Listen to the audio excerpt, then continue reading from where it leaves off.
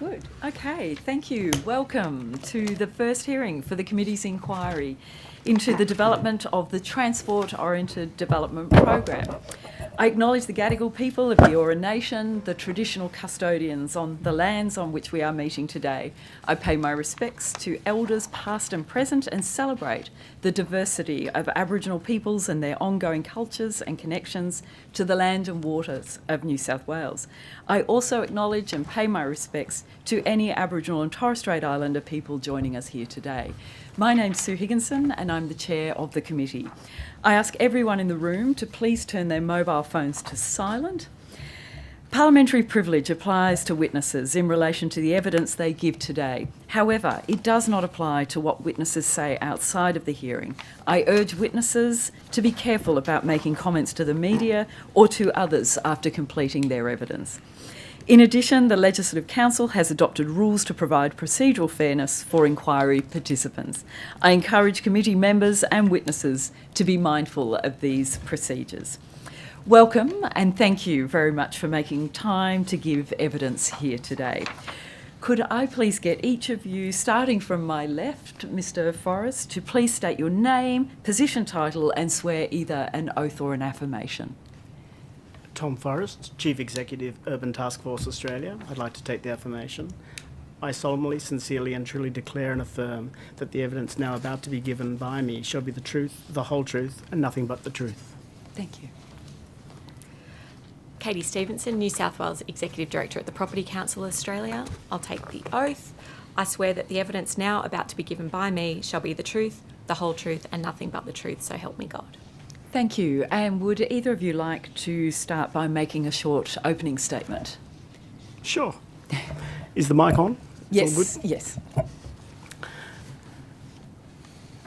So I think in the context of the current housing supply crisis, and I think it's widely recognised now, rents, housing prices all show that, and each of the community housing providers as well as the charity groups all recognise that there is in fact a housing supply crisis. That wasn't always acknowledged 3 or 4 years ago. There wasn't a ready acknowledgement, even amongst some senior government officials. But I think what we've seen is the number of approvals for new homes dropped in the context of the pre-COVID and then COVID period. They dropped, it almost halved, and they haven't really come back. And that's not just in New South Wales, that's an Australia-wide phenomenon, but it's something that needs to be addressed, and I think the Transport-Oriented Development Program is an important part of doing that. It's widely acknowledged that by the Productivity Commission here in New South Wales, as well as international jurisdictions, that focusing your heightened density around transport nodes, where there is infrastructure capacity within those nodes,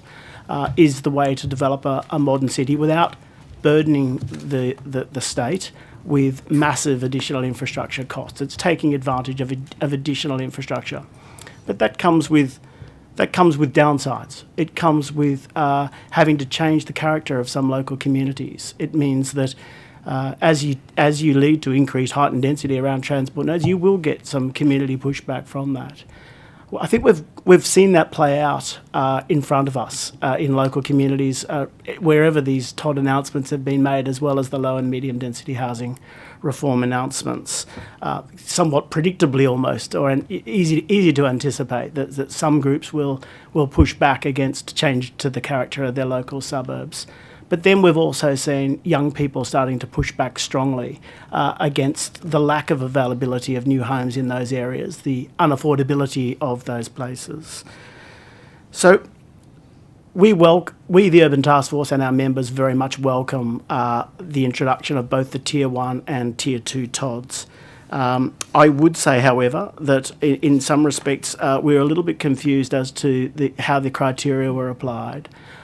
We understand that they were applied because of available infrastructure capacity, and that is borne out in many of those TODs that have been listed. But then there were some notable exceptions. Edgecliff, Bondi Junction, Chatswood, for example, all frankly should be Tier 1 TODs. And indeed, any place where there's a new metro station or a conversion from an existing heavy rail line to a metro should also be a Tier 1. That's not to say they're all going to have massive height and density. They mightn't.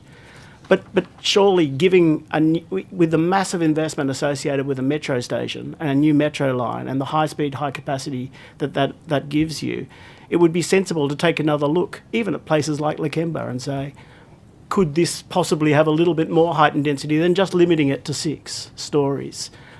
We think that that's potentially an opportunity lost. We'll look back in 10 years' time and there'll be a whole bunch of really nice 6-story apartments there, but it'll be sitting above a metro line. And we'll be scratching our head and going, why isn't that 14? Maybe not 50 or 60 like it might be in Macquarie Park or Sydney Olympic Park, but why not a little bit higher? So I question how they were picked and wonder a little bit there. That said, it's not the end of the program. I think Minister Scully has made it quite clear that there'll be a second round of TODs announced once they've completed the first round, and we welcome that very much.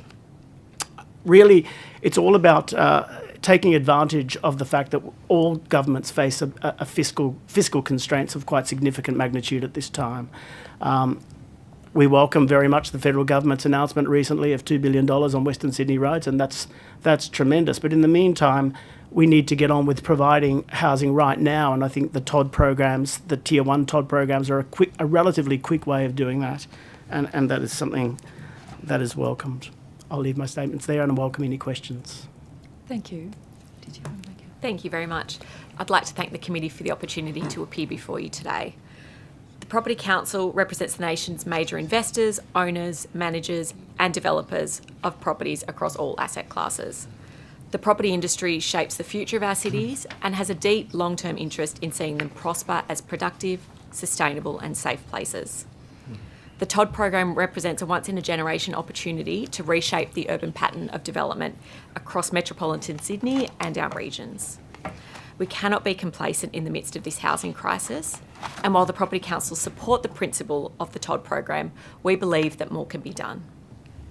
We welcome the speed with which the New South Wales Government has sought to finalise these new planning controls, congratulate the Planning and Public Spaces Minister, as well as the departmental staff who've worked very hard to turn these controls around so very quickly. But while speed is critical, a program which delivers housing as per our commitments to the National Housing Accord is just as important. Rezoning land is only the start of the solution in a housing crisis, and we can't deliver the homes that we need without building them, and we can't build them unless they're commercially viable. In a context of escalating costs, compounding development contributions, more work's needed to review and recalibrate the controls around building heights, floor space ratio permissions, and mandatory affordable housing requirements. We understand that the department undertook analysis of 305 Sydney train, Sydney Metro and intercity stations within the 6 cities region in order to identify the key locations for the TOD program. But disappointingly, industry, who are responsible for delivering this housing, have not had an opportunity to be actively involved in this assessment process. Devoid of this engagement, we've advocated for key initiatives, such as creating clear guidance for assessors in dealing with conflicting controls, expanding the Tier 2 sites to an area of at least 800 metres radius, and fast-tracking the next tranche of TOD sites. We've also encouraged the government to double the height controls under the TODSEP to ensure that this new development is commercially viable and therefore able to be built. Robust and evidence-based prioritisation of future TOD precincts is required, with commercially viable controls that will deliver housing. Now is not the time for half measures, and we encourage the government to continue working with industry on this landmark urban planning reform that, if done correctly, has such a great potential to create more well-located homes close to transport, jobs and services. On behalf of the Property Council and our members, I'd like to thank the committee for the opportunity to appear before you today and would welcome any questions. Thank you. Thank you. Happy to open questions over to my Thank colleagues. you. Good morning, Mr. Forrest, and good morning, Ms. Stevenson. How are you both? Very well. Just wanting to start off with your submissions, of course, came in before the SEP was actually enacted. Just wondering if either of you have any feedback in terms of the detail that was actually in the SEP, both in terms of the substantive detail and the changes to the housing SEP, and also the delay in certain precincts, and your feedback on those. Thank you. Yes. So firstly, we want the Urban Task Force and its members called for an increase in the height, not quite double as Katie had done and is doing, but nonetheless an increase in the height to 28 metres rather. Now the government, to be fair, increased it by a small amount from 21 to 22 metres and 24 metres, recognising the difficulties associated with shop top housing having a higher podium height, and therefore accommodating that. Their increases also enabled you to get effectively 2 floors out of the 30% bonus. Unfortunately, however, we recognised that. We wanted 28 metres. We thought 28 metres was a more sensible base, and then you could get an additional amount of housing with the 30% bonus on top of the 28. We thought that was appropriate around transport-oriented development where there is capacity, as the government has already identified through their initial selection process. Nonetheless, let's look at what it is at 22 and 24 metres, plus the potential for a further 30%. Unfortunately, the TOD doesn't override existing development control plan controls. And so what that means is if they have setback provisions, or a requirement for further setbacks after 6 stories, which is often the case. You get a certain amount of setback up to 6 stories and then an additional setback beyond the 6 stories. It means that it is almost practically impossible to achieve the 30% bonus with the affordable housing provisions that would entail, because that relates to the entire floor space of the building, and produce a feasible development. So we still say it's a question of 2 steps forward, 1 step back. It's good. It's a positive policy. It does increase the minimums to a level in all of those stations which they've identified for Tier 1 TODs. But unfortunately, it doesn't, in practical terms, it's not going to deliver the outcomes that they were hoping for, the numbers that the government was hoping for. Now, to be fair, the government is still listening and talking with, I think, all of the industry groups as well as local councils about some of the tweaks. As Katie mentioned, it was all brought in fairly quickly, and that is very much welcome. It wasn't. They did take the approach of don't let the perfect be the enemy of the good, and I think they've acknowledged that there will be further work and iterations on this. I don't expect massive change, but where these practical things like the DCPs effectively meaning that you won't get development, I think that's an area where it could be another look could be taken, and I'd encourage that. The second thing is heritage. If you've got the smallest amount of a heritage item on a site, for example, in Killara, it pretty much rules out that entire site. Now, there are heritage items dotted around the northern suburbs of Sydney. They've not said you can still do the increased height and density, but you must treat the heritage item with respect and ensure that you're championing that heritage item, that you're showcasing it, that what you do is sympathetic to that heritage item. They're not saying that. They're saying simply if there's any aspect of heritage on the site, it doesn't get the benefit of height and density. Now, what that means is if you've got one heritage item every 3 or 4 houses, it effectively rules out the development of that, because in order to make this really work, you need to consolidate those land parcels. If you've got one heritage item on one site, even if it's a fountain out the back or an old toilet, for example, and these things do exist as heritage items, you won't be able to develop in those areas. And I think that's unnecessarily respectful of heritage. I think that we need to respect the heritage in practical ways, in the way that the Heritage Act already does. That is to say, if there's a heritage item, you put in a DA, you ensure that it respects the heritage item, you ensure that you are improving the heritage value of that item, but it doesn't mean you don't get the full FSR and height advantage that would apply to that property. I think the same philosophy should apply here. Katie. Thank you very much. Yes, so in terms of, to go back to Mr Forrest's comments around building height, so we had called for some time for a doubling of the height within those precincts. We'd called for 12 stories with an FSR of 3:1, and the government has come out with 22 metres and an FSR of 2.5:1. The reason for that is we were looking to see more variation between the infill provisions, the missing middle, for want of a better word, provisions that the government has released, and these precincts, given the nature of the infrastructure that these precincts are focused around. The government has selected its sites on the basis that there is latent potential in the existing infrastructure in these sites, and so we want to see the government's bold ambition be realised. We thought that given that this is the signature component of the government's policy in response to the National Housing Accord, that we want to support them in going further. It would be a shame to see this proposal only half realise its enormous potential. Over 15 years, the Tier 1 and the Tier 2 sites of this policy are expected to deliver just 218,000 homes over 15 years. That's 170 in the Tier 2 program and less than 48,000 in the Tier 1 program. Given that over the next 5 years, we need to deliver 377,000 new homes, this is obviously just a drop in the ocean, but it is the most significant component of the government's policy to address the housing reform agenda. So that's why we were calling for those changes in height. We were also calling, importantly, for the expansion of the Tier 2 precincts. The government has released a 400 metre radius for the Tier 2 precincts and 1,200 metres for Tier 1. We were calling for the Tier 2 precincts to be expanded to 800 metres, and that's in line with TOD developments in other jurisdictions. So that's why we were calling for that, again, so that we can realise the government's bold ambition here through these reforms. And as Mr Forrest spoke of, there is enormous potential for conflict in the policy as it's currently drafted in terms of heritage, in terms of overshadowing, building separation and a range of other controls.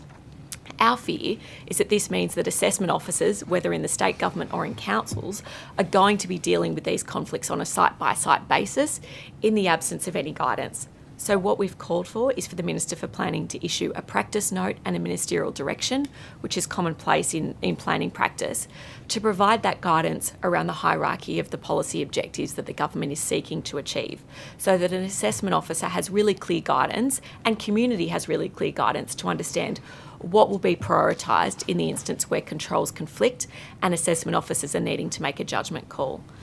That will lead to more timely assessment of development applications, reduce cost of developments needing to go to court, and will also provide really important certainty to the community so that they can understand the government's intentions with these policies. So they were some of the key things that we were looking for when the controls were released and our feedback upon them. Can I just ask a follow-up on that? So in your evidence, you pointed out how important it is for local communities to be brought along, and that there's potential here for quite a lot of controversy, as you'd expect, and there already has been. So isn't this proposition whereby we have the government specifications, which you say are not enough because of I understand the setback argument and the conflict with the DCPs, but don't you need to give some autonomy to councils who are democratically accountable to their LGAs so that the DCP still have some purchase? Otherwise, if Planning Minister just comes over the top and says this is how it's going to be, that, to my mind, is a recipe for disaster, because the whole thing will be killed. So it's a case of we could end up throwing the baby out with the bathwater if we're not careful. Yeah. Look, from a housing supply perspective, and given the critical, the urgency of addressing the housing supply crisis and the volume of the numbers that the government signed up for, we're looking at what is likely to be delivered based on the policies that have already been announced, and is that going to be enough to deliver against the government's own set targets? And I fear that any opportunity, and this is born on many years of experience, any opportunity to give some councils the chance to push back against development in local communities, they will take that opportunity. And I fear that these are areas, the TOD's sites are areas which are rife for development, which are along transport corridors, which have capacity, which have infrastructure capacity more broadly, and that's how they've been chosen. I think given that, once you've done that assessment and given the nature of the crisis that we face, you need to come in and set the hierarchy where the SEP controls take precedence over the DCP controls. Indeed, I believe that if these matters go to court, and if you argue that you're in court, that you are seeking to give effect to the TOD objectives through the SEP, Housing SEP TOD Chapter 5, then you will win in most cases. Not in every case necessarily. There'll be nuances, and But what that's doing is it's delaying the process. It's adding a hurdle. It's making, and every delay, particularly with interest rates as high as they are now, adds to the cost of the development and diminishes the feasibility of that development. So I would say that it's only as a response to a housing supply crisis that you'd be looking to introduce a SEP which overrides the local DCPs. But I would also say that those DCPs were established way before, in most cases, we had a housing supply crisis. We weren't talking about transport-oriented developments then. We weren't talking about changing the character of local suburbs. That's something that's evolved pretty much through the COVID and the post-COVID period. I'd say that those changes in circumstance demand a change in response. Yeah. And as a result, we're talking 400 metres around these stations. But isn't part of the argument that the DCPs are not necessarily immutable? I mean, there's a conversation which has to happen with the community, right? So I think part of this kind of middle way, if you like, this compromise between your position and perhaps the minister's position is, well, we're serious about this, here's the signal, go and talk to the communities, and if it means that the DCPs have to change, then that's what has to happen, but we want you to bring them along for the ride. Doesn't that make sense? I hear what you're saying. Yeah. My experience tells me that if you leave it up to councils to go Sure. and make their own changes to a DCPs, we'll be waiting a very long time, and we don't have a very long time to wait. Fair enough. Sorry. Yeah, I would just add to that, I would say the horse has already bolted. Councils have always been responsible for doing strategic planning for their areas, and the government in this instance has chosen, in response to the challenge that we collectively face, to step in, to nominate these precincts and set some really clear guidance around strategic planning. So this is where I say it's a little bit half and half at the moment, and we risk throwing the baby out with the bathwater. If the Premier and the government are to be as bold and courageous as they have been, I'd encourage them to go the whole hog and provide that certainty and that clarity to communities, because what they're not going to understand is where there are conflicting controls, where there's grey area, where there's room for variation, what sort of change they can expect in their areas. They're opening the paper, they're seeing that change is coming, they're seeing the Premier's and the Planning Minister's bold statements around change, but in terms of what that looks like and that certainty about how that will roll out, that's where the grey area exists, and that's where communities are going to become concerned, and there's opportunity for political conflict in the lead up to local government elections later this year. Just picking up on the point from both of you there, but Mr. Forrest, I think you outlined it in your submission, questioning the veracity of the feasibility analysis, potentially. What's the feedback from your members in terms of the feasibility of some of these TOD sites, and taking into account that not all of them are created equal, so to speak? So there were two aspects of the criticism that I think you referred to. One of them was simply the infrastructure capacity.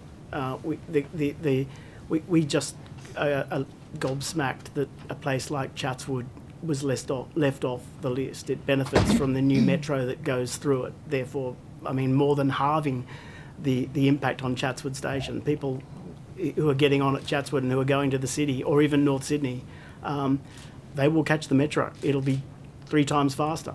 They will catch the metro. That frees up capacity along that whole line, which is why the government has correctly chosen the 3 Ku-ring-gai Council stations for Tier 2 upgrades. But a Tier 1 upgrade station at Chatswood is, I mean, it's unfathomable as to why it isn't.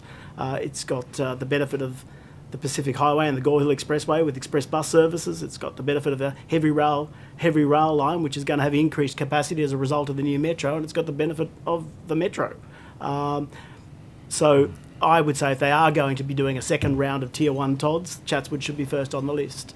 Edgecliff, perhaps not at the same extent, but Edgecliff and Bondi also have capacity, and the transport data numbers reveal that they do have capacity for further development, and particularly around Edgecliff, which is a really run-down town centre. I think that there was an opportunity to revitalise that shopping centre and the facilities around it by making it a Tier 1 TOD and getting decent numbers of housing with affordable housing close to the city and right on a rail line. But I'd also look at places like Five Dock and Burwood North. I mean, for goodness sake, Five Dock and Burwood North, they're along the Parramatta Road corridor. If ever there was an area which really should be developed, it's already benefited from the West Connects. It's going to get a new metro going forward. These houses, if you approve them now, won't get built. Apartments will take three possibly 4 years to actually get off the ground and actually be physically constructed, need to be making those decisions now. And it's something, interestingly, that the local mayor of Burwood would welcome. He said, why haven't you made Burwood North something in the order of 35 stories? Why are you limiting it to a lower number as it currently is under the local controls? So I would say every place that is benefiting from a metro automatically should be a tier 1 TOD. Doesn't mean it gets the massive height, it just means it gets potentially more than 6, which is the current control. And I think under tier 2, that's pretty low and needs to have another look at it. So what's been put forward now, because of these DCP restrictions, the capacity for you not to override the DCP, that's what limits the feasibility of development. And that's the concern. And there's one other point, the idea that that you need to, affordable housing needs to be delivered in the form of physical buildings, particularly when we're talking relatively low-level development with these with a 6-storey cap and 2.5 to 1, which in many cases, because of the setbacks, will be reduced to much lower than 2.5 to 1. If you've got a place that's delivering less than 50 apartments altogether, you'll be delivering less than one affordable house. Now, how does that work unless you've got a pool of affordable housing? Even the CHPs are saying they don't want to deal with 1 or 2 or 3 in every different building around. They would rather deal with 2 floors of a building in one specific location. That is logistically easier for the CHPs to manage, and it's much easier for us to do that by putting the money into a pool where you've only got these dribs and drabs of numbers and allowing the CHPs to then purchase the relevant property which is suitable for their constituencies. Ms Stevenson, did you want to add anything on the feasibility analysis? Thank you. So the key thing that I'd like to add is that we haven't seen the feasibility analysis. So we've been engaged with the government, all of the industry stakeholder groups, since the early days of this government. And we've been contributing in good faith to those negotiations, and they've been going largely very well. But what we've called for consistently is for the release of the analysis that underpins the selection of sites, because we represent the development industry, the people that are going to build these homes, and no one is better placed to provide guidance to government on what will be able to be delivered and where the sensitivities lie than the very people who will build those homes. So we continue to call on the government to release their analysis around which sites were selected and why, and also as the work progresses and they undertake the necessary strategic planning work, it's absolutely vital that industry is at the table to be able to make sure that all of this important effort that's being put into this policy is able to realise new homes on the ground. The last thing any of us want is for this to be purely an academic exercise. We want to see new homes delivered as quickly as possible for New South Wales families, and we can only do that through collaborative partnership with government, and releasing the feasibility information is a critical part of that. Just on that, in a little more detail, for the mandatory affordable and social housing provisions, have you gotten any more clarity around that and the feasibility? I know that you call for it in your submission, and obviously you haven't got a full set of information from the government or the department about that, but is there any further clarification, particularly on that affordable and social housing angle? No, none from the government, but our members are doing their own analysis at the moment to make sure that they're able to deliver the sorts of homes that the government is envisaging. And again, as Mr Forrest said, many of our members are coming to us and telling us about how difficult it will be to deliver 1 or 2 affordable homes in a development, and those CHP members are saying that's a really difficult model for us. There's a lot of inefficiency there's a lot of complication, and it's going to be much more expensive to manage those homes to the standard that the people that will live in them will require them to be managed. So we're pleased that government is continuing to talk to us. It seems like they've identified that it's not an ideal model, but it's the best that they can deliver now. Again, as Mr Forrest said, not letting the perfect be the enemy of the good, but we really want this to work for the government, and we're committed to partnering with them. So we're doing our own analysis with our members, but we really call on the government to release some further details so that we can be going through this important exercise together in true partnership. So it's actually, it could actually be stopping development occurring at the moment, this social and affordable housing provision as it's set out at the moment. Potentially, and that's what all of our members are doing right now. They're doing their analysis to see what they'll be able to achieve, and we'll continue to provide that advice to government as that work continues to unfold. Mr Primrose. Yeah, if I can just ask about community infrastructure, Stevenson. On the third last paragraph on page 4 of your submission, if I can quote, the Property Council recommends the $520 million funding allocation be increased and expanded to cover critical local infrastructure upgrades required under the Tier 2 program. Can I ask, how much do you believe that should be increased, and how should that funding be raised? Yeah, so the funding at the moment, the $520 million for the Tier 1 precincts, is very welcome. But there's currently no funding for Tier 2 precincts. And with all of these new communities moving into these existing areas, there will be a need for expanded and augmented community infrastructure, such as parks and public open spaces, widening of footpaths, all of those things that make communities great places to live. And so we're calling for proportional increase to cover those additional 37 precincts. At the moment, $520 million is set aside for 8 Tier 1 precincts, and we would call for that to be proportionally expanded so that as those communities grow and change, there is adequate provision made to make sure that they continue to be great places to live, and in fact they improve as more people come to live in those areas and there's increased demand for community infrastructure. That should be expanded as well. My second part of that question was, how do you believe it should be raised, the funding?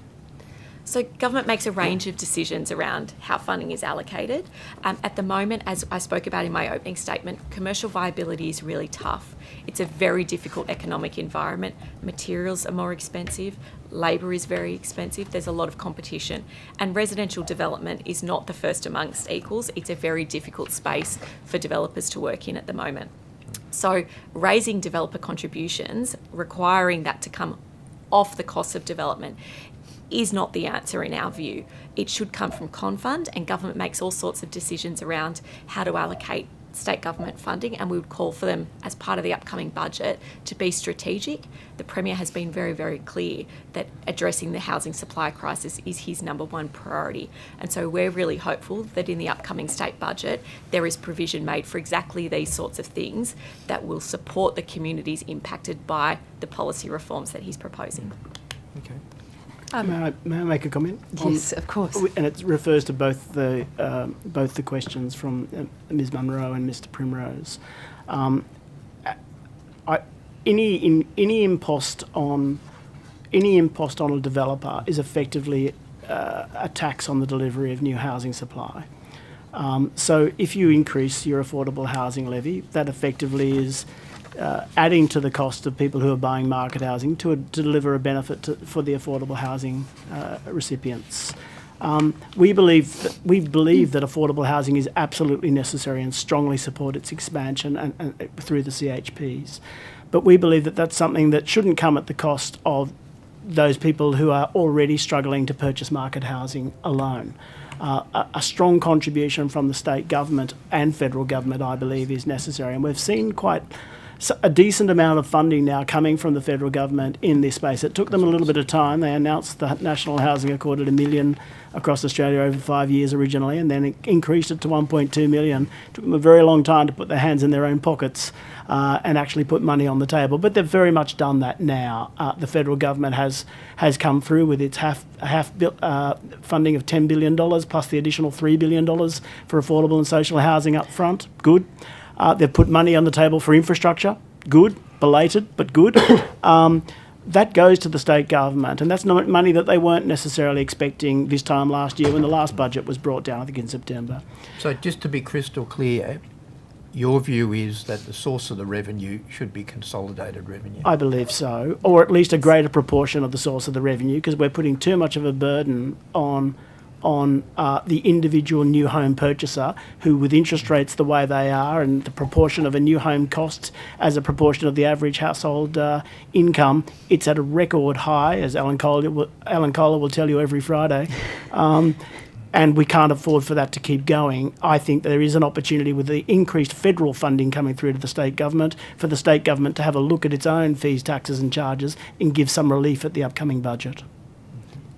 Is it possible to get an understanding of, you talk about what is a feasible development, and is it possible to get some kind of glimpse or understanding as to what that means from a developer perspective? What are we talking about in terms of the margins, the profits? What does that look like? I'll start with the construction cost. The construction cost of a 2-bedroom apartment is typically in the order of $600,000 to $650,000. That's a typical. That doesn't change greatly where you are. I'm sure if you go high-end spec, it'll increase. If you lower the quality, it'll decrease. But basically, the cost of a 2-bedroom apartment, just the construction cost, $650,000. Then you add to that the cost of fees, taxes and charges, the application fees, any levies that might be drawn, in infrastructure levies, all of the costs associated. I mean, that'll increase to about 800. Sorry, that's excluding land value. It does. So I'll come to that. Yeah. You add all the fees, taxes and charges, and then you add the cost of the land. The taller the development, the less of the cost of the land is as a proportion of the total. The total, and that's one of the benefits of economies of scale and height, is you're taking greater advantage of that thing that is becoming so rare in Sydney, that thing called land, and you're maximising the advantage that you're taking from the land, particularly if it's supported by infrastructure. So basically, you're not. A developer won't make any money out of about $950,000 at all, and therefore the banks won't lend. The banks consider the planning system in New South Wales to be a risk, and that the risk is that you'll get height knocked off what was otherwise permissible because of community objections and concerns. That's one of the reasons why, for example, Mr. Buttigieg, we would prefer to see things written into SEPs and have the state government set a hierarchy of controls so as to reduce that perceived risk. But typically what the banks look for is a 15% profit. Thank you. A 15%. Thank you. So just On a development. Can I just ask And they won't lend it to you if you don't show that on your feasibility statement. And if they're not going to lend you the money, you won't get the housing. So, given where Wow. in the status quo now, or before these housing reforms, I presume that there were developers out there who were making money. Otherwise, things just wouldn't have been happening. So with the uplift in density, which presumably helps those margins you were talking about, then surely it makes it more viable. It mightn't be as viable as some would like, but surely it's more attractive. We have seen a distinct drop-off from 2018 till now, which has stayed at the bottom, the nadir. We are literally producing half the number of houses we need to produce. So clearly, while some may be able to get opportunities to make things work in some locations where they've got councils that are supportive of being, and there are some very good councils out there that are prepared to work with the development community to allow for housing to be developed. Just recently in Marylands, I was at a function for the topping out of a building at A-Land, and it's a magnificent building where in 3 stages where 400 build-to-rent houses are being built, and they're delivering affordable housing within that facility. It's an example where a council has worked with the developer to change the character of the local community fundamentally, and they and Stockland together are changing the character of Maryland and providing houses for young families, and that's tremendous. Yes, it's fair to say that some people have been able to make it work, but the numbers show that by far and away not enough. And so these changes are good changes, and we welcome the changes going forward. The question is that enough to deliver against the government's own targets? We hope it is, and we'll do our best to make it so, but we'll also offer positive comments at the margin to try and make it a little bit better. Sure, yep. And I think the other important thing to be aware of is that this is a time in the cycle where these businesses might otherwise contract, where development is more difficult than ever before. But what we see now is the state and federal government saying that we're committed to a housing accord where you're going to be required to deliver more homes than we've ever built before in New South Wales in the next 5 years. And so it's that mismatch between the current economic conditions and the policy objectives of the government that make this a really significant challenge to deliver right now. And so that's why we're committed to working with the government to say we can absolutely do this. We are committed to providing homes for more families than ever before, but we need to do this together, and we need to be really mindful of the economic context in which we're all operating. So in an ideal world, if you got the exemplar council that you outlined, Mr. Forrest, extrapolated across the whole of the Sydney Basin or the New South Wales, and everyone came up to speed, you could do it. But what you're saying is it's unlikely to happen. But presumably part of the government's strategy is to say, well, we're putting this SEP in place. play ball, bring the community along with you. Otherwise, we might have to ramp things up down the track. I mean, to be frank, I mean, that's where we're going, isn't it? I think that that's a very fair summation. Yeah. Can I just, so you're sceptical about the capacity of the sector to actually meet the need. Is it fair to say that you'd like to achieve the number of constructions that we need, but you're sceptical that we'll be able to do it given the cost constraints? No, we're not sceptical at all. We're very committed to working with the government to deliver it. We just need to do that eyes wide open in a very transparent way to make sure that we get the policy settings right so that we are able to deliver the government's policy. So what do you say to the proposition that, okay, let's say we expand the capacity to build, the labour cost, that will then put increased pressure, like if suddenly there's a massive influx in the approvals. There's lots of developments that have been given the green light. That then puts a demand on the labour supply. Presumably that pushes the prices up for costs of labour. That erodes your profit margins. So, how do we overcome that kind of dynamic? Yeah. You raise a very good point, Mr. Diadam. I think that what we've seen in New South Wales, unfortunately, has been a flight of labour from the construction field, partly because of COVID. The great resignation, as it was sometimes referred to, but people decided that as they entered into the latter part of their lives, about my age, that perhaps it wasn't so much fun working outdoors, exposed to the elements with the dangers of the construction sector each and every day, and large numbers of them left. As well as that, we had numbers leaving to go to Queensland and Victoria, where property development was perceived to be easier to make feasible and to work. We've started to see that coming back, and part of that has been the changes that have been announced, changes to the affordable housing bonuses, these new TODs being announced, the constant strong rhetoric from the Premier saying that he's committed to delivering on housing affordability and increased housing supply. So good.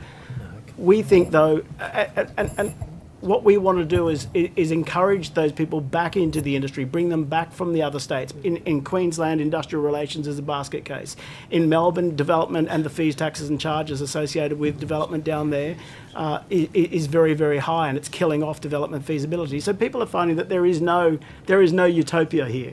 What we want to do is make New South Wales as competitive as possible so we can attract that labour force back. While we don't have a planning system that delivers a feasible outcome, there's no construction company or developer that's going to want to really relocate into New South Wales, and that's what we've seen. We've seen still a trickling closing down, the trickling number of people going broke. The 30% of all bankruptcies in the last 12 months were out of the development and property construction sector across Australia, and that's true also of New South Wales. We're only 12% of the employment market, so 30% going bankrupt is a very poor result indeed. We need to turn that around by making housing development more feasible.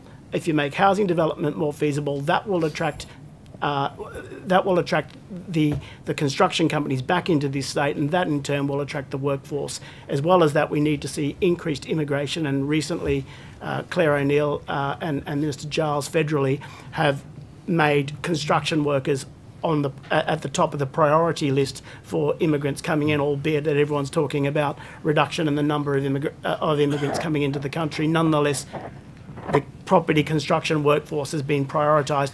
I think that was very, very late in coming, but we welcome it now. And if I may add to your point, you spoke there of record numbers of assessments. That's only possible if we have more planners in the system. At the moment, we have a chronic shortage of town planners that are qualified and able to assess these development applications, be that in state government or in councils. And so one of the things that we've called for in our submission is, as part of the upcoming state budget, for the government to support their announcements by investing in more planners for the state government, so the Department of Planning, so that they can turn these complex development applications around. But also within local councils, there are enormous capacity constraints, and they will be limited if there is an influx of developments, and if we do get the policy settings right, we're only able to turn around the amount of projects that we've got enough people to work on. So we've called for a flying squad of planners from the private sector to be able to ramp up our capacity across the system so that we can turn these applications around really quickly. Because otherwise what we're doing is creating a fast track to a slow lane where there's going to, hopefully, if we get the settings right, be mountains and mountains of applications sitting with planners in state and local government that they're just simply not able to assess because they're resource constrained. So that's an opportunity that we're really looking forward to the state government addressing as part of the upcoming budget. Can I just ask, when you say about requiring a hierarchy of controls and considerations, can you just give me a quick kind of 101 of what that looks like? Is it, or, you know, what is the priority and where down the list do things like deep soil, tree cover, those sort of things, where do they come in your hierarchy, and character and that sort of thing? So we have statutory controls and we have guidelines. The statutory controls start with the Act. They go through to the SEPs, the State Environmental Planning Policies, ministerial directions. Then you have local environment plans, and they are all statutory. So you can go to court, you can argue the case. There is some capacity for some flexibility. You can put in a 4.6 application, for example, to an amendment, but by and large, you've got to comply with the controls unless you've got a merit-based argument as to why it is that you might not. You've also got the strategic plans, the region plan, the district plan, and the local strategic planning statement. So in order to rezone a property, you must demonstrate strategic consistency with those documents. For the purposes of a development application, then you then have development control plans locally, and you have apartment design guidelines for where you might have apartments, and a lot of what you've spoken about comes into those. It comes into the guidelines. And the guidelines must be taken into account. Often councils will make their decisions based on the guidelines alone. They're often saying, you know, we're strongly committed to the guidelines as they're written. And then it ends up in court, and the court will make a merit-based judgment on whether or not to give weight to the guidelines or the statutory provision, or, I've got to say, most likely somewhere in between, because that's typically what courts do, taking into account the arguments from both the developers and the local council representatives. So most of the controls that you referenced there, deep soil, overshadowing, those are contained in the apartment design guidelines. And we're really fortunate in New South Wales to have the best nation-leading design standards for apartment development. The challenge that we have is that those controls are often applied very rigidly, as Mr. Forrest said. They're guidelines, they're intended to be applied flexibly so that you can have a look at the local conditions on a site. So I'm just not understanding then, if you're, based on what you're saying, it would sound like the controls are set out as you want them.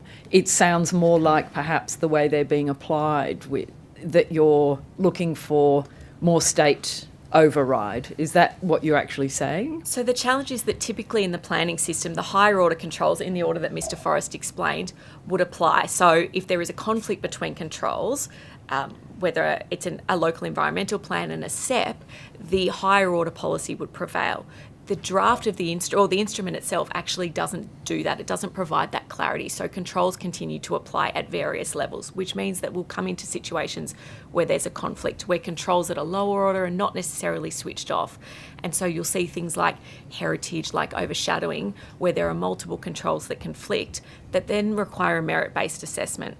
Merit-based assessments are absolutely the right way to have a look at the controls that apply on a site and make sure that the right assessments are being made, but it does add a level of uncertainty and a grey area. And so we're saying that because these controls, for instance, will apply to heritage conservation areas, that's going to create a situation where assessing officers have a very wide remit within which to make decisions in the absence of any guidance around which control prevails where you've got multiple controls that are in conflict. So what do you say? I still am not hearing what you're suggesting. You're saying merit assessment is absolutely appropriate, that's the right thing to do, but then you're saying that those controls shouldn't come into play, or the hierarchy. Which ones are you suggesting, and how are you suggesting that those controls are put in a different Very hierarchy or clearly, rearranged? they are within the existing hierarchy. The problem is that the existing hierarchy for the TOD SEP does not prioritise the SEP over the DCP.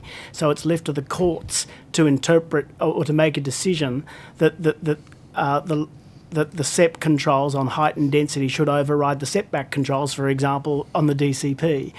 We would prefer that where there was such a conflict, that there was a clear indication from it written into the SEP, either written into the SEP or, as Ms Stevenson suggested, written into a ministerial direction, that the preference shall be that the SEP controls take precedence. Now, that's not to say they would automatically override in every circumstance.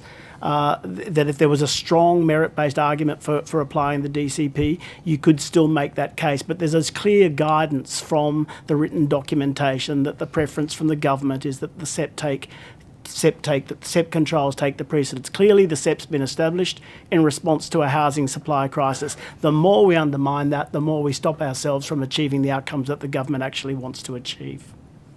Can I ask a question about the segmentation of the market in terms of property developers and the people you represent? I think part of the context is probably the degree to which that market is or is not monopolised. So presumably you've got big players whose margins are quite healthy, they've got the capital to ride things out, and then you've got the smaller players who in an ideal world would be competing in a competitive market to give a good product to people who want to buy housing based on a competitive environment. But in terms of these contributions to infrastructure and the levies and people's capacity to pay, is that part of the problem, that we don't really have a competitive development market because the big players are edging everyone else out? 2 Fridays ago, the Property Council released some research that was prepared by Savills that indicated that across the entire market, development will not be feasible in the central river city with the impost of the housing productivity contribution and the Sydney Water Development Servicing Plans, as well as our lengthy assessment timeframes. It found that it makes no difference whether you're talking about Tier 1 or Tier 2 property developers. The conditions are such that it's very difficult. Counterintuitive to me, because my casual observations are that the big players in the market are still there and are still making really good profits. And that's why we undertook this detailed assessment, spoke to players at all levels of the market and had a look. That evidence is really clear, and we'd be happy to table a copy of the report for your information. But what we're talking about is there's a long cycle to development. So the cranes that you see in the sky today are assessments that were made years and years ago. What we're talking about now is projecting what will happen in the future where the conditions have worsened. And so our evidence clearly shows that in Parramatta, the area around Parramatta, the central river city, that there will be not just very little development, not just some players in the market able to act, but in fact no players in the market will be able to act because of the regulatory environment and the economic conditions that we face. And so that's the very reason why we've provided this data to show government in an evidence-based way the impact of the current conditions, and that rather than seeing success of this policy, we may end up seeing no development at all, which is the last thing that any of us want. Mr. Farrell. I'd like to refer, if I'm sorry. No, you go ahead, Thank Mr. you, Farrell. Chair. Sorry. In the last 12 months, across the whole of New South Wales, there were 48,000 homes completed. In the last 12 months, there were 41,000 homes commenced. 41,000. Now, that's not going to get us anywhere close to the 75,000 per year we need to get to the 377,000 over 5 years, which is the Accord target for New South Wales. 41,000 commenced in the last 12 months. That reflects the fact that the larger developers who build the bigger buildings are pulling out of New South Wales because they can't get the finances from the banks to make it stack up. No, I understand. So just on that point, there is no rivers of gold, and we get concerned about this perception I understand. That the development community are raking in money. We're holding up a whole stack of construction companies, the builders. So can I just take you who to are another making point? no money? In fact, they're going broke. Can I just take you to a related point, Mr. Forrest? So, sorry, Mr. Bodie. In terms of, so I understand this sort of tension between margins and viability and the new SEP not going far enough and all that. So the other problem we've got is social licence. So you've got this property industry who to be quite frank, haven't got the greatest reputation in some of our communities in terms of the way things have been done and the changing character to the suburbs that's concomitant on the development that goes along with it. What are you doing to get buy-in from communities from your perspective, to the extent that as a peak body representing those people, to get the social licence we need to move this along? I'd just jump in and say my experience and my review of the way that this policy's gone about and being received by the community, you see the rise of the YIMBY movement. There are people that are seeing the great developments that have been delivered by the development industry and saying, yes, actually, we want that. We see the advantages. We see the great communities that have been created. And so we're on board for some change. That hasn't been the case, and it's a stark turnaround to where we've been traditionally. I think we have seen media reports in recent years around a very small segment of the market that hasn't lived up to the expectations of our development industry. And the Building Commissioner has been very clear and in weeding out some of that malpractice that has been a very small proportion of the industry and that the industry does not support going forward. And so I think you're actually seeing the community saying, we welcome change. We see the great things that development can deliver. And so a lot of work has gone in over many years into building social licence of development. We've been partnering with the government architect and the New South Wales government on behalf of industry for a new online tool that's now available that showcases low-rise, medium-density development that have already been delivered across New South Wales to show that these great developments already exist in your communities, and this is the sort of change that we're proposing. So the industry is very committed to working with the government and the community to make sure that we're selling the benefits of density, because it's only through development. Because the exemplar approach that you just pointed out, I think, is very important, that we have a tripartite approach that this is the sort of development we want, and the other stuff's really not acceptable. That's right, and it's the development industry that have delivered those outcomes. So I'd say that to your earlier point, that the industry has a bad name. That's certainly not my experience. That's not what I see when I open the papers and I see the growth of the YIMBY movement and people saying, I want what the development industry has delivered to be in my street. Thank So when you, there's so many Mr. false- Deadam. We're out of time. And Mr. Farlow's been waiting for quite some time. Thank to you just very have much, one Chair. more. Just We'll two, have time, Mr. Deadam. two last questions from me. The first one being, not all of these sites are created equal. I imagine you might not have so many of your members beating down the door to undertake development in Teralba, but what are the sites that your members are giving you feedback on are the ones that they're ready to move on quickest? Look, realistically, the ones that I've mentioned earlier, places like Chatswood, Bondi Junction, Edgecliff. I should specify in terms of the ones that are existing of the 37 Tier 2 TOD sites. So all of the Tier 1 TOD sites, places like Macquarie Park, Bella Vista, Bankstown, Marrickville, all of the Tier 1 TOD sites we're hanging out for, because that's where we're going to see significant increases in height and density, more significant at least than the Tier 1 sites. And that's why we're so keen to see more Tier 1 TOD sites put in place. In fact, anywhere where there's a metro conversion, as I mentioned earlier, should be considered for a Tier 1 TOD development. What that means is the Department of Planning does a precinct analysis over 1.2 kilometre radius around the station location. So that's much more significant than the Tier 2 sites, where it's only 400 metres around and with a maximum height of only 6 stories, with the capacity for your 30% increase if you pursue the affordable housing bonus, if you can make the FSRs work within the DCP. So we would say that the Tier 1 sites are the really attractive ones for our membership, and then we would say anywhere where there's a new metro enhancement are also where our members are particularly looking In the Tier 2 to program. expand, yes. Okay, Ms. I Stevenson. agree with that, and I'd also highlight, you speak of Teralba, I note that there were no Tier 1 sites that were located in the regions, and so we'd call on the government to identify opportunities in the Illawarra and the Hunter and Central Coast region for further sites to be nominated. Our members in those regional chapters have enormous interest in supporting the government in the TOD program, and so we'd really call for the expansion of the program to look at the potential benefits that it might have in the regions with the identification of new sites in future tranches. And just the last quick question from me. So we know that you were both involved, or your organisations I should say, in discussions with the government prior to this program being announced, and both of you have called for additional programs as part of a second tranche. Have any discussions been undertaken so far with the department about a second tranche and potential sites to date? I've certainly made my views clear in discussions with the department in our regular newsletter, the Urban Living Network, which I commend to members. I receive it. And in discussions with the Minister's Office. They're well aware of the Urban Task Force position that we'd like to see more Tier 1 TOD development, and they're well aware of some of the difficulties that we see associated with the Tier 2, all of that within the context of welcoming the steps forward that they've taken, which will assist in delivering against the housing supply numbers. Ms Stevenson? Disappointingly, we've been told by the department that due to current capacity constraints, they're not able to look at a future tranche until next year, which we find is a lost opportunity. And so again, that's something that we're calling on the government to address as part of the upcoming state budget.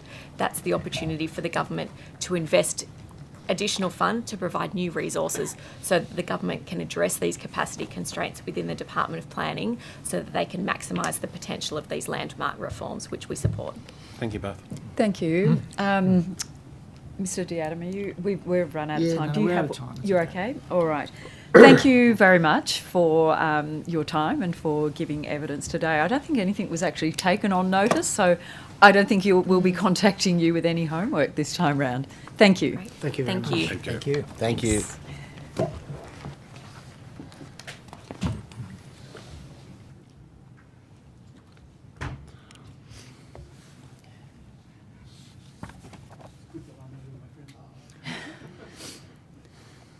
Thank you.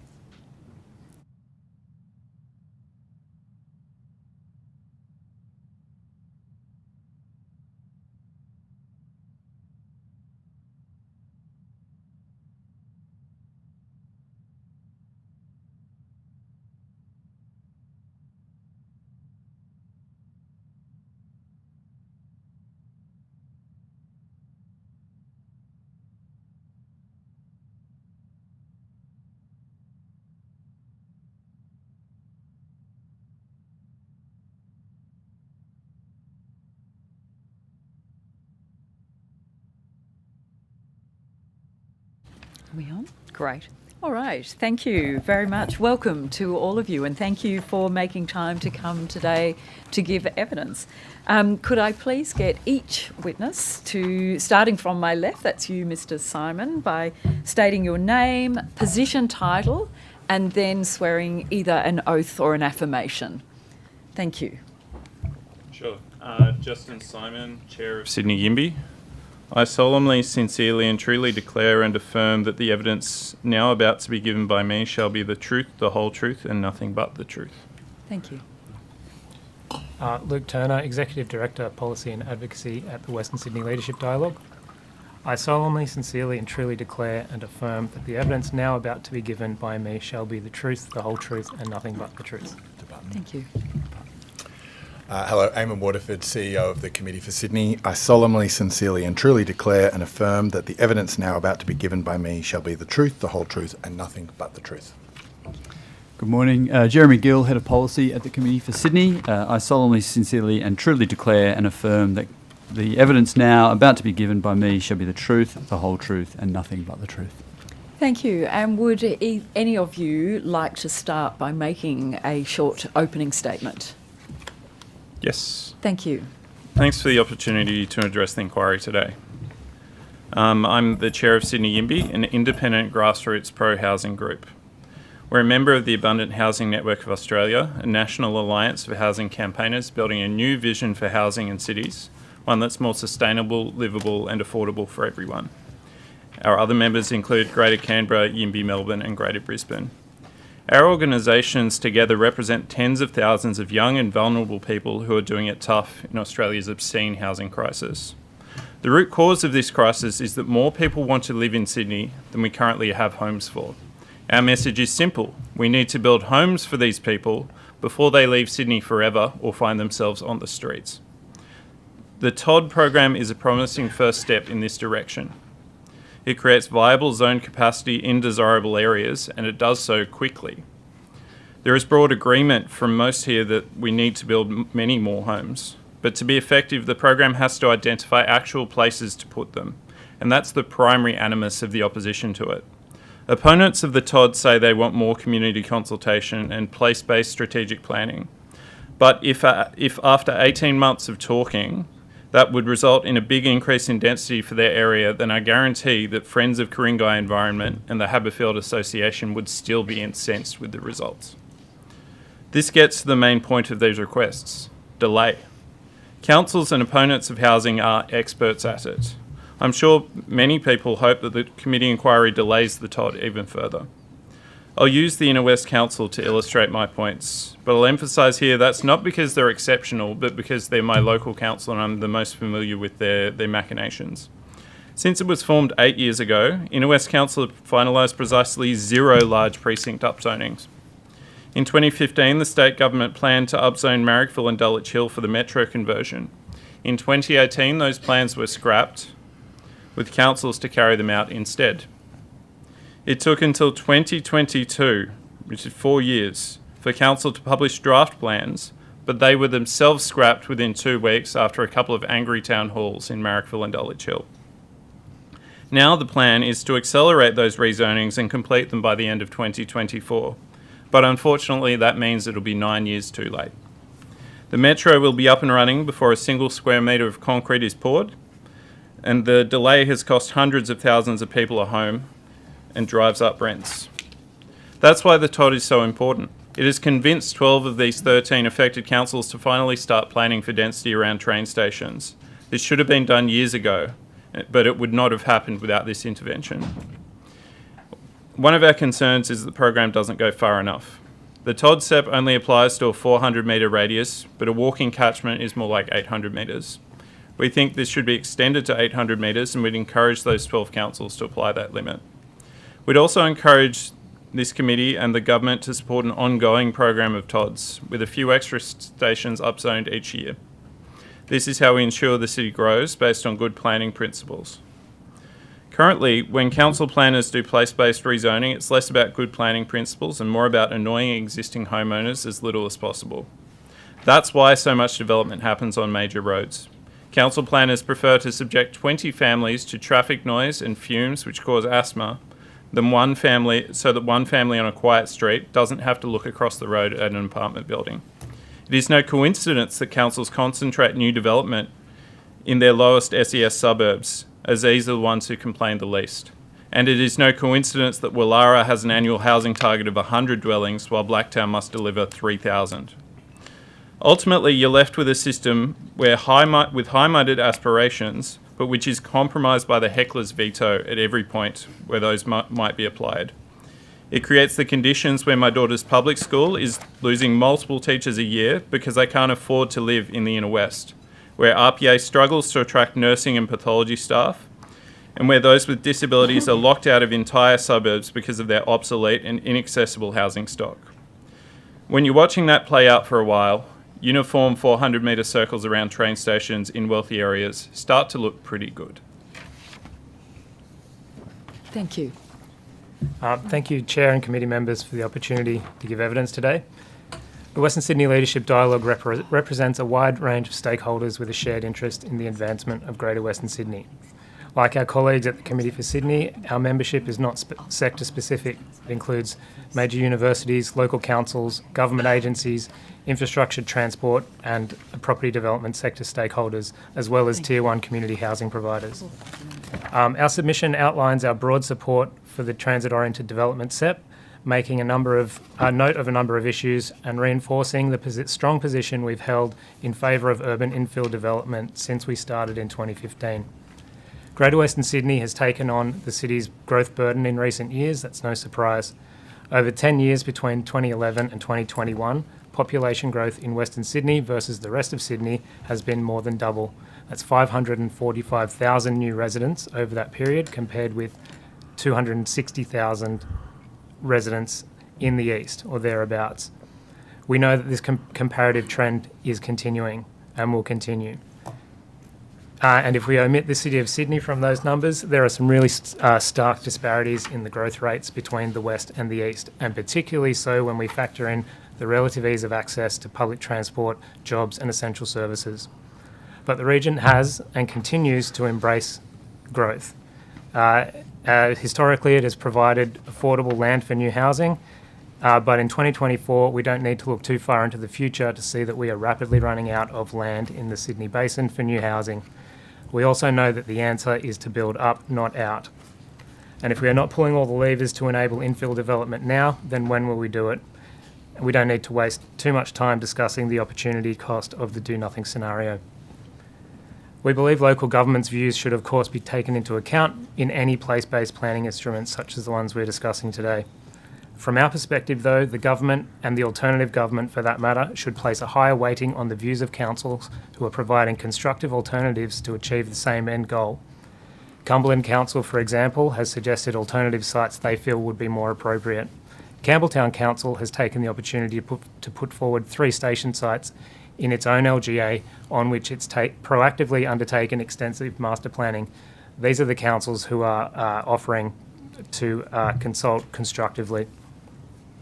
Finally, I'd just like to highlight some relevant findings of our recent community research in which we surveyed residents on a number of wellbeing factors. Among the region's young people, the sense of upward social mobility remains strong, and this is contrary to the observed trend through much of the developed world. Young people in Western Sydney love living in the region, and we see some really positive shifts in attitudes towards access to smart jobs, and this is an achievement that we believe is worth noting. But the big block to upward mobility, unsurprisingly, is the supply and affordability of housing.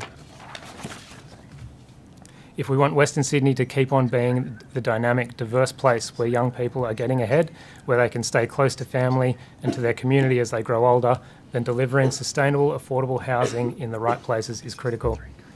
None of this is controversial, of course, and a lot of it is not particularly unique to Western Sydney. However, I feel it's important to emphasise this as the backdrop to the discussion and what is really at stake here. Thank you. Thank you. Hello. I will give a statement on our behalf. We're representing the Committee for Sydney. We're a think tank that thinks about the big issues facing Greater Sydney. We represent a diverse range of organisations that want to make Sydney the best city in the world. Our membership is made up of all sorts of organisations. That includes property developers, it includes community housing providers, it includes local governments, it includes universities, it includes architects, designers, heritage consultants, infrastructure providers, healthcare, all sorts of people. Sydney is chronically unaffordable, exquisitely unaffordable, globally unaffordable. It's really important to recognise that we're not in a normal state of affairs here. We're not even in a slightly unusual state of affairs. Sydney is probably the 6th most unaffordable city in the world, although on some measures it's the 2nd most unaffordable city in the world. And by our estimates, Sydney is losing over $10 billion every year in lost productivity, lost talent and lost innovation as a result of our high housing costs. We also only have 4% of our housing stock as social and affordable housing. That compares to about 20% in London, about 30% in Hong Kong and about 80% in Singapore. When we look at the demographics of home ownership, our research shows that on current trends, kids born today, for kids who are born today, less than half of them will ever own a house in this city. By point of retirement, more than half of them will still be renting. That is a marked turnaround from a period of retirees now, over 80% of them owning a home in this city. We are sliding, we are going backwards, and we are already at the top of a list that we don't want to be at the top of. We're also grappling with climate risk, infrastructure, high infrastructure costs, labour shortages, supply chains. It's a chronically difficult place we're in right now. If you wanted to start somewhere to solve this problem, you probably wouldn't be starting where we are now, but here we are. So as a Committee for Sydney, we believe we need more housing, we believe we need more affordable housing, and we need to do that in places that can enable density done well. It is critical that we look at places like train stations as the start of that. Rather than looking to grow our housing stock in places that have low infrastructure capacity, low connectivity, low amenity, low walkability, and high climate risk, we need to be focusing on those locations that have far fewer of those risks, and they tend to be the places around train stations. Now, as it happens, there's a lot of places around train stations that are below average density in our city. That means that if you take the average density of our whole Greater Sydney area, there are places within walking distance of train stations that are below that average, and that seems unfair. I should declare, I suppose, that I live in one of the TOD zones. I live in Torella, and my area is below average density, and I get a 3-minute walk to a train station, a 20-minute train trip into the city, and I share that space with very, very few people. That's not fair, particularly when we're grappling with a problem of the scale that we are, which is globally, historically, and structurally extreme. So I welcome the opportunity to engage with the committee on this topic. Thank you very much. And could I trouble you, Mr. Simon and Mr. Tanner, if at the end of the session you could provide a copy of your opening statement to the Hansard wonderful people, that would be very helpful. Thank you. Okay, I know that we all have questions, and I'm heading straight to my colleagues over here. Ms. Munro. Thank you so much for all of your statements and coming here today. Mr. Simon, obviously the Sydney YIMBY movement is a social movement as much as anything. I'm wondering if you have some examples of where you have been what you would consider successful in changing the tone of debate and potentially the outcomes of development applications or interactions with councils. Yeah, so one of our earliest successes was when Inner West Council were going to heritage list about a dozen substations, electricity substations, that some of them were covered with graffiti. They were objectively pretty ugly buildings, and it seemed quite unnecessary to us. We wrote a blog about it, got written about in the SMH the following day, and we went to speak about it at council, and that was removed from the list of new heritage items. We also, I think we significantly changed the tone on this, on when the TOD was being spoken about and when councils were moving reports and that sort of thing on this.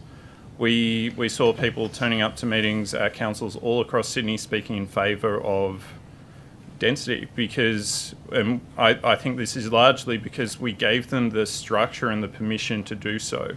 Like, prior to this, people knew they could object to things, but it would never have occurred to somebody to turn up and say, yes, we need more housing. Mm-hmm. And very gratifying to see, like, people I've never heard of in councils that I hadn't thought about or directed people to go to turn up and make those speeches. Okay, thank you. Mr. Waterford, I was curious about your stats to do with home ownership. Do the statistics suggest then that home ownership is extremely concentrated in the next few generations in the hands of a few? If you've got 50% of the population renting by the time they're retirees, who owns their houses? Yeah, so you have multiple ownership by older generations, or multiple houses owned by older generations. We're already seeing that come through. So, if you take the baby boomer generation, about half of them own their first home by the age of 30. Comparably, 30-year-olds today, that number's more like 35%, and it tapers at a lower rate as they age on. So yeah, there's I would say 30 years ago, it wasn't that common for people to own multiple investment properties, and it's pretty common these days. Do you think or do you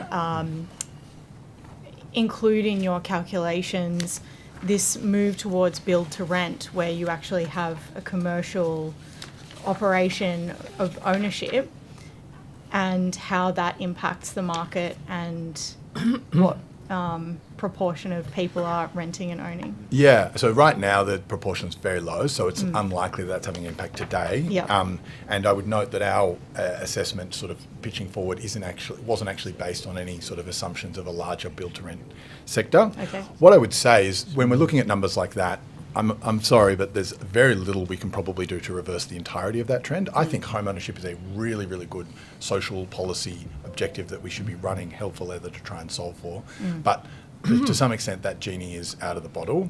So what we also need to be doing concurrently is making renting, particularly renting for life, a really safe and secure option for people. And that means better landlords, it means better tenancies legislation, and it means a different culture around thinking about the role of landlords and tenants in this space. So build to rent, institutional ownership of rentals will be part of that. It'll also be, the vast number of people who are using an investment property as their retirement fund, thinking differently about the role they play as a landlord in actually providing secure, sustainable, safe, long-term housing, not turfing people out on a 6-monthly or annual basis. Mm-hmm. Thank you. Mr. Primrose. Oh, and then Mr. Yeah, Jody. can I just ask all three of you, just getting down to the more granular level about the type of density that we're seeking to build, and I'm thinking about the supply of family-friendly apartments. Can you comment on the need to increase that supply and how you would go about getting the market to build more 3-bedroom apartments? I mean, we're very supportive of family apartments, which by family apartments we tend to mean sort of 3 and 4 bedroom apartments. When we poll Sydney-siders, the number of people that want to raise a family in an apartment of older generations is a very small proportion. But as you look at younger generations, they're actually quite excited about that opportunity because they recognise that the trade-off for a backyard is access to great public amenity. Smaller homes, shared spaces, bigger lifestyles is the motto that we go off. So we are very supportive of shifts to increase the number of 3 and 4 bedroom apartments, particularly in well-located places near train stations, near parks, near childcare centres, etc. We have put in our submission to the TOD process that we would like to see, at least for a short period of time, an increase in the requirement for family apartments because there is a hesitancy in the market to provide those because it's a bit of an untested market. If you're a property developer, you can sell 1 and 2 bedders. You're probably less sure about the 3 and 4 bedrooms. That is starting to turn in the market, and I note that some property developers are seeing 3-bedroom apartments as their highest value product. They're actually making more money from that per square metre than other 1 and 2 bedders. But short term, we think that there's a role for saying, well, if we're increasing the density of these TOD sites, let's actually mandate a higher proportion. Currently it's at 10%, it could be a higher proportion. Either the other witnesses, please. Yeah, support everything that that Eamon just put forward. We know that anecdotally that it's much cheaper for developers to build a 3 or 4 bedroom house on koala habitat in the far-flung southwestern reaches of Greater Sydney than it is to build a 3-bedroom apartment above Campbelltown Station, for example. I couldn't comment on the specific property economics of why that is the case, but to the extent that there are regulatory policy issues that make that the case, we need to be looking at it and agree 100% with what was just said. There's a generational shift in attitudes towards apartment living. I'm raising my own family in an apartment. You speak to people and some people are aghast at it, but and it's not just an inner city thing. People in the outer suburbs want to raise families in 3-bedroom apartments. So we encourage more attention on this, but it has to start with discussions in forums like these in the community around what our councils and our state government can be doing better to make it stack up for developers to be delivering that kind of housing. Mr. Simon? And likewise, I'm raising 2 kids in a 3-bedroom apartment with my wife. There are a couple of things that are under discuss. The first is car parking. A lot of councils require 2 parking spots for a 3-bedroom apartment, which is going to make it a lot harder to pencil. I have two parking spots under my apartment. I don't actually use either of them. I don't own a car.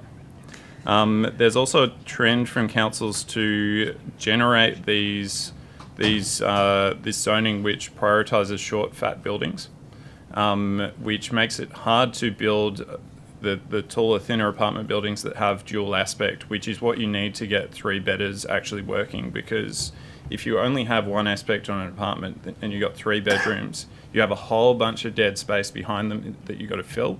With 2 beds, you can put a bathroom and a laundry and maybe part of the lounge room. With 3, you've got much more space that you've got to fill. So dual aspect ends up being something that is very desirable for those kinds of apartments, which I think gets overlooked when we put in height requirements because we're scared of shadows.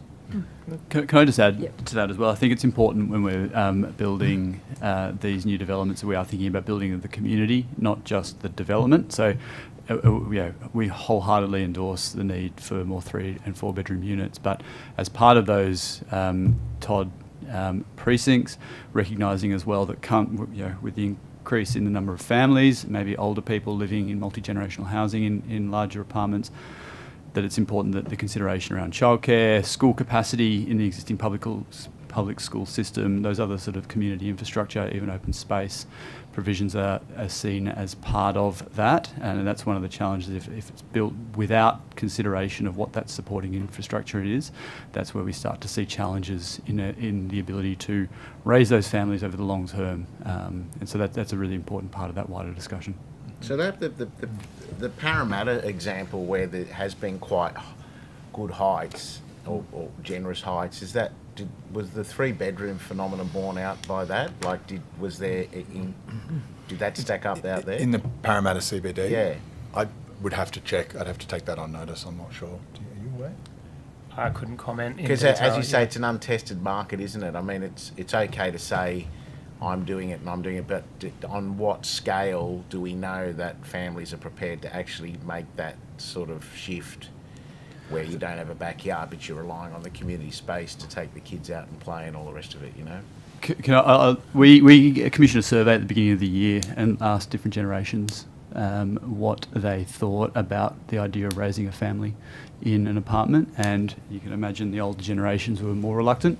But I think when we got to about Gen Z, I think it was something in the order of 60% of people in favour of that. So I think there is a generational shift, and I think it's also just important to recognise that, you know, the 1970s blocks on the North Shore, for instance, had quite a number of 3-bedroom units built into them as well. It's not a product that's not been delivered in Sydney before. It's a product that's being delivered. It's definitely a cultural thing. I mean, my wife's from Greece, and it's just what happens. Yeah. You know, can I ask you, in terms of the TOD, the overall TOD concept and the trajectory we're on now, and you would have heard in the earlier evidence that the property council's of the view that it's not quite going far enough in terms of the SEP overriding DCPs. What's your view on that balance? Apologies, I didn't hear that evidence. So their view was that you've got this SEP, which has got the uplift in density, and presumably is going to serve as a catalyst for increased housing supply. But the problem is that the local DCPs still have carriage, and the government's done that in order to give council some flexibility to bring the community along in a conversation about how we meet that. But what they're saying is under the current configuration, the DCPs will provide setbacks which won't give you the uplift you need for developers to make it viable. In other words, the SEP's got to come in over the top of the DCP and say, no, this is not going to give us enough housing supply, therefore you need to have the SEP actually take priority over the DCPs. That was their view. Sorry, can I just add with that though? It's always difficult when we've got committee members intending from a very good evidence, from a very good intended perspective, but the reality is SEPs legally do override DCP. So what they were saying is the DCP is still a relevant consideration, but the SEP certainly... Well, what they're saying is it could go to court, which will slow up the process. But I think what the member is, Mr. Buddigee, is seeking is what is your view at the moment in terms of the messaging and the balance that seems to be coming through the TOD SEP? Because sorry, just on the chair's point, just to close the loop on that, their view is that there needs to be a ministerial directive or an amendment to the SEP to say that if there's a conflict, then the preference will be for the SEP to come in, so to avoid the court process, which will unduly delay it, because the SEP would win anyway in the court, was their view. So this is very clear on the North Shore, where around the Ku-ring-gai stations, 50% of those areas are covered by heritage conservation areas, and we think in that case, like, developments are prevented because they'll be out of scale, mass, bulk, whatever, with the surrounding houses. And in that case, councils should have to show how you can actually achieve the 2.5 and 6-storey buildings in those areas while meeting their DCP. Otherwise, in that case, it should be overridden because it should be interpreted as an effective block on the SEP's intent. Thank you. Mr. Rake. Thank you, Chair. My question is for Justin Simon of Sydney Yimby. So thank you for what you and your organisation do. Thank you for giving us our best submission. And I was, I agree with 98% of it. Now, I'm very interested in recommendation 4, which you mentioned Auckland. Yep. So you're saying that at some point it's either the Auckland Council or Wellington has said that 75% of the great city of Auckland overnight could build 3-storey buildings on, I'm guessing, standard residential blocks. Yes. So firstly, when did that happen? So that happened in a couple of stages. I think the initial one was in 2012, and then in 2016. So in 2012 it applied to some areas of the city. In 2016 it went across the whole city. Okay, so that's a fair bit of time. So and have we? I mean, 3-storey blocks seems fairly modest to me, but have we seen community resistance or community acceptance, generally speaking, about this? Generally, there's been broad acceptance there. Except in the 25% ended up being what they call character areas, which are equivalent to our heritage conservation areas. But this is something that National supported, that Labor supported, even the Greens were on board with it. This was something that the whole of society was seeing as a problem, and they pushed together for it. Okay, well, so now I can remember reading media reports 10 years ago about how Auckland had the most expensive property in this part of the world. But since these reforms, I mean, that was some time ago, what has been the impact on house prices and rents? So I only have the data on rents. So rents were down by between 20 and 30% relative to where they would have been if this reform was not undertaken. They've reduced? Reduced. Right. Okay, well, that sounds like a big success. Yeah, it's an amazing success, but the caution would be with Sydney, if we upzoned for 3 stories, we probably wouldn't get those results because much of Sydney is already 3 stories. Auckland as a whole is a lot less dense than Sydney. So our threshold is, we think, at 6 stories or thereabouts. Right, okay, well, I agree with that. Thank you, Chair. Thank you. Mr. Thank Potter. you. Just turning to, I think, the submissions of both Western Sydney Leadership Dialogue and Committee for Sydney, the importance in terms of having the enabling infrastructure and not just the transport infrastructure, but the other infrastructure, the community infrastructure, the education infrastructure, I think both of your submissions picked up on. Just wondering, in terms of your analysis, and I think particularly for the Committee of Sydney, you did the formal report on transit-oriented development, so to speak, I think around, was it 2018?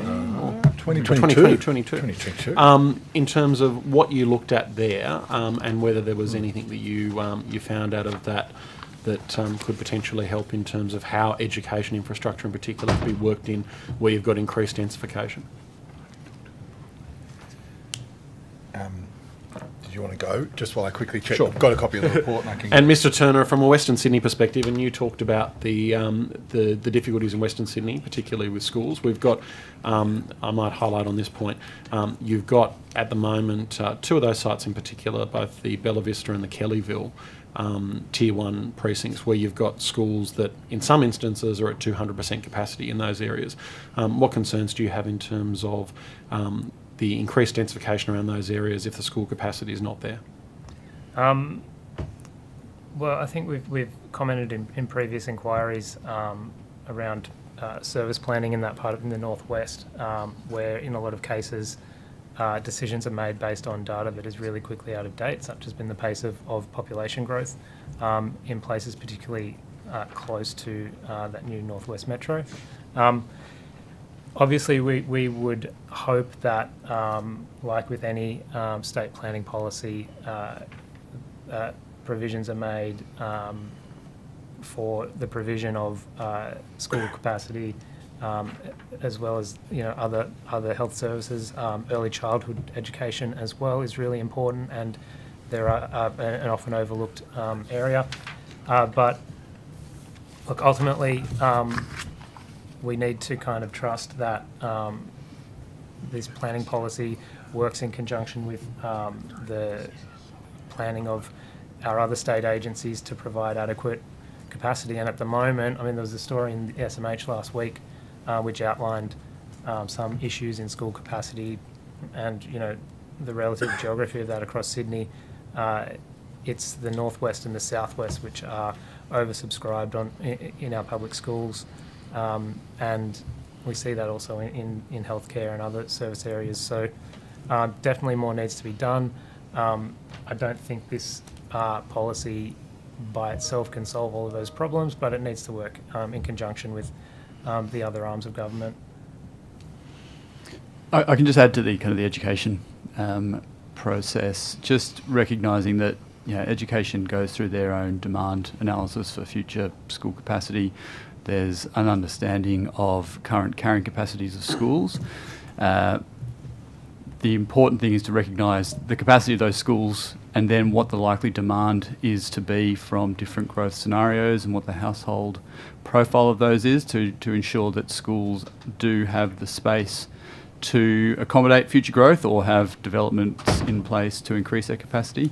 The same goes for things like retail, community infrastructure, etc. There's just a process by understanding current carrying capacity, future demand, and then that needs to be factored into understanding, I guess, the ability for an area to increase the ability of the number of people living in there, or what investments need to be made in infrastructure or local services to grow to ensure the provision is met. And I'd just add, it is important that we plan this up front, because the increase in land values that will happen when you start seeing 6-storey apartments come out of the ground risk making it much more costly to come back later and build a school. So we absolutely need to plan for this. Or to buy land for a park, for instance. Indeed. Or indeed to say, hey, I know you think your land is going to be worth, oodles because it's 6-storey zone, but actually this is the best site for a park. And have that conversation with that local landowner. You also need to fund that infrastructure, and there is a lot of uplift benefit that those local residents will get, whether they decide to sell their property to get redeveloped or indeed to stay in their property and benefit from all of the added amenity that their community will get with that increased density. So funding mechanisms that capture some of that uplift growth, you can have you can have land taxes. There's a variety of different mechanisms, but we should be looking at funding mechanisms that raise some of that uplift value and reinvest it into local infrastructure. The last thing I'd say is there's a whole bunch of local infrastructure that we all want and need in our local community that isn't government provided. Governments aren't providing doctors, surgeries, chemists, childcare centres typically. They might zone for some of these things, but someone's got to be able to stack that up as a business. And so in many instances, those things just don't work unless there is a density of people. No one's going to make the financial decision to invest in opening a new doctor's surgery in a community if they don't think there'll be enough people there to show up at the doctor's surgery, make it worthwhile. So there is, to some extent, also a chicken and the egg where you want to see a whole bunch of childcare, aged care move in, but you need to see the density of people to support that. And so working with providers, government could be working with them, can't direct them to say you must go and build a childcare centre there, but say, hey, we are predicting that in the next 2 years there will be X number of additional people in this area. How would that work into your planning? And to that point, Mr. Turner, I think you outlined in your submission the jobs deficit in Western Sydney. I think it was 300,000 that you outlined. In terms of how do you see this program working in with those competing demands of, we know that industrial land is protected, so to speak, in the TOD, but and I guess Mr. Waterford probably relevant for you in Torella. Quite. But Mr. Turner, with respect to that competition between the enterprise land, and particularly in the northwest, and thinking of some of those sites where you do have quite an accommodation of enterprise land around some of those stations, as well as, of course, the need for housing. I don't have any specific kind of data in front of me, but we've highlighted to government in recent months that, of course, we're trying to deal with this housing crisis. We need more housing everywhere, but we can't also, at the same time, lose focus of the need to provide jobs close to where people are living, or we're going to exacerbate that deficit. With regards to transit-oriented development, we'd of course like to see continual kind of mixed-use development around station precincts, and I think that'll continue, but and that happens organically over time where there's access to transport. You'll have a diversity of land uses in there, which has jobs go with that as well. With regards to enterprise land and industrial lands, I think there's much more potential for more light industrial land uses particularly in the northwest, and we'd encourage government, not through the TODSEP obviously, but through other processes and other forums to explore where they can continually provide more employment lands in the region. There's been a big focus in southwest Sydney on provision of employment lands and the infrastructure required to deliver that. It's a separate issue to what we're talking about today. But yeah, look, generally I think these sites that we're concerned with the first round of this TODSEP, mixed uses are key, and for further TODs that might be considered in the future, I think over time, if we're building up these stations, then we're building in less car dependence, more easy access to jobs close to where people live. But I think policies like this get that principle right, and we need to encourage that and support it. Can I just add, you're right, we have a jobs deficit in Western Sydney and we have a housing deficit in Eastern Sydney. And, or put another way, we got an overabundance of jobs in the east and an overabundance of housing in the west. So I'm less concerned about the risk to jobs spaces in the east than I am in the west. I think, we need to ensure that we're not putting more and more housing in Western Sydney when what is really required is to get people to not have to commute 2 hours each way in order to get access to a good job if you live in Western Sydney. You mentioned Torella. It's a really interesting case study. I'm a big fan of the industrial lands policy as it currently stands. We have far too little industrial land in this city and we need to protect the bits that we have. But then I look at an industrial estate like the Torella one. It's literally about 3 metres from a train station, 20 minutes into the city. And I think if you could do something a bit more nuanced with this site, if you could retain a bunch of light industrial jobs on this site, but as part of a mixed-use community that also enabled, pretty poor. There's a big park there, but it's a very bad park. I hope I'm not offending the local council there, but it is, it's basically just marshy grass. There's not much going on there. If you could enable unlocking that industrial estate in a way that maintained jobs on site in the future, but also unlocked access to Walleye Creek, the river, then, I'm genuinely conflicted about that one because I can see the merits of that on that particular site. And I guess that's the intention, in a sense, like all of these transport nodes are important for being able to move people to places. And part of that balance of moving people to places is also moving them to their work. And so even though they might be well located for housing, they also can be well located for employment, so to speak, as well. And maybe the industrial land at Torella potentially isn't the best use of that in terms of how many people. I don't know how many people are employed in that site there. Yeah, not many, I suspect. That's my suspicion as well.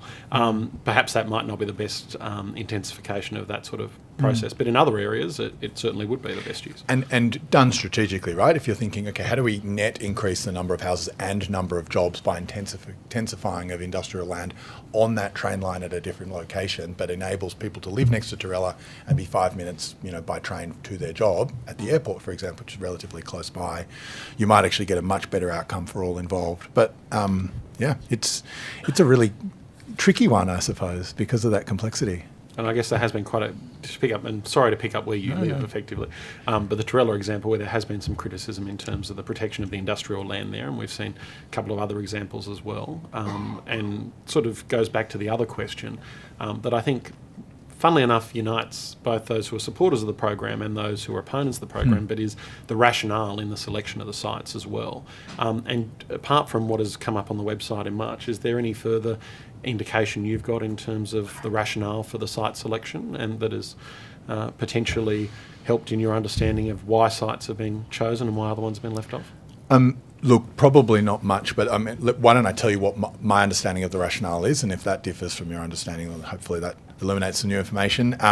There is a fundamental question of how much water, stormwater, electricity capacity a particular site has to add extra houses, and the cost benefit of investing in more to increase the density of a location. That probably is a first threshold that needed to be crossed in identifying sites. And then there's a speed to market question. How quickly can you get houses out of the ground and keys indoors in a bunch of these locations? High value locations, and some of these precincts are very high value, are likely to see development happen quite quickly. My sense, my expectation is that the government wouldn't stop at 31 TOD sites and 8 accelerated precincts, but actually, it's 33 now, I suppose. But increase, right? That would be a tranche one of an ongoing program that looked at other locations that maybe could have those criteria in the future, but don't yet. I had a question about affordable housing. We heard earlier evidence that there was a concern that at the moment the way that affordable and social housing is built into requirements means that actually for those tier 2, possibly even tier 1 sites, it's going to be unfeasible for developers to build effectively, and that there is a suggestion that rather, I mean, I think we can all agree we want more affordable and social housing for workers, that there is a suggestion that it would be better to have more density of affordable housing in particular developments and not have affordable and social housing in others. And I'm wondering if that has come into any of your modelling in terms of social outcomes or impacts. From the committee's perspective, the long-term objective we need to get to is what other global cities has, which is that every single development built anywhere in the city has a portion of it as social and affordable housing. That's what London does, that's what Singapore does, that's what Hong Kong does.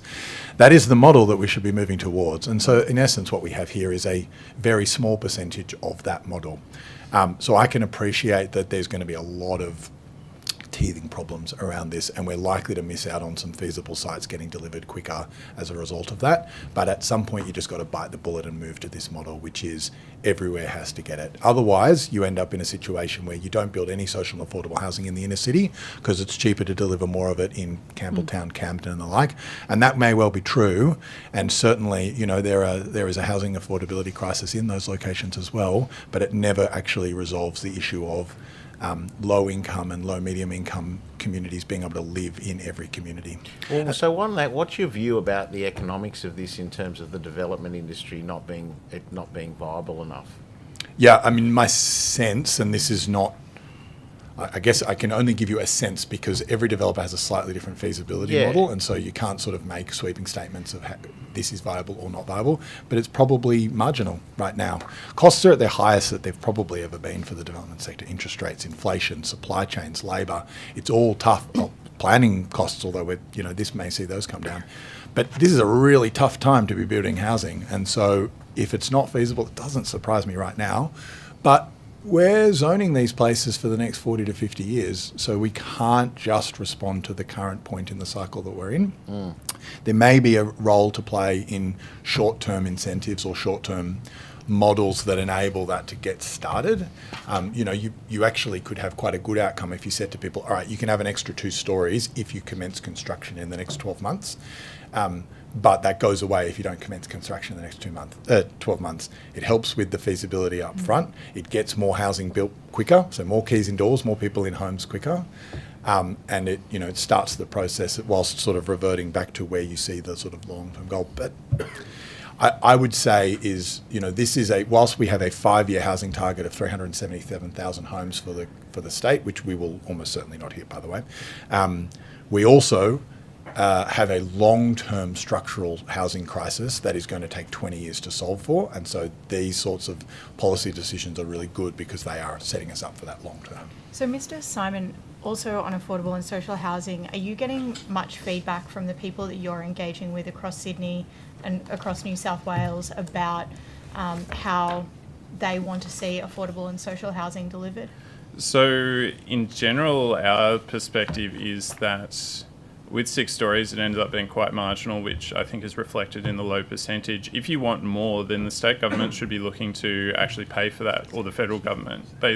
Instead of pushing those costs onto first home buyers who are buying apartments, which are that's the bottom rung on the ladder.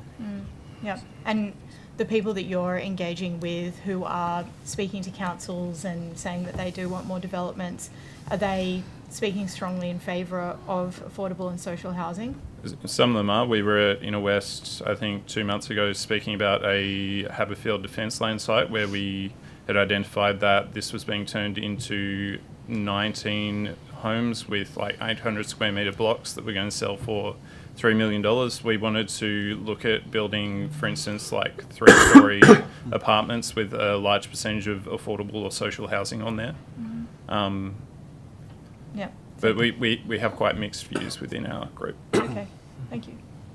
Can I make Yes. just a point on the question about the feasibility dynamics as well? The feasibility, I think, is a real consideration with properties that have already been acquired and developments in place, and it could be seen as an additional cost or loss of revenue.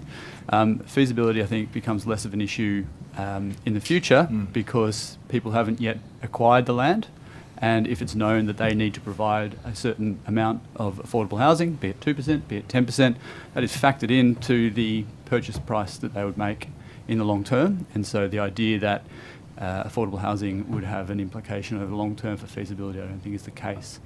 And I think that's an important consideration to make, and that's why it's important. You know, the government started at 2%, looking to ratchet it up. I think it's worth thinking long term about what do we do ratchet it up to, given what other cities around the world do. It also raises the point in the near term about the role of government-owned land, where there can be a more direct intervention into the provision of affordable and social housing in well-located areas on council, state and Commonwealth-owned land, so that we can get the ball rolling as soon as possible on that. Just one more, just adding to that, I think if we want to take a long-term view on what we want our social and affordable housing mix to look like, and everyone refers to global cities, particularly European cities, and what they're able to achieve. We've taken some early steps in building up the scale and the commercial sophistication of our community housing sector through a variety of federal and state government levers. You mentioned build-to-rent housing before, and that has a really, really important role to play, and we'd like to see much more of it, and that is bringing in institutional investment, building up the profile of social and affordable housing as an asset class in Australia. It's really, really crucial to, I guess, build down unit costs. Bring down unit costs and give government confidence that whatever it is, the 2% floor can be ratcheted up over time.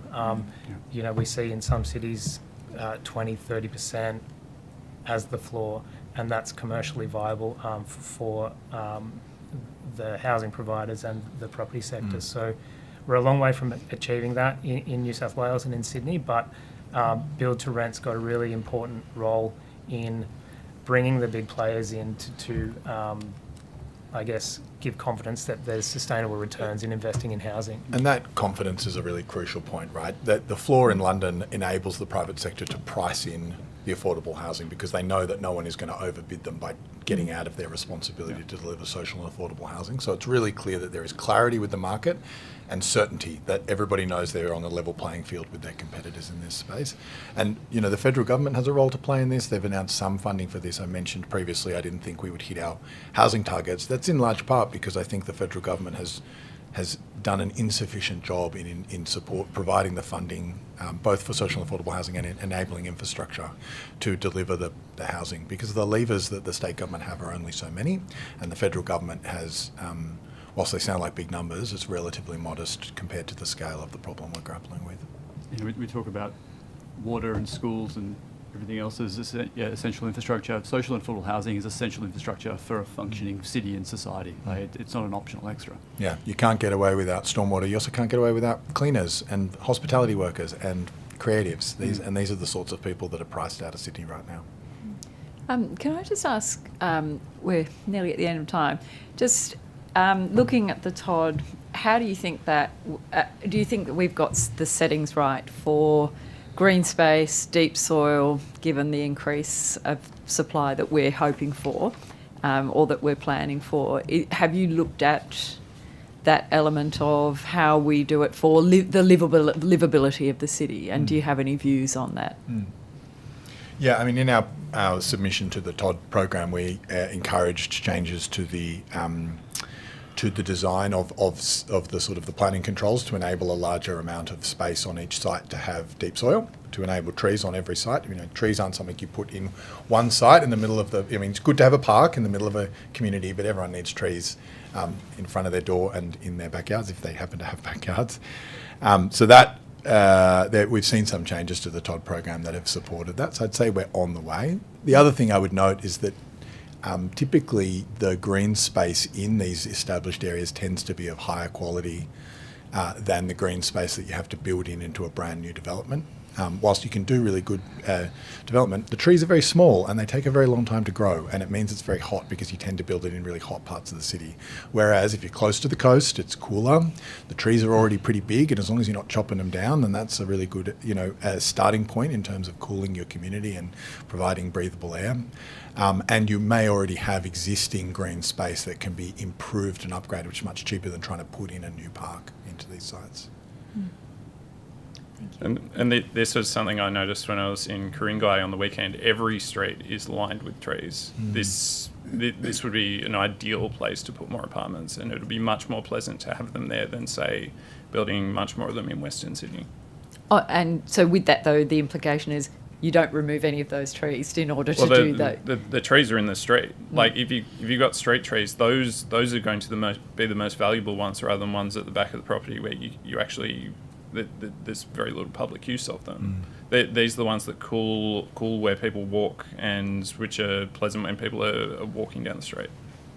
Yeah, it's an interesting sort of I guess like contradiction of how we think about nature and interfacing with nature, that actually the best thing that we can do is sort of get people further away from national parks and the like, get them into density where you can actually design cool communities better, but also protect those natural assets like your national parks and your waterways a bit better. So it actually can be quite nature positive by investing in density if you do it well.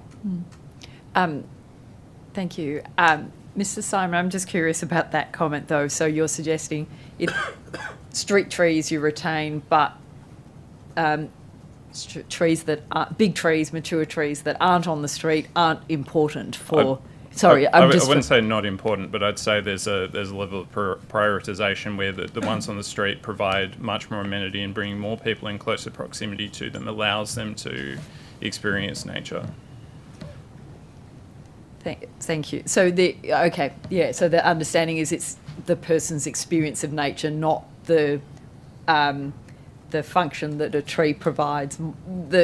We've just heard a lot of evidence in this inquiry about deep soil and trees. It's not, the value is not necessarily being able to see it and enjoy it. It's actually the value that is achieved. The ecosystems and so forth. And the cooling effects that it has for those heating areas and those built up areas. If we're looking at the cooling effects, then people living in Eastern Sydney are going to experience temperatures 5 to 10 degrees less than Western Sydney, where we're cutting down koala habitat every single day to build housing on the fringe. And if you're going to build... I was just talking about the TOD areas, specific. The TOD SEP is an alternative towards our current kind of sprawl mentality that has kind of dominated Sydney for the last 50 years or so, which we think provides better outcomes in terms of cutting down less trees than previously. And we've also encouraged like taller height limits and those sorts of things for many reasons. We spoke about family-friendly units in kind of thinner buildings and that sort of thing.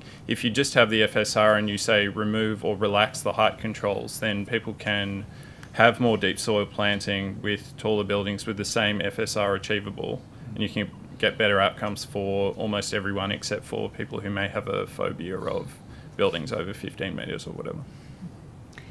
Thank you. Any final points? Thank you. Our time has come to an end for this session. Thank you, all of you, very much for your time and presenting your evidence. The Secretariat will be in contact with you in relation to a couple of things that were taken on notice. And thank you. Thank you. We'll take a short break now, and we'll reconvene at 11:30.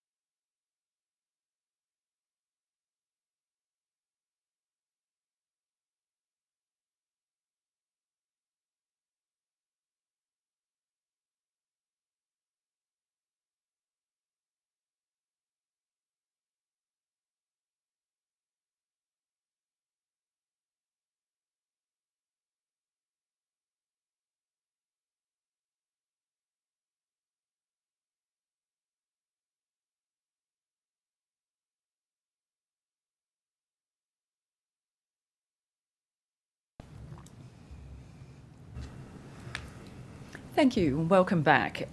Could I please, and welcome to each of you and thank you for coming along and making the time to give evidence today. Could I please get each of you to state your name, position, title and swear either an oath or an affirmation? And Mr Head, we'll start with you. Thank you. Yeah, thank you, Madam Chair. Yes, my name is Stephen Head. I'm here representing in two cases today. The first one is as the General Manager of Hornsby Shire Council, but equally I'm here to represent the Northern Sydney region of councils, and the position I hold there is the Chair of the General Managers Advisory Committee. Thank you. And would you like to swear either the oath or affirmation? Yeah, I'll take an affirmation. I solemnly, sincerely and truly declare and affirm that the evidence now about to be given by me shall be the truth, the whole truth and nothing but the truth. Thank you. Thank you, Madam Chair. James Farrington, I'm the Director of Planning and Compliance at Hornsby Council. I'll be taking the affirmation. I solemnly, sincerely and truly declare and affirm that the evidence now about to be given by me shall be the truth, the whole truth and nothing but the truth. Thank you. Morning, everyone. I'm Wayne Rylands. I'm the Chief Executive Officer at the City of Ryde, and I shall be giving the oath. I swear that the evidence now about to be given by me shall be the truth, the whole truth, and nothing but the truth, so help me God.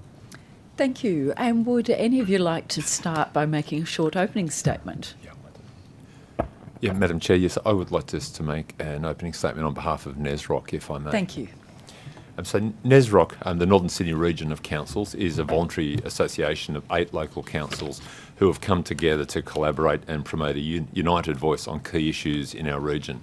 Our member councils are Hornsby, Hunters Hill, Ku-ring-gai, Lane Cove, Mossman, North Sydney, Ryde and Willoughby. Collectively, the NESROC member councils service an area of approximately 640 square kilometres with a population of approximately 650,000 people. We work together on policy, strategic matters and operational items to drive efficiency and to enhance the prospects for our region. NESROC acknowledges the housing crisis and agrees that new housing capacity should be well located with access to services and public transport. This must be achieved through a tailored approach that has regard for local circumstances.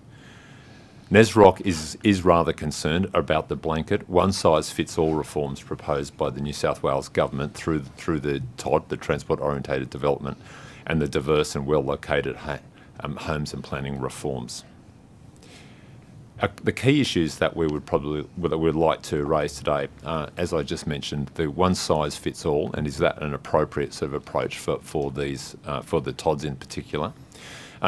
We believe that the planning for these need to be undertaken in conjunction with infrastructure, having due regard to environmental considerations such as bushfire, flood, biodiversity, heritage matters, and crucially, we think waste is one of the things, and particularly NESROC will like to talk at length around that particular matter.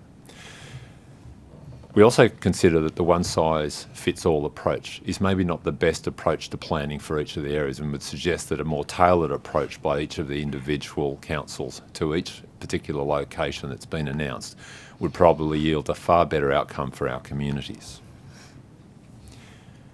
And we would, in that vein, we'd welcome the opportunity to collaborate with the New South Wales Government to ensure increased housing density is delivered alongside transport services, essential services, including, specifically as I mentioned earlier, waste, and employment opportunities with adequate provision of supporting utility, transport, health, education, community and recreational infrastructure. We acknowledge that a number of member councils have had discussions with the Department of Planning, and we acknowledge the efforts of the Department of Planning staff to work with the majority of councils, but we do believe very strongly that there needs to be an ability to tailor or calibrate the settings for each individual location. Just very briefly, in summary, I just thought I would just outline the headline issues that NESROC would like to raise. We have called on the government to exclude bushfire and flood-prone land, as well as lands mapped that have high biodiversity value and heritage conservation areas from the reforms. As I mentioned, the one-size-fits-all approach we believe should be changed to be an approach that provides for place-based planning and not adopt that one-size approach and as part of the stated goals of the TOD. We'd like to see that where it's demonstrated that we'll see additional housing can be delivered alongside critical infrastructure, including waste, hospitals, schools and open space. We'd like to see further clarification on the proposed reforms as to how they'll address barriers to existing and future construction of dwellings. As we know, feasibility is a significant challenge, and the concept of land banking and finding sufficient qualified and experienced organisations that can deliver the housing, we think, is a critical issue and has not at all been solved with the Todd proposals. Specifically, and I know that the Chief Executive Officer of RIDE will talk to this, but and North Sydney Council both have concerns about erosion of employment lands and seeing that as critical. We often refer to ourselves as a global sort of arc of employment that stretches through the northern region of Sydney.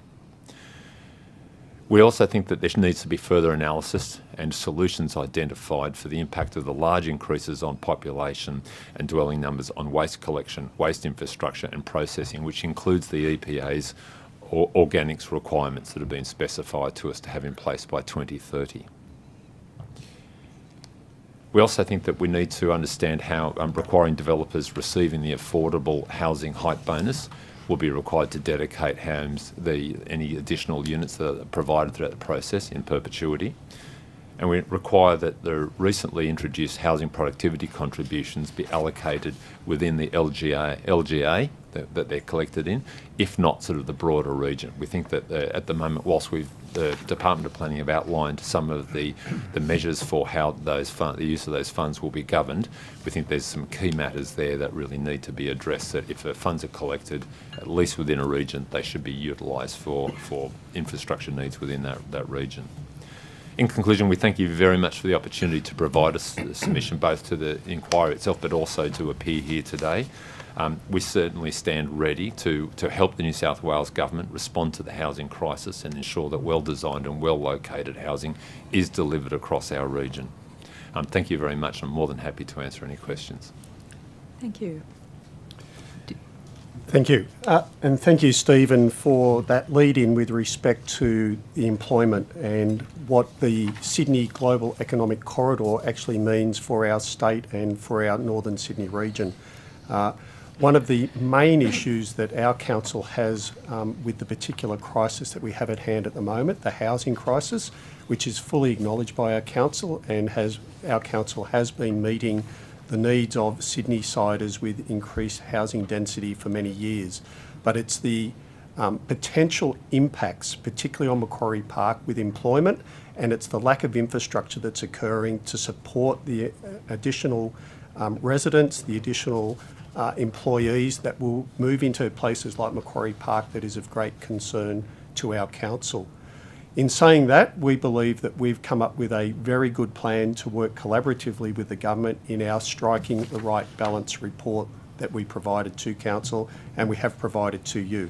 This is about making sure that when we respond to the housing crisis, we don't create two other crises, and that is a crisis of reduction in the amount of employment that we have for Sydney-siders that live east of Parramatta, and it's ensuring that we have the infrastructure to support the residents that we believe can move into places like the City of Ryde. We've come up with a plan not just for Macquarie Park, and we're working collaboratively with government on the Macquarie Park Todd, but we're also working with our lead planners on reimagining what our West Ryde and Meadowbank precinct can be and what our Eastwood Strategic Key Centre can be. And we believe if government works properly with us, we can provide tens of thousands of houses, but we can also provide tens of thousands of jobs. And it will be well supported by the infrastructure plan that my staff have been developing in conjunction with my council. So for us, it's all about striking the right balance. It's ensuring that we don't create two other crises when we're trying to resolve the housing crisis. It's trying to ensure that we retain the employment that's within the Macquarie Park Innovation District, that we treat it as an innovation district, that we provide the right sort of planning for it to continue to be Australia's premier innovation district. It's not a CBD and was never meant to be. So for us, it's about thinking about what is the type of business that we need to continue in Macquarie Park to keep it as an innovation district. And we're willing to work collaboratively with the government in that light. We're willing to look at a lot higher density with residential. Macquarie Park, Eastwood and Meadowbank West Ryde can take greater density of housing. We understand that, and we're willing to work with government to provide a lot of that additional housing. But it can't be at the expense of employment. We can't be expecting everyone to be reverse squinters, as has previously been stated by Jeff Roberts, who was the previous chair of the Greater Cities Commission. So what we need to ensure is that we retain jobs in the middle ring of Sydney, that we retain jobs in eastern Sydney, because otherwise everyone will be travelling out west to find a job. So we want to make sure that we're looking at this holistically, that there is a long-term plan. This isn't going to be about a short fix. This will need a long-term plan, and everyone, whether it be federal government, state government or local government, will need to work together to be able to achieve this. Thank you. Thank you very much. We've all got some questions. I'm just going to start briefly, and this is for, I think, all of you, essentially. Sorry, was there a Hornsby Council? My apologies, Mr. Farrington, please go ahead, please. I got overexcited, I apologise. Mr. Head spoke in relation to Nesrock, but if I could make a few comments in relation to Hornsby Council, that'd be great. Thank you. Thanks. So Hornsby Council's position is that certainly acknowledged the need to provide additional housing and address affordability. And we've done that at a local level in preparing housing strategies, and we've got a proven track record of preparing housing strategies to meet demand. We've done that in strategies in 94, 98, and 2012, and that work received the Premier's Award for Housing Supply in 2017. More recently, we continued that work with preparation of the Epping Town Centre Master Plan in consultation with the City of Parramatta and the Department of Planning. We've worked on rezoning of the Hornsby West Side, and we've done some local planning controls in relation to work within Pennant Hills. The work we've done has always been about preparing those local strategies based on our local controls, in consultation with our community to meet their expectations and response to our hazardous areas and any environmental constraints. Largely, it's consistent with the principles of the TOD, which is about providing additional housing around centres and close to public transport and providing housing diversity. We don't have any of those TOD precincts identified specifically within our local government area, but we do have an accelerated precinct identified, which is the Hornsby Town Centre. Hornsby is in a fortunate position that we've already done extensive work in terms of planning for the Hornsby Town Centre in the preparation of the Hornsby Town Centre Master Plan. It sets a strong vision for the town centre to deliver 4,900 dwellings and opportunities for 4,500 jobs. It's been identified as a key initiative arising from our housing strategy in 2020, and we've been working on the project for a number of years. Since 2019, we've undertaken a number of technical studies, including transport modelling, economic feasibility testing, urban design and sustainability. The master plan identifies significant opportunities to provide additional housing, increasing heights up to 36 stories, which is a significant uplift from the current controls of about 10 to 15 stories. In addition to housing and employment, the master plan identifies significant other community benefits: a new town square and network of open space, improved east-west connections, library and community space, relocation of the transport interchange, and significant overstation development on state government lands. We've undertaken consultation with key state agencies, service providers and the community, and the plan was unanimously adopted by Council in November 2023. So we have a strong strategic base to support the government's move to identify Hornsby Town Centre as an accelerated precinct. Some of the key challenges for us are about the implementation of the plan. The current market conditions pose significant challenges not only for development in Hornsby but across Sydney, which is why our position was to have an adopted master plan and invite planning proposals that were consistent with that vision, to avoid the potential for land banking and increasing property values, which may further constrain the ability to deliver affordable and feasible development. Another component relates to funding of the state infrastructure. The plan identifies that we would need over $175 million of funds to support upgrades to state roads, public transport infrastructure and the new pedestrian crossing. As part of the TOD announcement, the government announced $520 million to be divided across the 8 precincts. We have concerns in relation to the provision of necessary state infrastructure funding. As I mentioned earlier, the third issue relates to the state government lands. Approximately 1,000 of the 4,900 dwellings would be deliverable on the state government lands within the rail corridor. We're keen to work with the state government to make that a reality, and we're keen to see some timing and timeframes set around the state government's position about developing its own land. Thank you.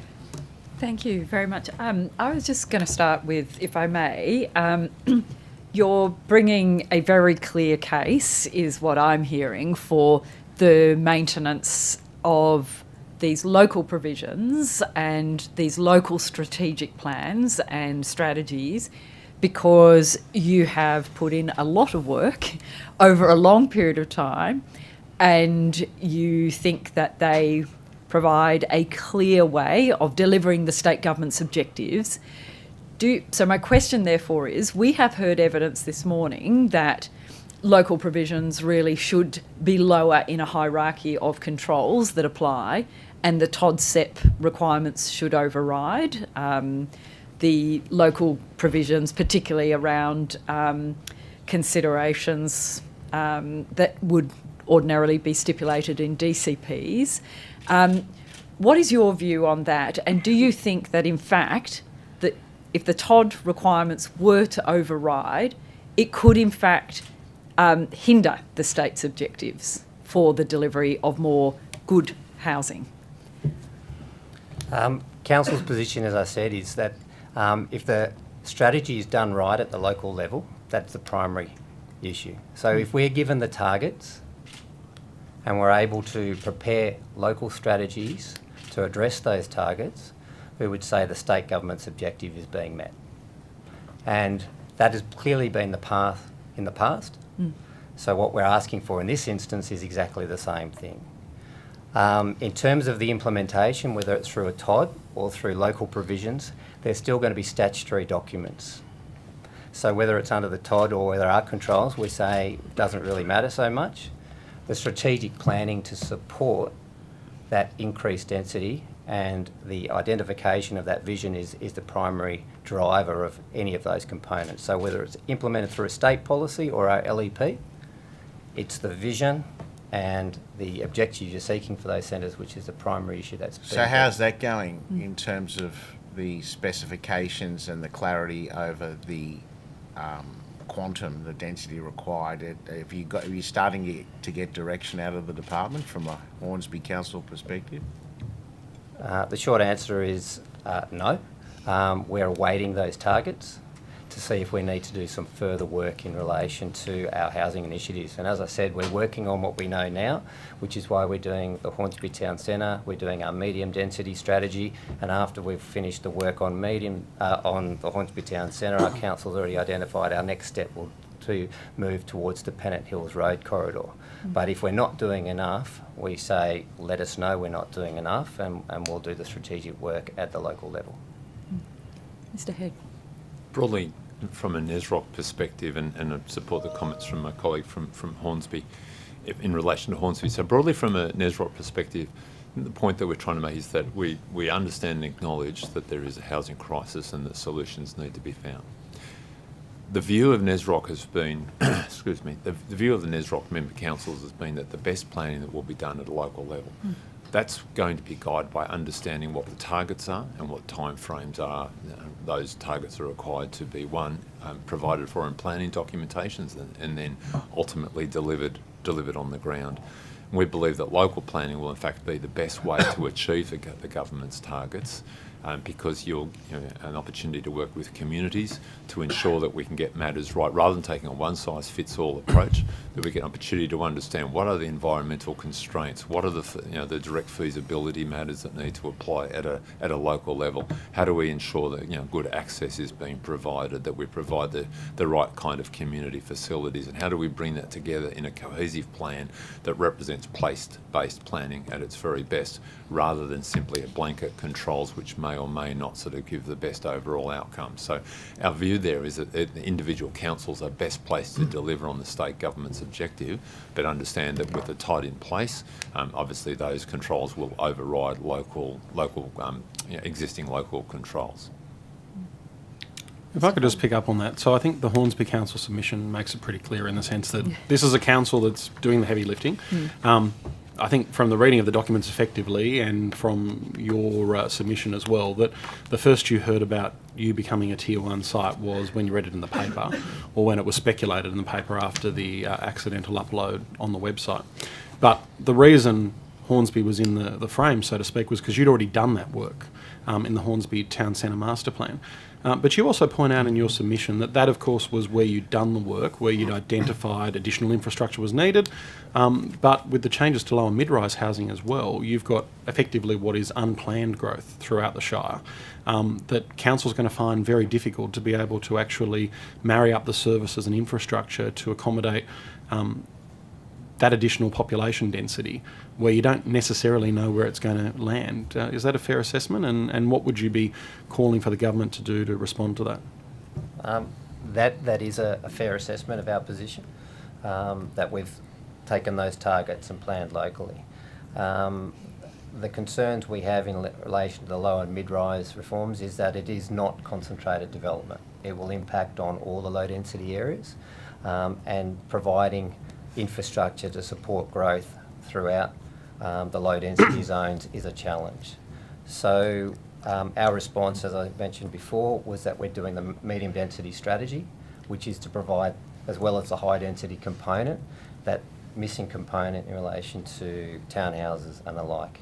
What we would say is let us continue that work to gain exemption from the state policy, and provided we're meeting those housing targets, then we say that strategy of providing additional housing opportunities is being met. So effectively, give you the targets, work towards them. If you don't meet them, then implement something like the low and mid-rise changes. Correct. Thank you. And Mr. Rylands, with respect to RIDE, and we've heard a little bit of this discussion in terms of employment and employment lands, and you were saying you want to work constructively with the state government. To date, what sort of engagement have you had, and are you feeling that there's any sort of constructive engagement with respect to the vital employment lands and the Innovation District at Macquarie Park? So it's an interesting term, constructive engagement. So we've found a complete lack of constructive engagement, and I think, if the Department of Planning had even just looked at the pipeline of housing that is sitting within the planning portal for Macquarie Park, whatever target they come up with, we would already be meeting just from our Herring Road precinct, which is already its own SEP. So So just on that point, how many dwellings? We're talking about 20,000 plus dwellings that are sitting in that planning portal.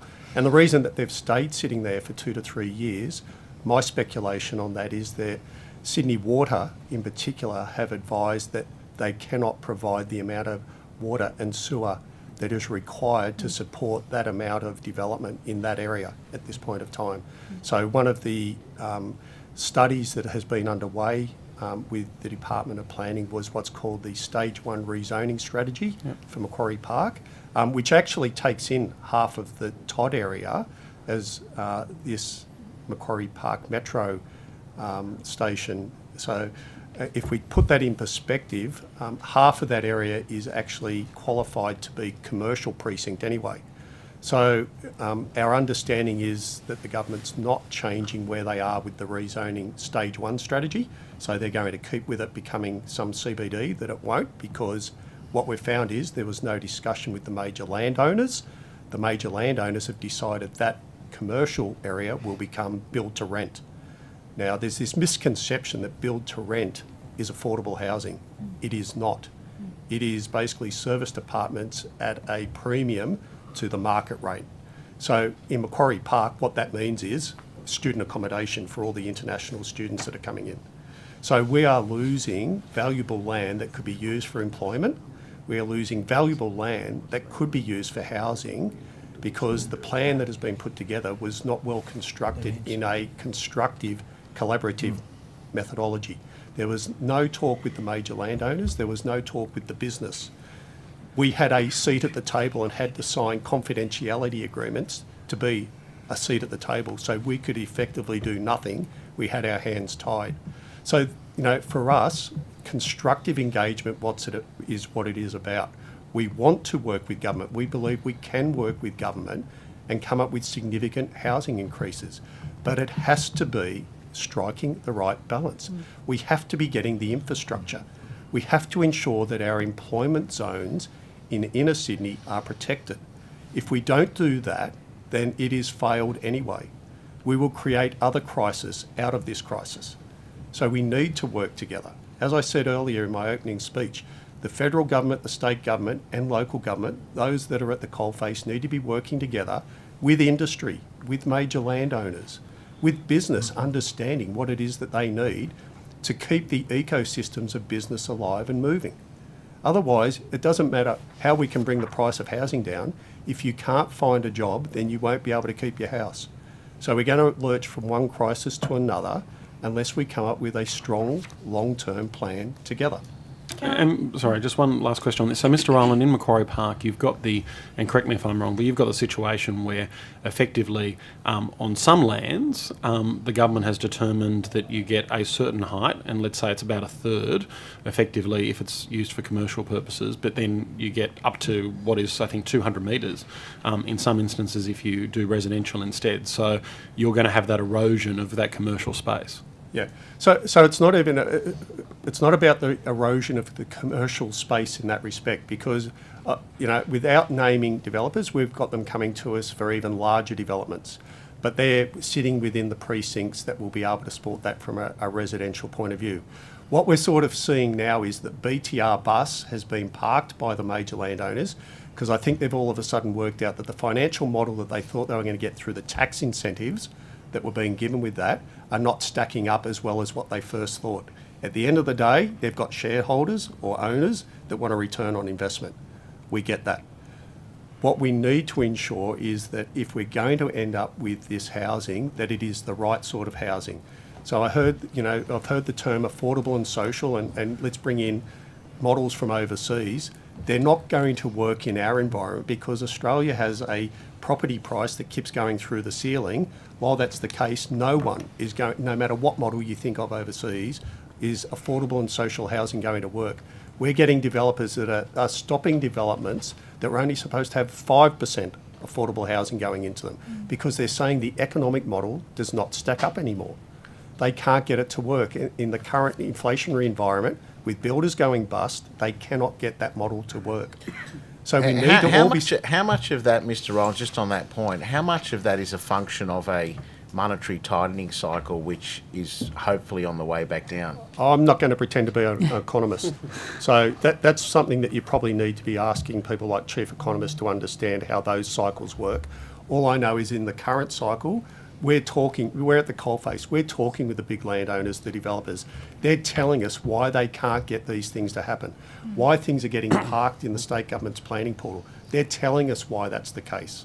So until we get a proper long-term plan and we all work on it together, we're going nowhere. It doesn't matter what we say about crisis. It doesn't matter what rhetoric we let go in a room, what comms and engagement plans we go out there with. We are not going to get this thing to work unless we all sit down and have a long-term plan. This hasn't been a crisis that's happened overnight. This has been a crisis happening over 10 to 20 years. We are not going to resolve it in one term of any government. We need to have a long-term plan.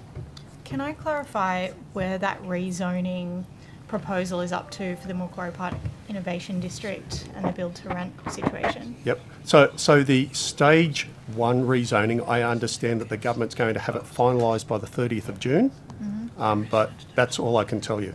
Okay. I know that we've got a working group that's with some of the planning and other bureaucracies that are looking at the stage 2/TOD rezoning, which is for a different parcel of land. But I can tell you that one of the major issues that we've got, so for instance, the Macquarie Park Metro Station has a proposal for a major data centre right at the entry to one of the metros to the station. So the corner of Waterloo Road and Lane Cove Road, there's a 10-storey, 2-block data centre proposed there. We are getting data centres like you can't believe, and data centres don't provide employment. Data centres don't resolve a housing crisis. Data centres put money into particular people's pockets because everyone wants to be able to utilise their phone every minute of the day. And just to the point of data centres and why Macquarie Park is so attractive for data centre development, is it because of the IT infrastructure which is in place there?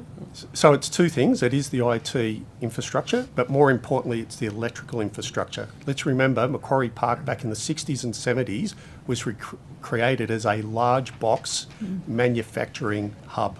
So back in that day, there was plenty of power put into the place. As all of that manufacturing has departed, there is spare capacity of electricity. There isn't spare capacity with every other piece of infrastructure, and that's our problem. Can I just ask about this, because the general sort of vibe I'm getting back is that there hasn't been very much constructive dialogue with the department at all. That's not my information. Mr. Head, perhaps you might want to address this in terms of your membership councils. My understanding is that the councils have been in dialogue with the department, and some of it's been quite collaborative. Would that be a fair statement? So my answer, firstly, in terms of Hornsby, and then I might make some comments in terms of Nesrock. In terms of Hornsby, I'd say that we've been quite satisfied with the collaborative nature of engagement from departmental officers, all the way from the secretary down through a number of others, relatively senior staff in the department. Having said that, we are possibly a little shy on some of the information that we would like to be able to progress our planning and how we can progress Hornsby Town Centre. But in general terms, I'd have to say we've found engagement with the officers to be more than satisfactory, and certainly we've had opportunity to approach the Minister on a number of occasions and have a worthwhile discussion there. So we're very comfortable with that.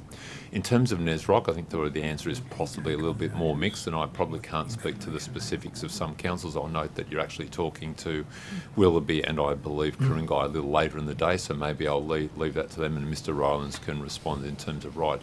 I do know that some of the other councils but have had the opportunity for ongoing discussions with planning. I know certainly the General Manager of Lane Cove has indicated to me that he's had a number of discussions with departmental staff about matters that have been of concern to him, and he's been quite comfortable with some of the responses that he's received.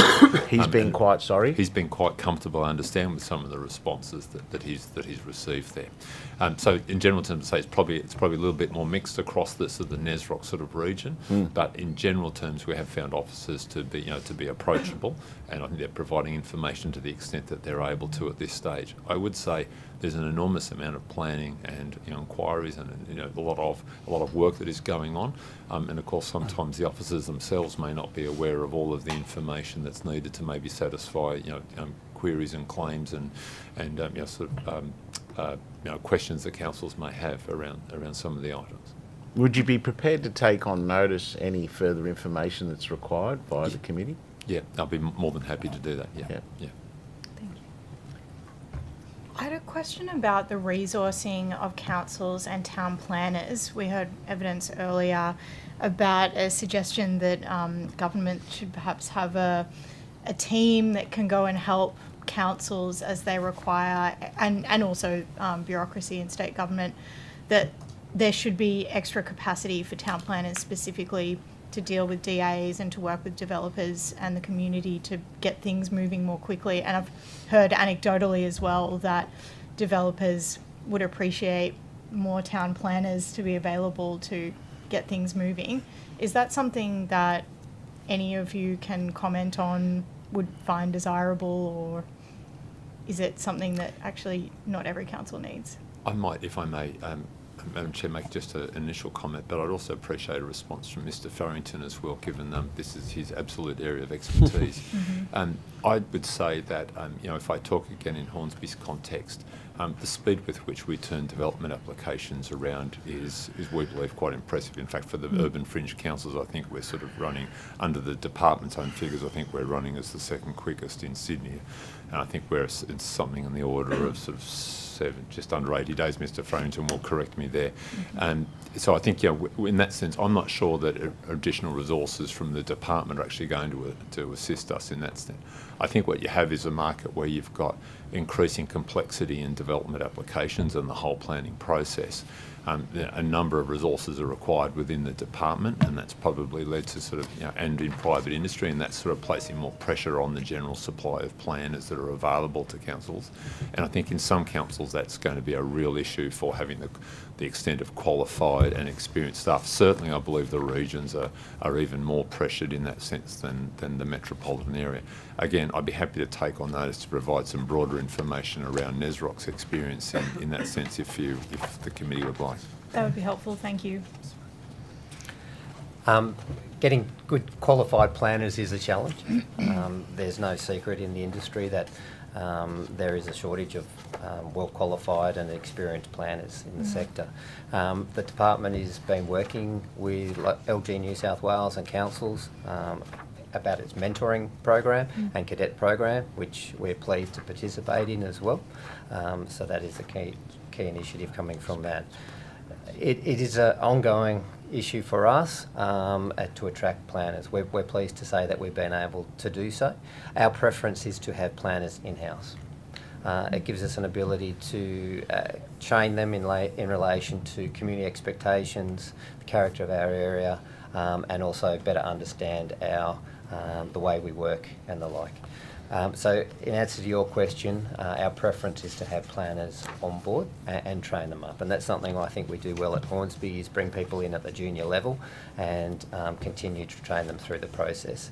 Our second option is we call on consultants where necessary, and we've done that in the past to assist with development assessment processes as well. So dealing with a unit coming out of the department may have benefit, I'd say, to some of the regional councils and the like, and they certainly understand taking up those sorts of offers. But for us, having locally trained and experienced planners in-house is our preferred approach. Thank you. So I'd agree from a development assessment point of view. I think we have quite a good in-house team, and you'll get your odd developments where people complain about the length of time, but generally we're fine. As I said before, I think one of the main problems is that there are a lot of state significant developments that occur in the City of Ryde, and they are sitting within the government's planning portal, and they have been for quite some time. So that's not really an issue for us. Actually, if anything, I'd like to offer the government the services of my strategic planning team, our city shaping team, because as much as I do have the land use planners still in that team, I have gone and built a team that also has economic, environmental, open space, transport, social and cultural, and some property planners, so that we look at these issues holistically. So I'm not just looking at it from the planning controls, I'm looking at it from the point of view of how can we change what has been a very rigid system, a system that's ended up having 10,000 different amendments to it, so that the best expert in the land could not tell you what the Environmental Planning and Assessment Act means anymore, to something that I believe is more principle-based. So I've also built a city architect team. I want to make sure that the development that we've got coming into the City of Ryde is looking at striking the right balance, that we're putting together a right plan that will ensure that we're looking at employment opportunities, not resurfacing employment, not trying to move the chess pieces on the board, but bringing new ones in. We're looking at international relations and things like that to try and encourage business to come from overseas. Now, I think that's something that the state and the federal government can work on a lot better with us at local government, because we understand what our employment areas are. So we'd be very happy to try and work with the government, again, collaboratively, to see how we can build on those opportunities. See what the infrastructure is that we need. So we have our infrastructure planners in with that same team, so that we fully understand if we move ahead with the Macquarie Park Innovation District and the TOD, we've got a really good understanding of what the infrastructure needs are going to be.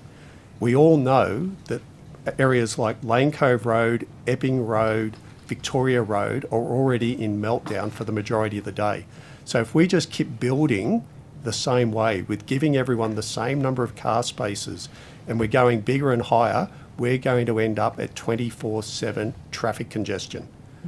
We've got to think about this differently. How do we do it differently? How do we get better connected across our whole city, but also within our city? So that's the plan that we're looking at. I'm very happy to get my team to assist government if they want the assistance.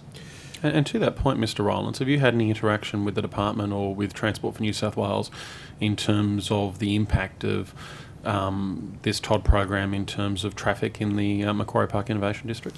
So again, like I said... Because I've got to say, it's always the front of the brochure is Macquarie Park and there's no cars on Lane Cove Road. And using that road every day, I can tell you that that is certainly not the case. That is not the case. And we know that we can't go and widen Lane Cove Road. We know we can't go and widen Epping Road.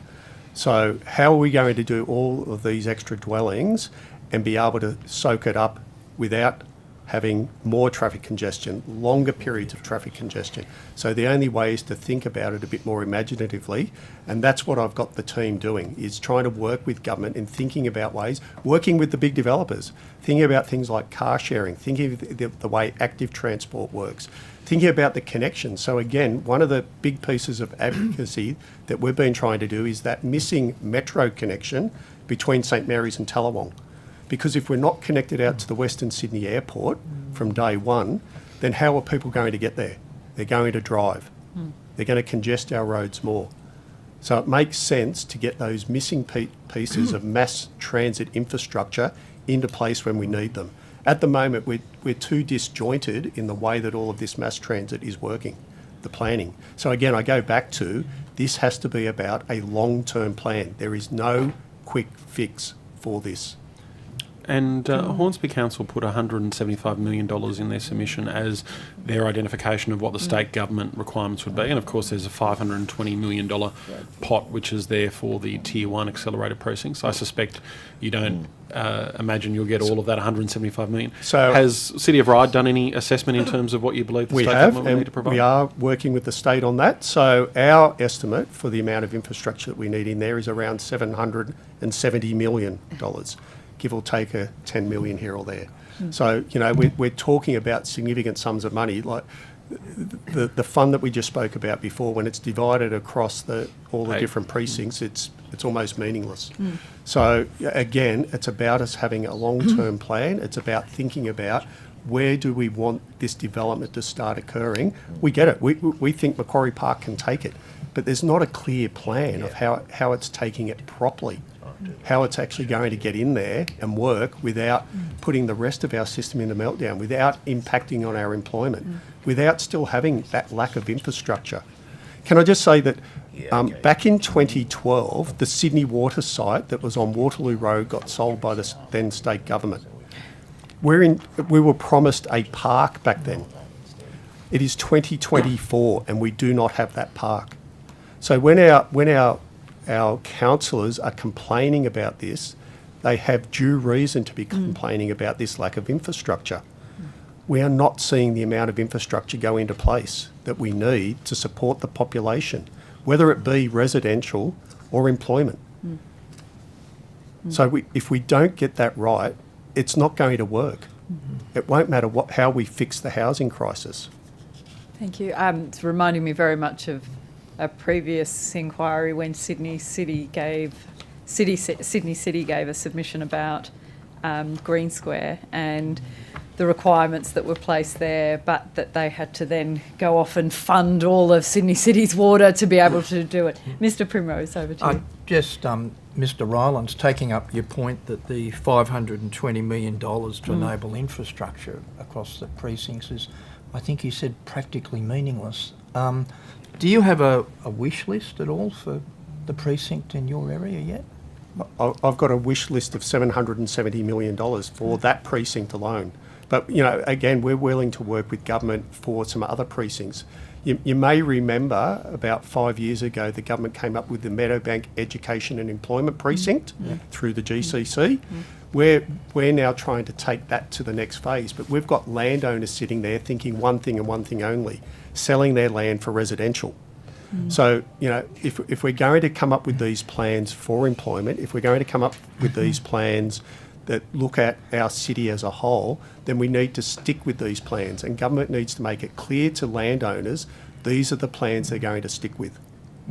I'm sure having been involved in a council myself, I know that our wants were endless as well. Yes. But I'm just asking in relation to what the government's proposing here, do you have some priorities for that?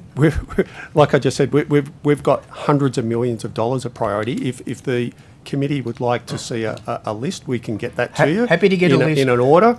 Can we have a priority list? Yes. Because, as I said, I appreciate that in government, as in the rest of life, wants are endless. I'm just asking, in terms of your planning, Yep. what sort of things would you like? And if I could ask the same thing of the other councils as well. Yep. Like to speak. Obviously, thank you very much. We would be more than happy to provide the committee with a list of priorities. We've been very clear about what we think is the minimum infrastructure that's required for the Hornsby Town Centre to be able to work. What we probably would like, and I'm sure Mr Farrington would like to expand further on this, is we would like not only what the wants, but also priority. No, we're very clear about the prioritised order, and our view is that the provision of transport infrastructure, the provision of open space in particular, and then community facilities is generally where our priorities are going to lay. In fairness to the department, they're sort of talking to us about where our priorities are as well. The point that we'd probably also like to make, particularly when talking about the priorities for the delivery of infrastructure, Mr Farrington and his team have been trying to closely work with Tahi and the Transport Agency over an extended period of time. We believe there's unique opportunity in the Hornsby Town Centre for the provision of not only housing, but through partial relocation of the transport interchange and the provision of supporting community infrastructure. There's a fantastic opportunity there for government objectives to be met around the provision of housing, but obviously the right infrastructure will need to be delivered with that. So Hornsby Council will be more than happy to provide some further information. At a NESROC level, we have also, we are working at the moment on bringing together an updated list around the prioritised infrastructure enhancement that we believe are required across the region for it to be successful, and that's seeking the contribution of all of our member councils to that plan. In due course, we'd be more than happy to provide that to government and to the committee if it's still in session. Thank you very much. All right, we've come to the end of our session. Are there any final things you feel we haven't asked that you need to put on the table now? We'd just like to, from Hornsby and a NESROC perspective, just thank you very much for the opportunity to receive our submissions, but also for the opportunity to discuss with you today. Of course, we'd be more than happy to answer any further questions or provide any further commentary that you might like. So again, thank you very much. Thank you. Thank you very much. Yeah. Could I just say Yes. one more thing? And I'd like you to just listen to our mayor's message that he gave in the local paper from last week, just to give you a bit of perspective. So our mayor says, City of Ryde is not a NIMBY council, and we have and will continue consistently exceed our housing targets. Our master plans for West Ryde, Meadowbank and Eastwood include provision for the essential extra accommodation required to help ameliorate the housing crisis that is gripping Sydney. But we have done so in a well-balanced planning manner that also takes into consideration commensurate infrastructure, essential services, open space and employment opportunities for new and existing residents. I'm happy that the state government uses the same planning principles in rolling out its housing proposals. I'll just leave you with that. Thank you. Great. Thank you very much. Thank you, all three of you, for your time, your evidence, and the Secretariat, as always, will be in contact with anything in relation to matters taken on notice. Thank you. Thank you.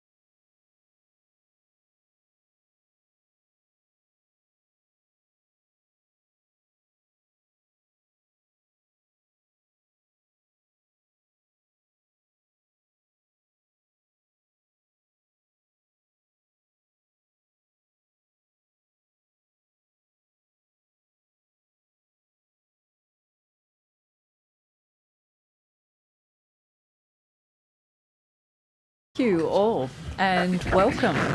Thank you for making the time to come and give evidence today. Could each of you please state your name, position, title and swear either an oath or an affirmation, and Mr. Burden, we'll start with you please. Thank you. My name is David Burden. I'm the Conservation Director for the National Trust of Australia, New South Wales. I solemnly, sincerely and truly declare and affirm that the evidence now about to be given by me shall be the truth, the whole truth and nothing but the truth. Thank you. I'm Josepha Sobski. I'm the Vice President of the Haverfield Association. I solemnly, sincerely and truly declare and affirm that the evidence now about to be given by me shall be the truth, the whole truth and nothing but the truth. Thank you. Yes, Mrs. Kathy Cowley, Friends of Kringai Environment, President of Folk. I solemnly and sincerely and truly declare and affirm that the evidence now about to be given by me shall be the truth, the whole truth, and nothing but the truth. Thank you. And Mr. Howarth, can you hear us? I can, Chair. Can you hear me? We can. Thank you very much. My name is Frank Howarth. I'm Chair of the Heritage Council of New South Wales. I solemnly, sincerely and truly declare and affirm that the evidence now about to be given by me shall be the truth, the whole truth and nothing but the truth. And Chair, my apologies for not being able to appear in person today. No, thank you. Thank you for appearing on video. Would anybody like to start by making a short opening statement? Yes, I would, if that's Thank okay, you. Chair. Please Thank go you. ahead. Firstly, to Chair and all the other members, thank you very much for inviting the National Trust of Australia, New South Wales, to appear before this inquiry. As many of you would be aware, the National Trust is a community-based, non-government organisation committed to preserving the built cultural and natural heritage of New South Wales. We were established in 1945 and we today have over around 20,000 members and over 1,000 volunteers across the state. Since the Transport-Oriented Development Program, and I'll call it TOD for short, was announced, I'm sure you've heard it many times, was announced alongside, it must be said, the diverse and well-located housing reforms, which we commonly refer to as the low and mid-rise housing. And I think we should make no mistake, the two must be seen together. Many members of the community have contacted the National Trust with their concerns about the impact that these policies will have on heritage. From the outset, and it's something that I'll reiterate now, the National Trust has not been against new housing. We have stated that housing and heritage can coexist in New South Wales and make for a more livable city, but one that also has a definable character. Just as London and Edinburgh have their Georgian terraces, and New York has its brownstones, and Paris has its apartments, Sydney also has its heritage housing. And it's built up over many years and in response to many various challenges the city has faced over those times. And it's come to symbolise what we now know as our city, and that might be the Victorian terraces of Paddington, or it might be the Federation precincts of Haverfield or Croydon, the garden suburbs of the leafy North Shore. But just like those other great cities of the world, these areas have been identified for many, many years as places worth preserving for the future and protected by various pieces of legislation. That legislation represents thousands of hours of study, research, community consultation and specific local planning considerations. But unlike all of those other parts of the world, that heritage legislation in New South Wales is increasingly being seen as optional. Heritage, by its very nature, is a long-term game. The word heritage itself comes from the word inherit, inheritance, and it's something that we're receiving, but as with any inheritance, it's also something that we're passing on. The fact of the matter, however, is that the TOD program is a very short-term strategy, and it's not a longer-term vision for our city. As the Trust has pointed out in its submission, the idea of placing housing and next to existing transport infrastructure is a sound proposition. Indeed, it's exactly so sound that that's why Sydney is the way it is. Our historic railway lines, whether they go to Pymble or Penrith or Penshurst or Parramatta, they all promoted new housing development, but they also promoted new schools, new shops, new town centres, new water reservoirs, all of these other things that we have in our cities today. And that's why so much of our heritage is in fact located near to these transport centres. There are many ways to increase density in our city, but it requires site-specific consideration, and I think we heard a bit of that from the previous speakers. A one-size-fits-all approach represented by these reforms does not consider heritage listing, but also ignores things like topography, street width, setbacks, and the current transport infrastructure. As the Trust has shown in its submission, the remit of these proposals is vast, and it extends from Nelson Bay in the north down to Bateman's Bay in the south and all the way across the entire World Heritage listed Blue Mountains. This is huge. When the circles are drawn, and the Trust had to draw those circles itself because not a single plan was actually exhibited as part of this proposal, they literally cover most of our cities and towns. At its core though, much of the information that was presented was not clearly defined, and that's been the big weakness here. The documentation provided had many shortcomings, and whether it was the intention or not, people have often defaulted to the worst case scenario solution, particularly the impact that these policies will have on local heritage and conservation areas. And the Trust is calling for a more sensible approach to what is a very legitimate problem. Thank you. Thank you. Thank you. Could I acknowledge the traditional owners of the land and pay my respects to elders past, present and emerging. Many thanks to the committee for inviting us to appear. I realise we're small fry in the total scheme of things. Haberfield made a written submission, the association made a written submission, and I hope that the committee has had time to cast their eyes over it. It is not on a standard rail line, but it is in the path of light rail stations in 2 locations. We are still unclear about whether light rail stations are included or not in any present or future TOD SEPs. But we note that the SEP that has been tabled or gazetted on the 29th of April includes a number of non-refusal standards which in our view turn off heritage protections. Our submissions dealt with 4 issues, and they've received probably adequate coverage by many of your testimonies here. The simplistic nature of the policy approach, which seems to suggest there's a magic pudding that will deliver instant solutions. Lack of consultation with affected communities. Why was there no public exhibition of the TOD proposal? And where is the evidence base underpinning it?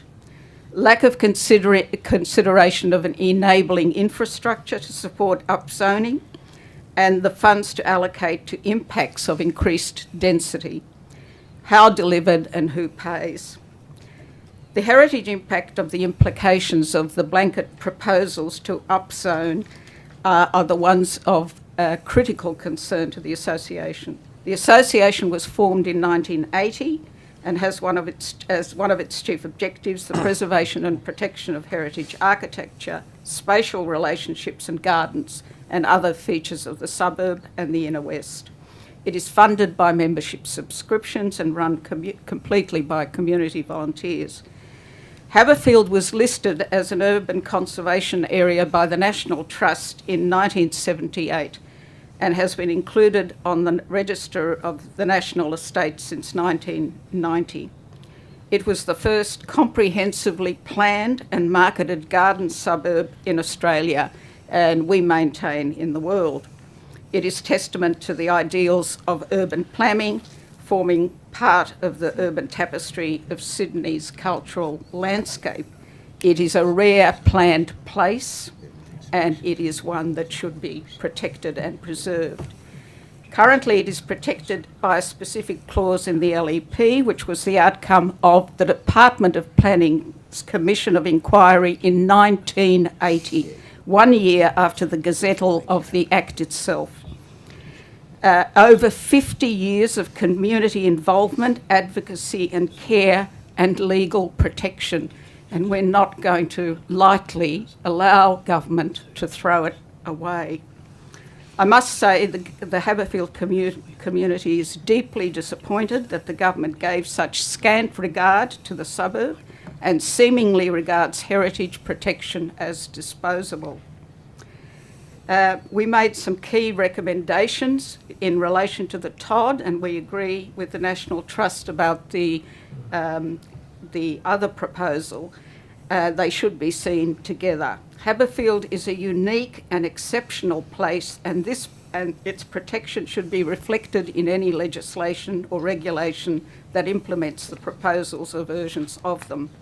Local councils should be the decision makers within their overall strategic planning framework or within their LEPs. And we heard a great deal of that from previous testimony just a short while ago. Solutions should be place-based within good design standards. The association recognises that housing affordability and availability is a critical national challenge.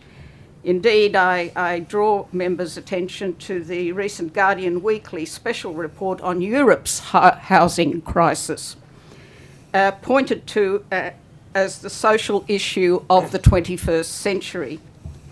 And we point to a number of areas of problem. Vacant houses, there are over 8,000 in the inner west. Negative gearing as an issue, contributory issue. The short stay accommodation sector, the underinvestment in public housing for over 2 decades, and plans that are brilliant but unfortunately not implemented in the longer term. Haberfield has currently 2 public housing locations, one in Alt Street and one in Ramsay Street, but it lost a lot of housing as a result of the West Connects tunnel, which came in underneath us, as well as many houses. These were modest, affordable housing setbacks, the walk-up flats, set back in Wattle Street. They were demolished without any thought to their replacement or the housing for the people who had to vacate them as a result of acquisitions. Since the 1990s, attached dual occupancies have been allowed. We are not opposed to social and affordable housing in the suburb, but we ask that government give proper consideration to the heritage values which we need to protect. Thank you. Thank you. Yes, thank you for the opportunity to address the inquiry this afternoon. Folk wishes to acknowledge the traditional custodians of the land and pays tribute to elders past, present and emerging. Before I begin, I want to draw your attention to 2 maps which I've provided for all committee members today. Basically, the first map shows the yellow colouring of the TOD, 4 TOD, Tier 2 TOD areas, overhatched with the red heritage areas. The second map shows with the blue circles the 800 metre, which will be part of the low and mid-rise SEP, but of course those blue circles will continue up the railway line. The green areas are the dual occupancy areas of Ku-ring-gai that will be impacted again by the low and mid-rise. But concentrating on the Tier 2 TODs, we are deeply, since our established in 1994, Folk has consistently expressed its concerns to successive New South Wales governments that their urban consolidation policies have entrenched cumulative negative impacts on Ku-ring-gai's unique heritage and exceptionally biodiverse urban environment. Folk is deeply alarmed at the state government's knee-jerk, undemocratic imposition of the Tier 2 SEP, which targets 4 Ku-ring-gai suburbs, Roseville, Lenfield, Killara and Gordon. The modelling justifying the selection of the TODs remains cabinet in confidence.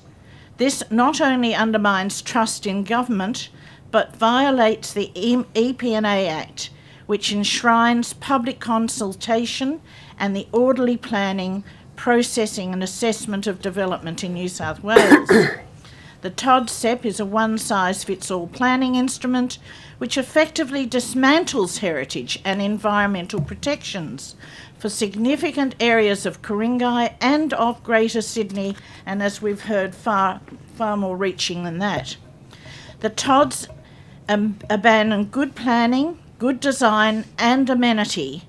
They are not ecologically sustainable, nor do they ensure the commensurate increase in additional infrastructure and services to meet the significant growth.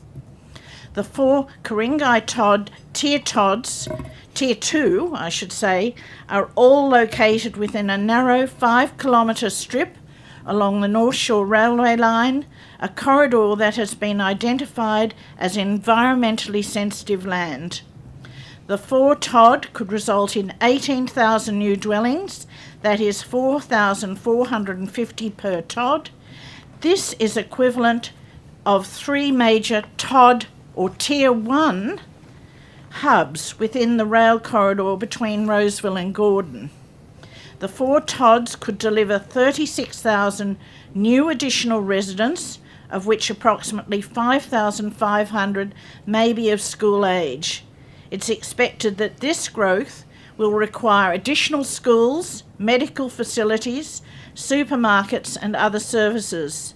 Despite this considerable projected growth, the TOD 2s or Tier 2s require no master planning, unlike the Tier 1 hubs. The claims that Ku-ring-gai TODs have existing infrastructure capacity to support this growth is flawed and wrong. The simplistic one-size-fits-all criteria ignores geographic, environmental and heritage constraints and the cumulative impacts of past developments. The SEP will lead to significant and irreversible loss of Ku-ring-gai's heritage, as you can see with the red hatched areas on the maps, and biodiverse landscape. The TOD SEP undermines the principles of the New South Wales Heritage Act 1977 that was established to protect heritage. The TODs will have an unacceptable impact on Ku-ring-gai's heritage conservation areas and local heritage items. And Ku-ring-gai is known for having the best collection of 20th century domestic architecture in Australia and has been attributed of being worthy of national significance. The TOD SEP will impact more than 530 properties within heritage conservation areas, including more than 100 listed heritage items.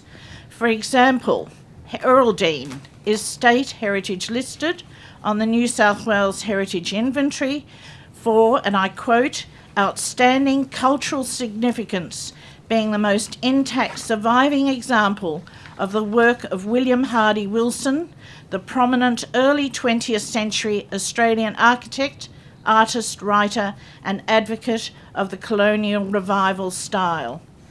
As stated in evidence to the Portfolio 7 inquiry on the planning system and the impacts of climate change and communities and the environment, over 70% of Ku-ring-gai's endangered ecological communities occur on private land, and there is less than 1% left of the blue gum high forest. As well as decimating Ku-ring-gai's tree canopy, the TODs will remove their capacity for regeneration through the inadequate provision of deep soil landscaping and protection of seed bank. Folk believes the TOD SEP will not resolve the housing shortfall or affordability across Greater Sydney, with the housing crisis, while the housing crisis is acknowledged, providing more affordable or social housing for Sydney is more complex than economic-driven development in setting targets and building houses. The market cannot and will not create affordable housing as it is profit-driven.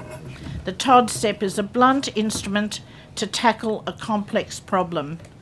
All around the world, short-stay rentals are being closed down, empty homes are being taxed, and long-term social housing is being built.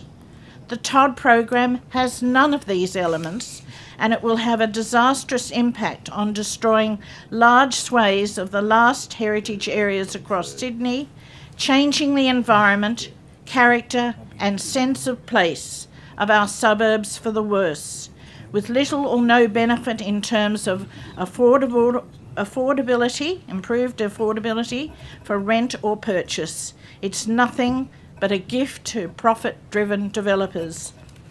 And finally, for all these reasons, Folk calls on the New South Wales Government to immediately withdraw the TOD program because of the devastation they will cause not only to the natural and built cultural heritage of Ku-ring-gai, but for Greater Sydney. Thank you. Thank you. Mr. Howarth, I know you're sitting there. Did you also have a short opening statement you'd like to make? Chair, yes, thank you. I'll do a summary of a one-pager that we're happy to provide in full to the committee. Thank you. The Heritage Council acknowledges that our suburbs will continue to grow and evolve and that heritage and development are not mutually exclusive. The Heritage Council supports the government's desire to meet housing targets in accordance with the National Housing Accord. The Heritage Council wants to see carefully planned developments sensitively integrated into our suburbs, protecting their heritage character and enhancing local amenity. Developments that add to, rather than take away from, the sense of place and livability of our suburbs. Developments that are of such a standard they may form the heritage we wish to preserve for the future. Heritage Council was first briefed by the department in February 2024. We articulated several concerns with the program to the department both during and after this meeting. The initial concerns flagged were around the potential impacts of the program on heritage conservation areas and the need for councils to be able to undertake strategic planning before activating the new planning controls. We were concerned the accelerated nature of these priority housing programs would run the unnecessary risk of impacts to heritage conservation areas. Incremental and cumulative changes could irrevocably change the character and amenity of these important areas. The potential impact of local heritage emerged as a key issue within both the TOD program and the low and mid-rise reforms. In response to the heritage concerns raised by many stakeholders the committee's heard from, during consultation, the Heritage Council understands that the recently gazetted TOD set will not supersede current local planning controls for heritage areas. Heritage Council retains concern about the need for better integration of heritage into strategic planning processes to ensure that future growth is sustainable and well considered and our neighbourhoods continue to reflect our history and character.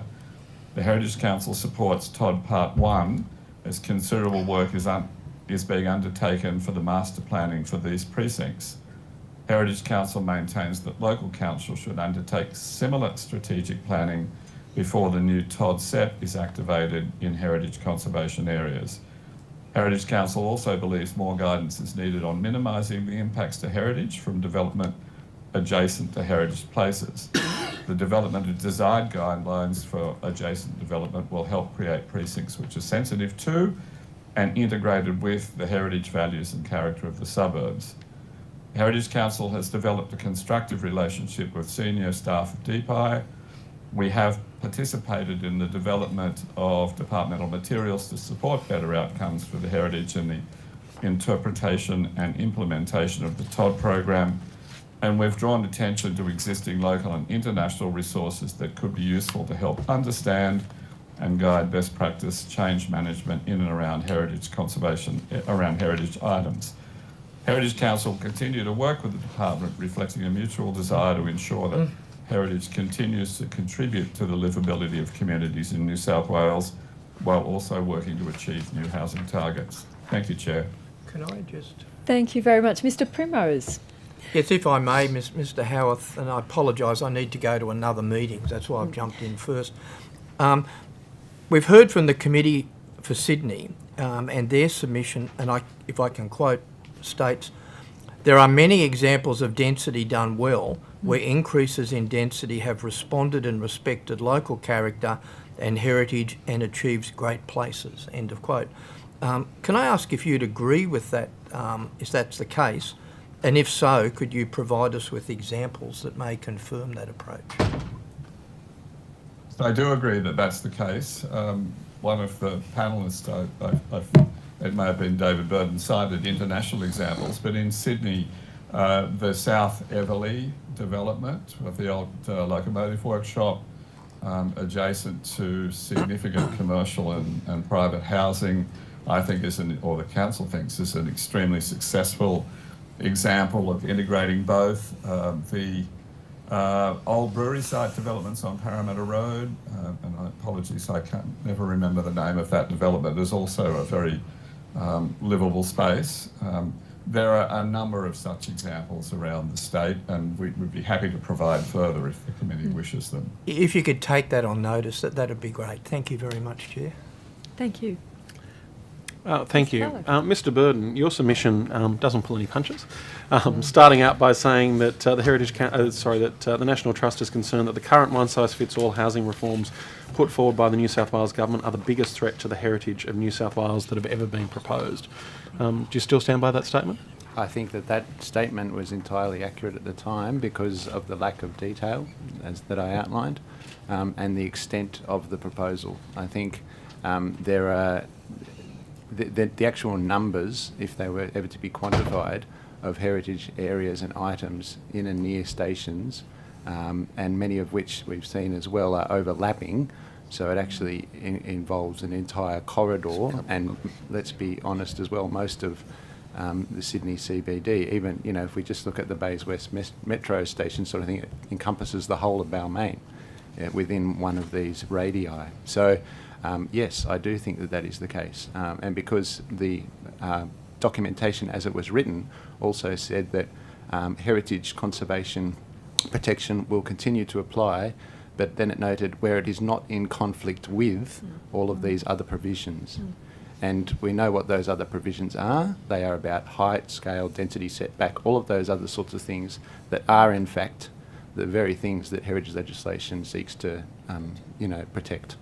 And Mr. Burden, now that the SEP has come into force and you've actually seen the detail of those changes, do you see there being any protections whatsoever for heritage? Have you had your fears assuaged at all? Look, I think there's been a lot of consultation occurred. I will note that. I am an architect and not a planner, and we've all heard from the previous people that even planners find this stuff confusing. So in terms of the actual impact of the proposal as it still stands, I still think it does represent quite an impact. I'm not convinced that the actual heritage protections that are apparently still being given to local councils will be sufficient, and ultimately I think that we will see this tested in the courts. If a council does try and protect an area for heritage reasons, I think it will be challenged. So that's for others to decide, not me. So, and Ms Cowley might like to add to this as well, but in Sydney and in the Sydney region, despite the calls of the Heritage Council, we've actually seen that the 7 TOD sites that have been turned on as of April 2024, 4 of those, which are the ones along the North Shore line, have very significant heritage constraints, and nothing has been done in terms of master planning it with consideration of the heritage conservation areas. That's 4 of the 7. Does that concern you? Is that to me? Yes, Sorry. to you, and Ms Cowley might like to add to it as well. Sorry.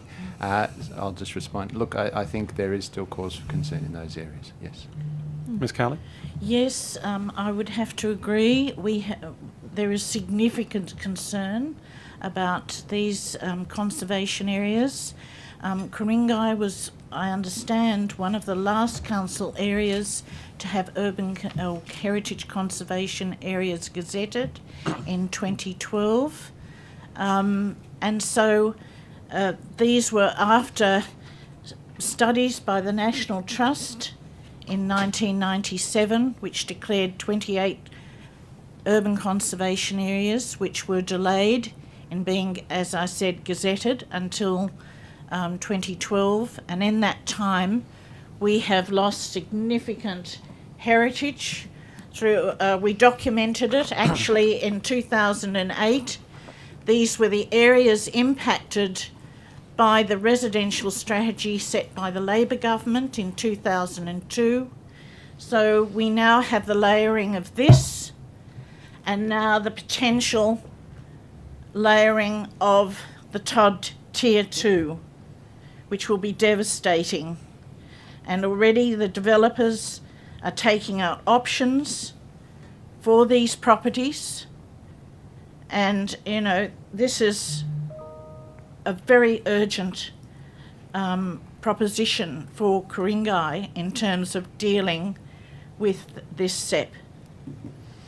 Mr. Burden, in your submission, you state that your analysis is that 2/3 of heritage items across 2/3 of heritage listed items in New South Wales would be impacted by these changes. Is that still your assessment in terms of having looked at this and the further consideration of the lower mid-rise reforms? Yeah, look, the National Trust had to do a desktop analysis. As I said, there was no actual plan document that was provided that showed the affected areas, so that was a desktop survey. I think it's fairly, you know, a reasonable assessment of the impact given the scale of what's being proposed.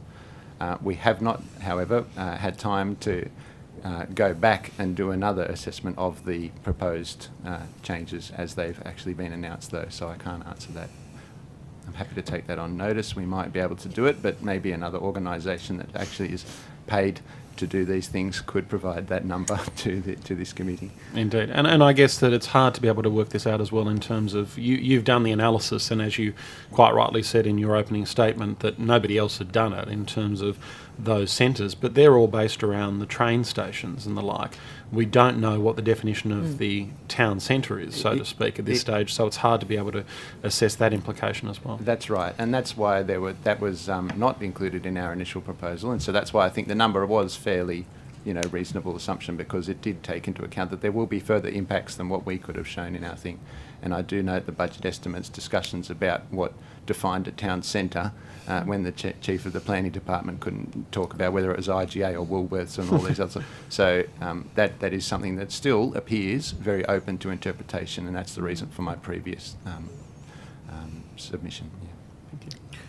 Ms. Cowley, last year you noted publicly that you were concerned with the sacking of the general manager at Ku-ring-gai, where it was alleged that the local member for Wahroonga may have been involved.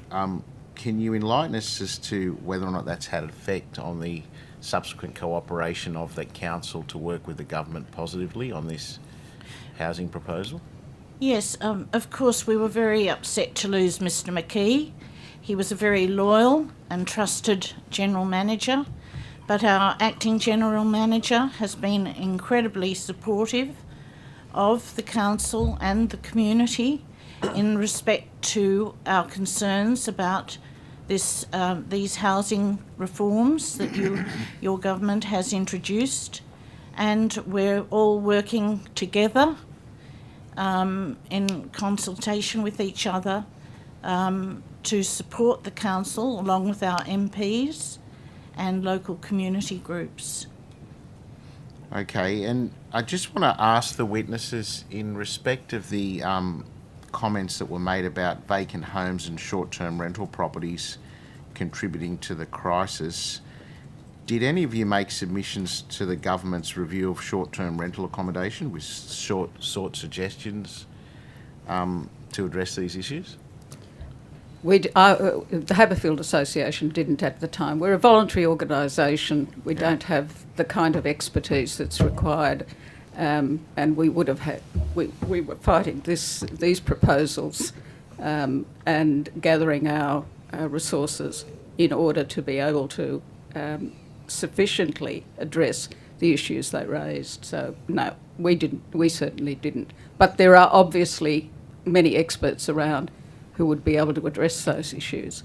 But I think it is 163,000 across the Sydney area, vacant houses, vacant dwellings, and I think that these are important broader issues, and the housing crisis is not contributed to by the protection of heritage.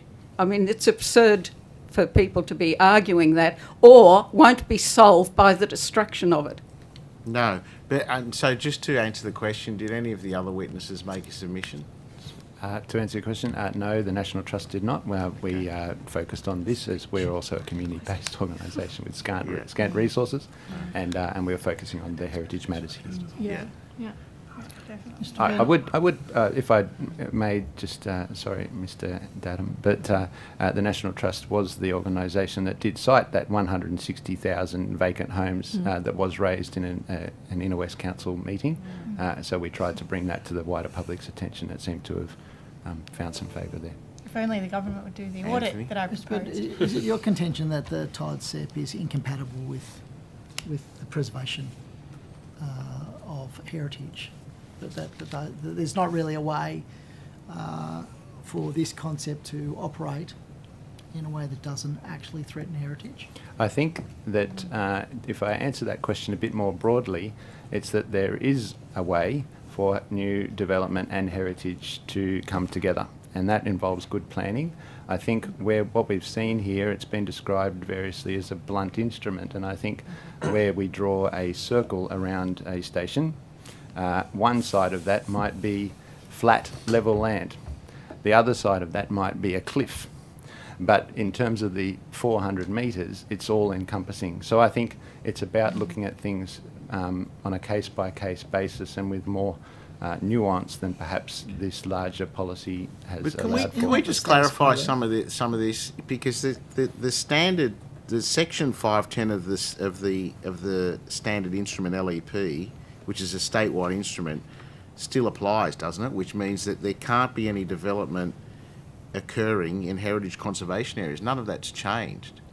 That was that was not the case as stated when this policy was put forward. It said that where these new proposals are inconsistent, or where heritage is inconsistent, then the new proposals and but the policies law will hasn't apply. changed, is my point. But a SEP will override an LEP in the event of an inconsistency. That's the Environmental Planning and Assessment Act as it reads. So I think that's the contention. Well, it's challengeable in the courts, isn't it? No, the EPA Act says very clearly the hierarchy is a SEP will override So you can't an take LEP. it to court. Oh, you can take anything to court. Yeah, it's just whether you win or not. But I think the point Mr. Burden's making is that that's the law as we kind of... And the last thing you want to do is to create a legal quagmire which will further delay development. Yes. No, I mean, I've got to say, having spent a lot of time in southwest Sydney, knocking on doors with very small parcels of land, no trees, very quite high medium density housing out there, the idea that there would be areas of Sydney who were putting up the shutters is somewhat frustrating. That notwithstanding the concerns about heritage and areas wanting to retain their character, can you understand that a person who is of a younger age wanting to stay in Sydney might see this as, well, fine anywhere else but not here? I mean, that, like, to put it crudely, that is a real perception out there in the public. I think, yes, it is, Mr. Badaki. But I would look to the list of the 20 densest places in Australia. And about 10 of those or more are actually what we would term heritage areas. Heritage areas are, in fact, some of the densest places that we have. And I think if we turn our attention to a place like King's Cross, Elizabeth Bay, Potts Point, that precinct that we all know well, it is the densest area, in Australia, until Central Park actually came up, which Mr. Howarth cited. But that's a place that is actually losing the stockpile of housing that is affordable for these younger people that you've just mentioned, because people are actually consolidating studio apartments. So where there might have been 28 apartments at reasonable, affordable prices and space available in a building, they're actually being consolidated into, say, 5 mega apartments of high value with less population. So I think we're actually, there are many levers that can be pulled here, but I think that we are actually, while we're having this discussion about not building the appropriate housing out west or building the new housing in the city, we're actually losing the density of our densest areas because of development. And that's something that the government could change instantly, I would argue. Could I add something to that? I actually grew up in the western suburbs in Villawood, not far from the now Villawood Detention Centre, which was a migrant hostel. So I'm very familiar, and worked in the western suburbs both as a teacher and then a TAFE director. I'm very familiar with the western suburbs, and for me, the indictment is of government and planners that more has not been done to green areas and to better plan them for development. If I can just pick up on the question about the complementary nature of heritage and development. I imagine there's quite a big gulf in terms of what you can do to complement heritage in denser areas like Potts Point and that you were talking about, and an area like Ku-ring-gai where you've got sort of garden suburbs that the heritage is effectively in the plots themselves, in a sense, in that nature.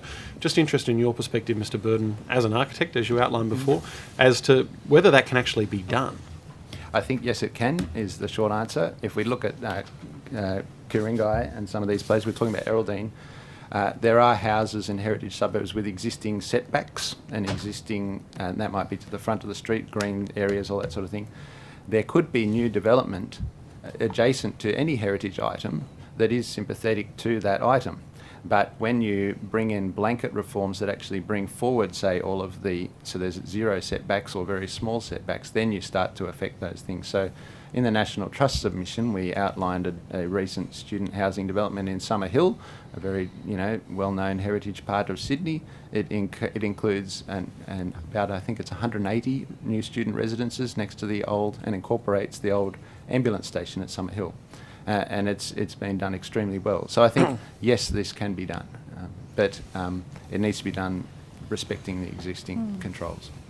Ms. Carley, did you want to add Yes, something? we're talking about sort of wall-to-wall, six-storey apartment blocks with, as David said, no setbacks, virtually wall-to-wall. So how do you plan effectively for heritage-listed properties with such a blunt lack of merit assessment, SEP? As he said, a lot of these cases will end up in the courts being challenged because the heritage value of that property will be impacted by us, presumably by this blunt instrument, which does not allow for adequate setbacks for deep soil landscaping. It will destroy the heritage character of our neighbourhoods, definitely, we feel. Thank you all. We have come to the end of our time for this session. We're very grateful for your attendance and your time and your evidence, and the Secretariat will be in contact with anything that was taken on notice. Thank you all very much. Thank you. We'll break now and we will return at 1:45.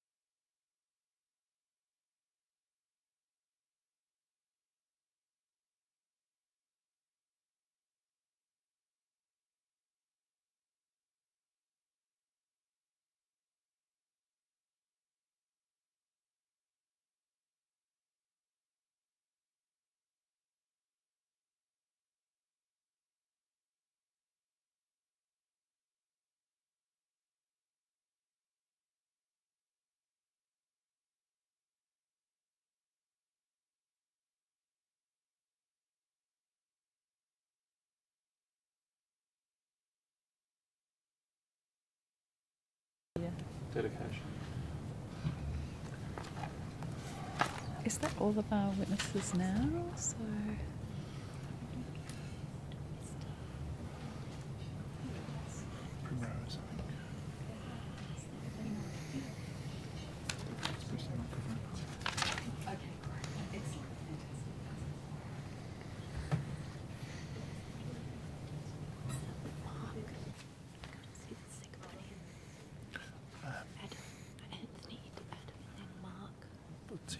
Thank you.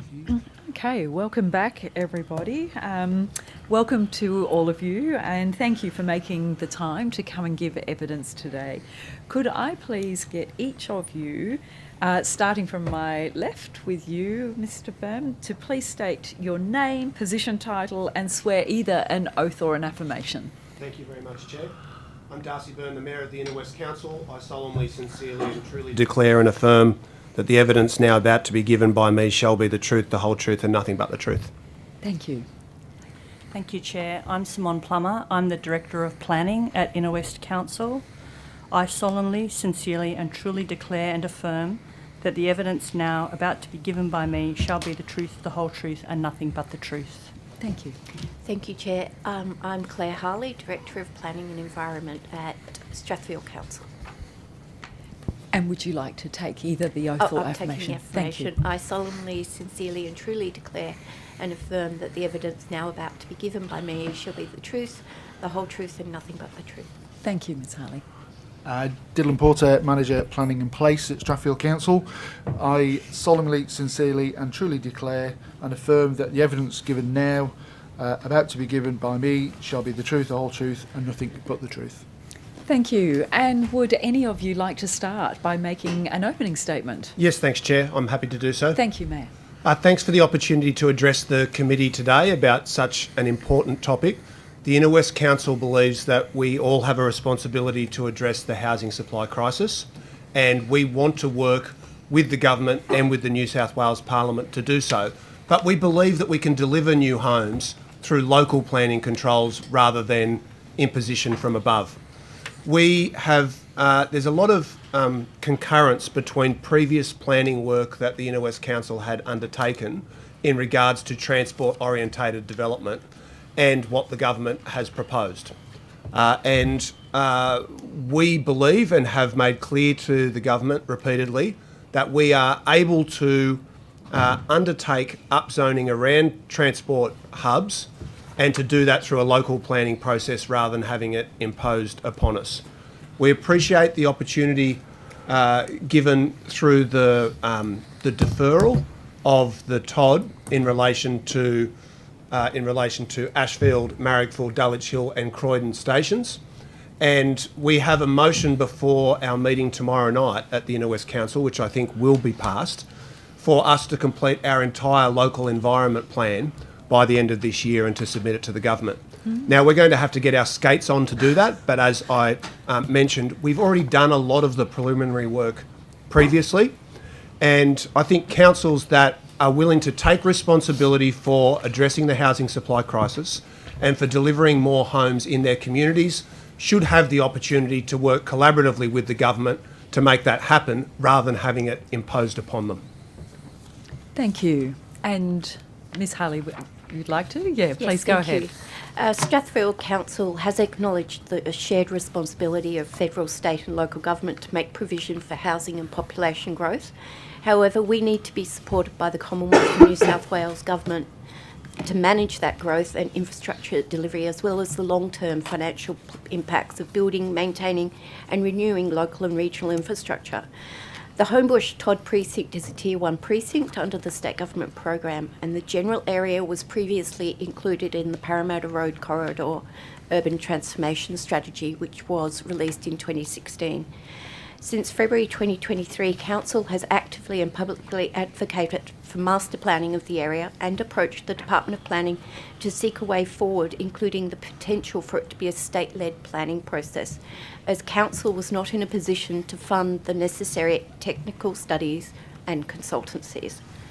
Council has advocated for a master planning process which will ensure the establishment of a planning and design framework which will assist us to achieve high quality urban design, placemaking and design excellence in support of a walkable, safe and sustainable environment for a diverse community. The creation of new public open space and enhancement of existing spaces, a robust transport solution which connects people to employment, education and recreation opportunities, positive economic, social and environmental outcomes, and delivery of affordable housing and infrastructure contributions. In any growth scenario, local government authorities need to be supported in practical ways by Commonwealth and state governments, and we see the critical components of that as being ensuring that sufficient regional infrastructure such as schools, health precincts, hospital beds, transport connectivity are provided in a timely manner. Local infrastructure and open space embellishment happens early in the development of the precinct, and for this to occur we will need seed funding so that we can employ sufficient staff to plan and manage those improvements as well as the improvements themselves. We'll need a robust and adequate infrastructure contribution framework that supports delivery of local infrastructure, and a rating structure that will support council in being able to maintain and renew infrastructure and deliver services.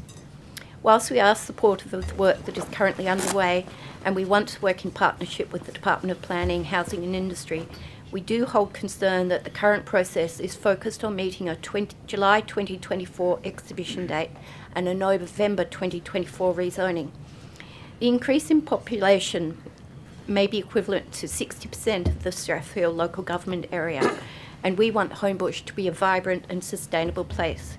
To do this, infrastructure-related blight must be addressed. We believe confident, bold moves are needed, and we are keenly advocating for the state-led master plan to show leadership in this regard. We believe that there must be sufficient aspiration as well as time devoted to the master plan so that we can all tackle the complexities of Parramatta Road and its surrounds and deliver quality urban outcomes. Thank you. Thank you very much. All right, we'll just, we have some questions, if that's okay. Sure. Happy for my colleagues to take off. Thank you all for appearing today. Mayor Byrne, of course you've got 3 sites that, and if you include Croydon, I guess 4 that have been deferred. What's your understanding in terms of the expectations of the department between now and the deferral and what council needs to do? Well, we're trying to take matters into our own hands by resolving that we'll complete our own local environment plan by the end of the year. And we would much prefer an expedited local planning process than having top-down imposition of controls that we've had no input into. We understand from the government's public statements that where a SEP has been deferred, that it can be imposed subsequently, and we've seen that with Ku-ring-gai, for example. So we've tried to engage constructively with the government from the very beginning. We recognise and agree that there is a housing supply crisis. We think councils need to be given the opportunity to step up and address that, rather than having solutions imposed on them from the top down. And so with respect to those sites, is that planning for the 400-metre radius around those sites, or is that a broader, holistic local environmental plan for all of the Inner West LGA? What we really want is the dwelling targets that the government would like us to achieve. I think every council said that, yeah. Yeah, and it's been frustrating trying to work out. We can't guess the number, so it's we think that we can deliver significant increase in new homes, but we don't have a dwelling target to work to. And we think that in the areas around those train stations, there may be some places where we could get more density, but there's going to be other places that need to be protected. And we want to undertake a planning process across the whole of our municipality so that we can achieve the increase in housing supply in the most sensitive way. And Strathfield made that point in a sense as well, that it was out of sync in terms of the TOD program, that you don't have those regional plans and that to work with, so you don't know what you're necessarily working towards. Now, in your case, you've outlined that you're undertaking your own medium density housing program as well in Strathfield. How do you see that potentially working with the low and mid-rise changes, or will they potentially override it, and is council's job already done? I'll ask Mr. Porter to answer that question, but we are progressing our medium density housing strategy and looking for that to be a more nuanced approach. But Mr. Porter can give more detail. No, thank you. I think in response to that, the medium density housing study work that we're doing is an LGA-wide study. So we're looking about how we can improve really housing diversity across all of our residential areas, not just those exclusive to 800 or 400 metres from a station. So it might be that we look to introduce forms of residential development that aren't currently permitted in those zones. And that's really just to improve the housing diversity away from what's currently single detached dwellings into other forms of accommodation, so we can keep residents in the community they've lived in as their housing needs change in time. And is that working with the current zonings, or are you changing the permissibility of what you can do? Working within current zonings and likely to be changing permissibility. Okay, thank you. And Mayor Byrne, just to go back to the Inner West experience here and being able to do that planning. So some of the councils have said, and I'll quote from Ku-ring-gai, for instance, that in terms of their submission, they've said that the only way that they'd be able to do anything alternatively would be a process that would take 18 to 24 months. How's the Inner West Council able to shortcut this process? Has the department offered them a pathway, or is there some other means, or would you dispute their suggestion that 18 to 24 months is the time required to be able to undertake this sort of LEP assessment? Prior to the government's rezoning proposals being announced, we'd already undertaken a lot of the legwork to support transport-orientated development. And so we've got a lot of that in the can, and we will need to get our skates on if we're going to deliver an LEP by the end of the year. But let's not forget, the Department of Planning need to improve their processes as well. It's okay. Under the last government, we submitted our local environment plan, and it sat with the Department of Planning for 2 years before being gazetted. So there's a lot of room for improvement across all government agencies in terms of housing supply. We want to do our bit, but we'd like to see the Department of Planning improve their process too. Thank you. Mayor Byrne, can I ask you, what are council's aspirations for social and also affordable housing within your local government area? Well, as part of the proposal to complete our local environment plan this year, we want to set a target of 1,000 new public housing dwellings being delivered in the Inner West. We've offered 10 sites to the government, 10 car parks and depots that could be converted to new public housing. And we know in the base precinct around the metro station there that with most of that land being government-owned land, a 30% target or a 30% requirement for public housing dwellings in any homes delivered there would mean a really significant increase in public housing for our community. We are really, the Inner West, I know the housing crisis is serious right across Sydney, but we're really at the epicentre of it. And we want a broader policy approach that's not just about rezonings. We accept that that's important, that we have to increase supply in the private market, but we want to see a real investment in new public housing as well. What about affordable housing as opposed to social housing? Look, I think we've got real questions about how the 2% affordable housing target in the TOD areas would work. I know there's been some recent clarification about how those would be delivered, but you can't get around the fact that in a block of units that might have 30 front doors, 2% is not an actual dwelling.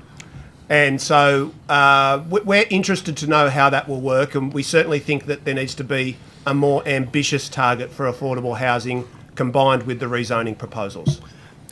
Can I then, Chair, just ask, do your plans include improvements to or additional open spaces and community amenities? Well, we're interested to know what support is available from the government. I think it would be a good idea that if councils are willing to come on board, take responsibility, deliver new homes, that there should be funds available to improve public spaces and open spaces in those communities, particularly in places like ours that are already very dense.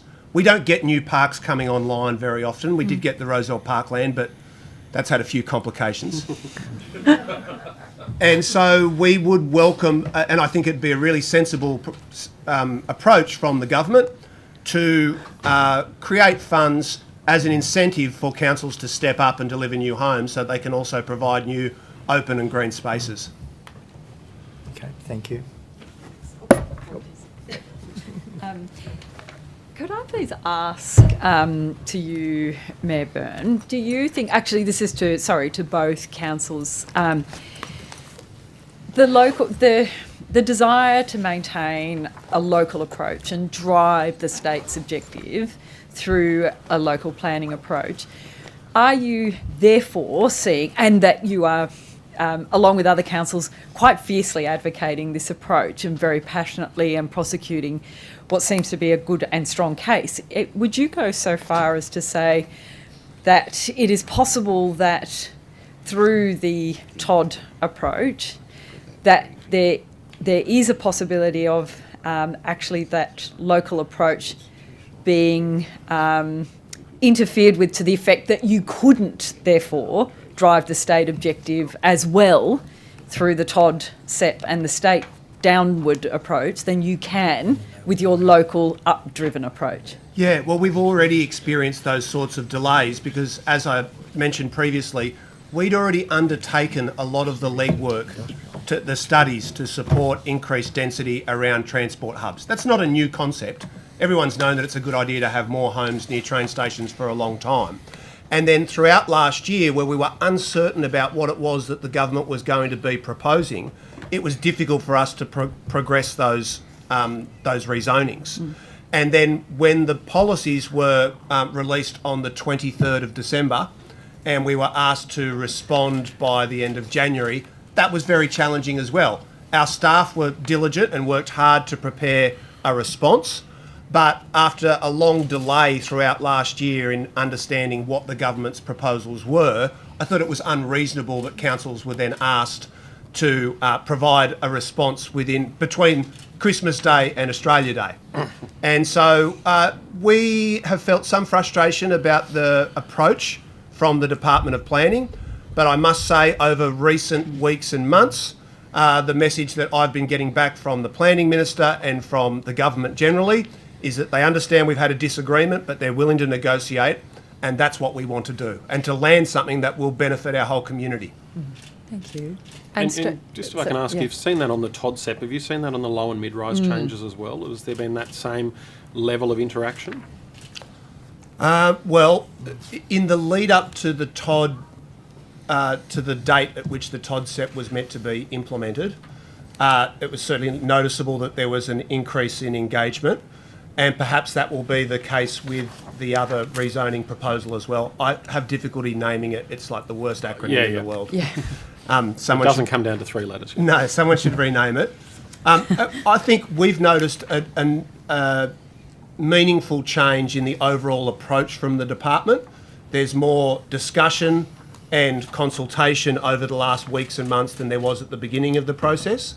I thought it would have been a good idea to invite all councils in at the start of last year. And sure, there will be some councils that would have been recalcitrant and unwilling to contribute to the problem. I'd probably put Ku-ring-gai in that category. But you get a lot further if you give people the opportunity to take responsibility, and that's what we've been asking for all along.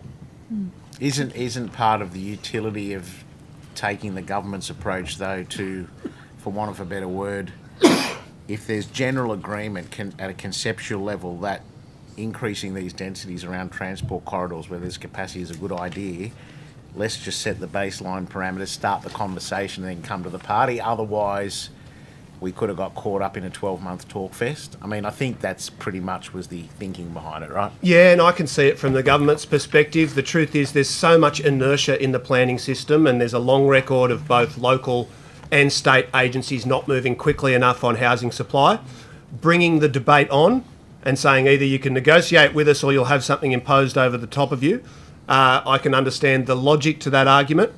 Now that we're at the negotiating table, we're hoping that that will result in an outcome that delivers more homes, but in a sensitive way that protects the character, heritage and amenity of our neighbourhoods. And Strathfield, did you have comments on some of the things that we've just said? We do. I've certainly asked Mr. Porter to comment as well. I would say that Strathfield is a somewhat different in that we have a Tier 1 TOD and that it is subject to the Parramatta Road Corridor strategy in the past. However, there is some concern in the community about how we still haven't had the boundary for that area has not been publicly released, and there is quite a bit of concern in the community about how far that area might go south of Homebush Station. And then we have other areas that would be subject to the low to mid-rise housing strategy, SEP, and concern about what that might mean in an area such as Strathfield, which has high heritage values, very strong streetscape, strong community commitment to those sort of values. So we are trying to find a way through that, and that is through our medium density housing strategy, which would bring them more nuanced approach. But I know Mr. Porter's got some other comments to make. No, thank you. And I think, as we said in our opening statements, we've advocated for a long time with support from the government about how to deliver the Homebush precincts as identified in PR Cut. So I think we're certainly very grateful for that. Undertaking a planning exercise for such a large area and such a complex urban environment is a big undertaking for any council. And I think for one our size, it is both financially and operationally. It would take up a lot of bandwidth within the organisation and probably take us away from other things. So I think currently that partnership with the New South Wales government and their planning team is working very well. We all have our positions on certain things, and we're very clearly stating those positions. And I think we are moving towards a good outcome for Homebush. I think the other thing to say is there is certainly support we need beyond the gazettal of a master plan, and that is around the delivery of infrastructure, new areas of open space, because again that undertaking is both financially a significant impost on council, which we might not be able to realise through the infrastructure contributions, and also operationally as well, having to go out, acquire and deliver new open space or other urban amenity improvements. Again, is something we need some longer term assistance with, both financially and I think operationally as well. Sorry. Yeah, no, go for it. Thank you, Chair. On that housing strategy that you've been planning, how long has that planning been underway? For the medium density housing strategy? So Council resolved in about March of 2023 to allocate money towards that study. Mm-hmm. So around that time, we understood that we needed to look at diversity, not just supply. Mm-hmm. I would also add that we are very, I suppose we're concerned about the delivery of state infrastructure in the Homebush Todd area as well. If we get a very significant uplift in population, we will need new schools, and we want to understand how that's going to happen. We want to understand how health precinct will be grown, say hospital beds, where are those going to come from? We're talking about thousands of people moving into an area. And so that work is contained in the medium density housing strategy? No, that would be in the TOD. Okay. That would be related to the TOD. That's where we're looking at the very significant increase in population, and we're yet to understand where schools would be located, say for instance. So had you been doing any of that work prior to the TOD announcement? Not in relation to the state infrastructure, no. Okay. And I suppose that's one of the reasons why Council was advocating for more of in this instance, a state-led process, because we have not been in a position financially to support the technical studies that are needed to do that work. We're quite a small council. And just on that, Ms. Harley, so has Strathfield written to the Minister and the Department about those particular inquiries? If this is what we're looking at, acknowledging you haven't yet got the housing target numbers for your LGA, but have you written and said, well, where are the beds, where are the school places, that sort of inquiry?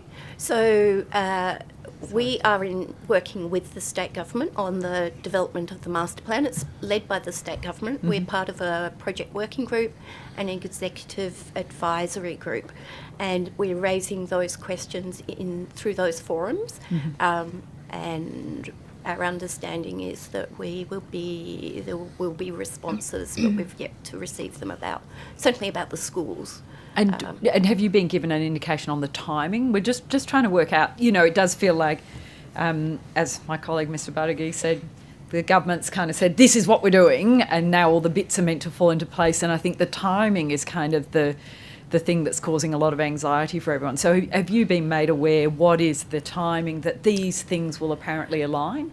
We're not aware in terms of when we'd be getting information on how we're going to provide, how the school places are going to be provided, but we are aware, and I mentioned it in the opening statement, the timing for exhibition is July 2024 with a rezoning proposed for November 2024. Yeah. Our concern is around timing and that a master plan may be exhibited and rezoning undertaken in the absence of some of this detail, important detail about the provision of state regional level infrastructure. Thank you. Sorry, and I No, interrupted it's you, okay. Ms. I sort of on that, one of the parts of the motion from the February council meeting notes that you've requested from the department that they release the Inner West tailored information on the TOD, including map summaries of the changes. Have you received any information like that yet? I might just put that to my colleague, the Director of Planning. Thank you. Thank you. We haven't received any concrete information, although we have been having discussions. Okay, and I presume that's the same for Strathfield. There's no map, or I mean, you already spoke about the boundaries and the boundary has not been publicly released. Yeah. Okay. And in terms of Strathfield and the Homebush precinct, there's been quite a lot that's happened there already in recent times, from Underwood Road down to Loftus and the like. So in terms of all of that discussion you've had with planning, I imagine this has been iterative for quite some time, and I guess the evidence we've received, or the evidence we've seen through the Standing Order 52, is that these 8 Tier 1 accelerated precincts were all effectively selected because significant work had already been undertaken.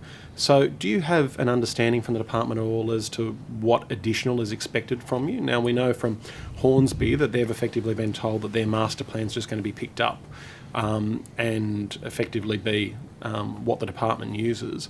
Has there been any iterative discussion about what additionally is expected of Strathfield Council in Homebush? Well, as I said, we're part of a working group. There is a number of consultants and a master planning consultant engaged by the state government, and Ms. Porter's part of the project working team, so seeing drafts in relation to that. We haven't been told that the Parramatta Road corridor will, transformation strategy will just be picked up. The whole point of doing the master planning was to revisit that in the current environment, and I believe that is happening. That's my understanding. And as part of the executive advisory group, the General Manager and I are also providing input when we meet with that group. And part of revisiting that master plan, is that looking at more than just additional density? Is it looking at community infrastructure there as well? How you can potentially, I know there's a few pocket parks that Strathfield's done as part of the densification around those areas. Is it looking at additional sites for things like that? And as you were talking about the school needs and the like as well, and where you might be able to have identified additional school infrastructure? Certainly, my understanding is that there is the potential for additional open space to be acquired through processes yet to be confirmed. In terms of the schools, I don't believe that any sites have been identified yet. Is that correct, Mr. Porter? No. Yeah. Thank you. And Mayor Byrne, just going to your experience in the Tier 1 as well, because you've got Bays West. Now, I think that it probably scared a lot of people with the 1,200 metre radius and what the impact would be on Balmain. Have you found that iterative process has potentially drawn back those boundaries somewhat in terms of what the department's actually looking at doing and master planning? Well, the Premier and the Planning Minister have both said on the public record that progressing with the master planning of the Bays Precinct means that there's not a need to rezone the Balmain Peninsula now. We don't have a functional arterial road at the moment, so it's difficult to see how you could rezone what is already a very dense community in which tens of thousands of people are frequently locked in their homes in the morning and able to get out through the Rozelle interchange.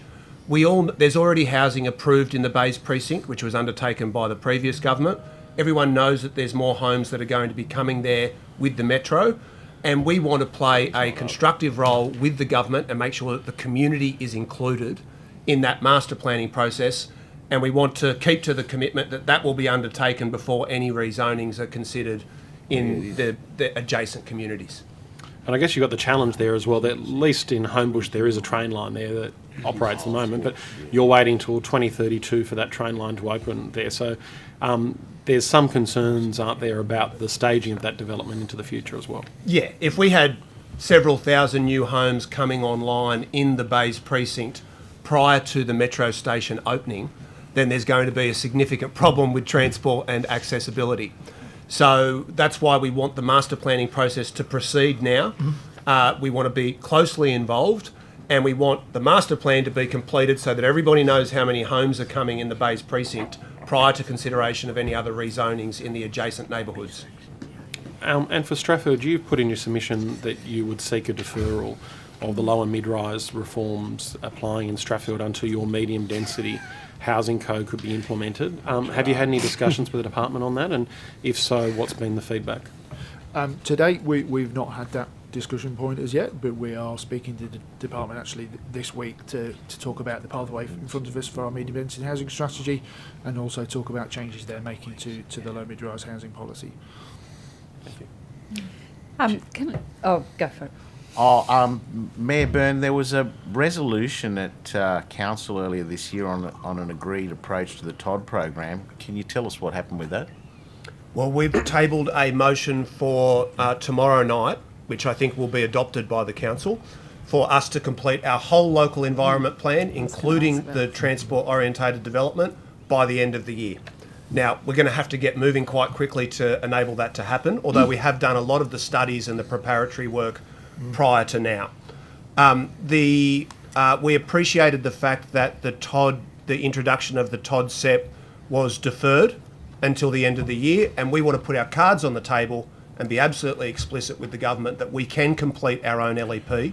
There's no need to introduce those controls over the top of us, and we want to set a good example for other councils to show how you can step up and contribute to addressing the housing supply crisis. I think you will be the first ever council to undertake an LEP that quick in the history of time.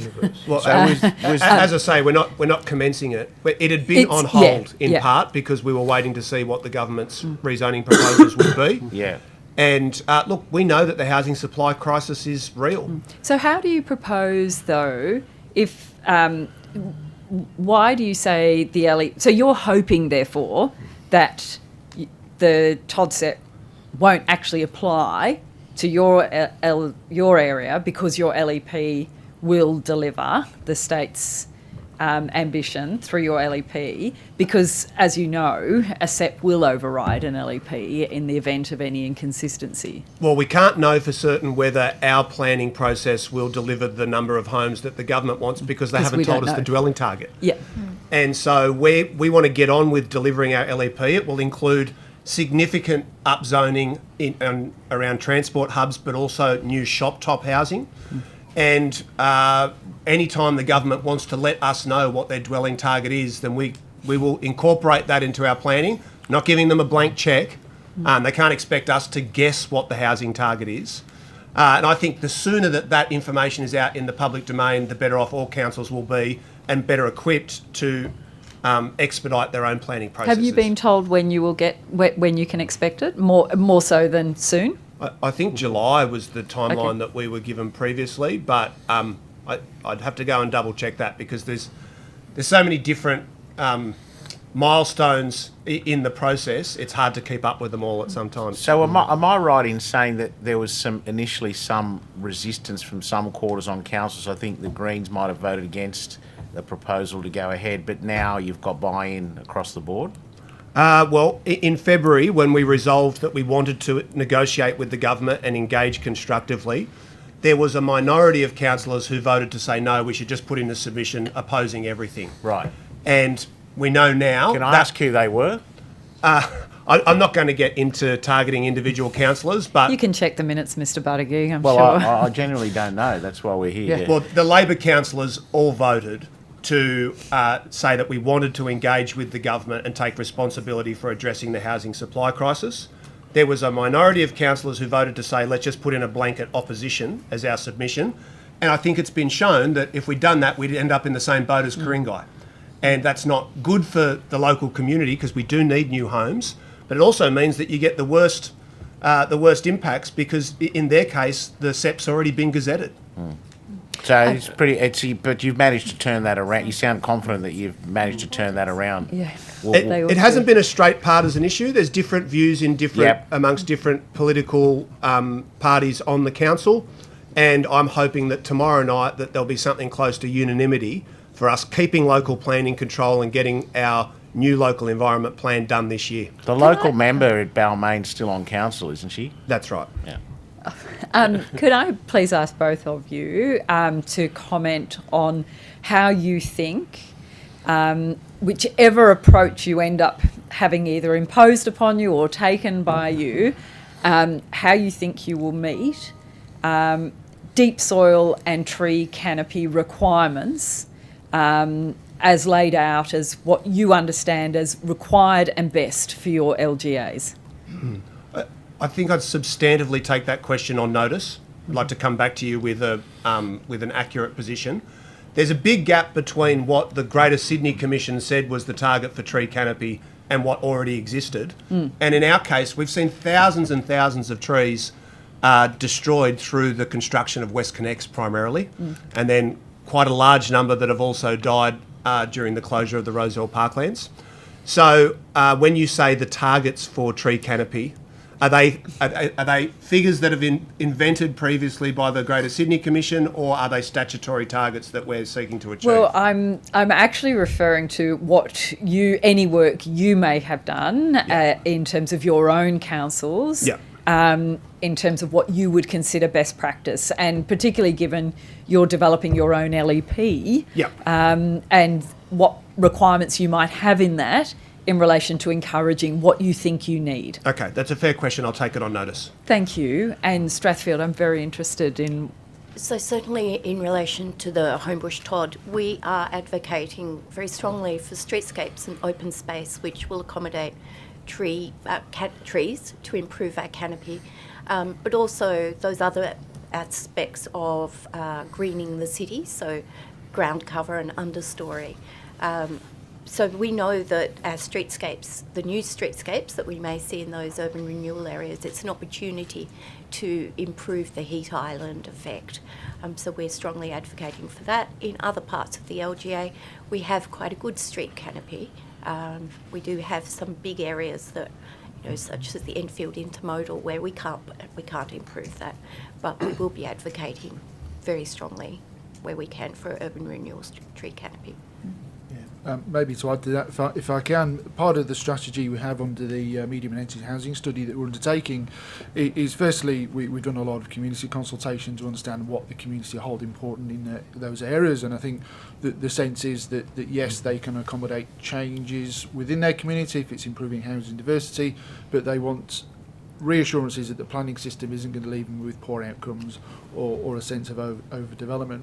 So whilst we're making changes to our LEP to increase permissible uses, we're also making changes to our DCPs to make sure that the particular attributes, qualities of Strathfield are retained and as best we can embedded in those planning controls, so we're getting a form of development that is in terms of character, appearance and outcomes around open space and tree canopy consistent with the prevailing characteristics of Strathfield. And so just on that, can I just ask two clarifying points? One is in terms of poor outcomes, what do you think, what has your community been telling you that would, just broadly, what are poor outcomes? And if you're currently putting those requirements into DCPs, as in to not have poor planning outcomes, I'm assuming, therefore, your proposition would be you need your DCP to still provide real guidance, regardless of what the TOD SEP imposes. That's right, and I think just focus on a height in FSR is quite a blunt tool in planning terms, and there does need to be a nuanced planning-based merit assessment as to whether an application is acceptable or not. And in certain cases, there might be different outcomes for different sites depending on prevailing characteristics. I think the impact and the comments we get from community really stem to that sense of overdevelopment and a scale of development. That's not unique to every application. And I think the balance that people are not seeing is, yes, there is change, but the quality of that change in terms of development outcomes isn't high enough compared to the characteristics or features of their community at the moment. Thank you. Can I just Yes, follow up on that? We've heard evidence that some councils perhaps don't have the capacity and resources and expertise in their teams to be managing the kind of volumes that are coming through for DAs. Is that something that, I mean, it sounds like Inner West is well resourced in that area, but perhaps Strathfield, do you have any comments on that? Well, certainly that's one of the reasons why Strathfield Council resolved to approach the state government to undertake the master planning, because we haven't had the resources available to pay for the technical studies and the master planning that needs to happen.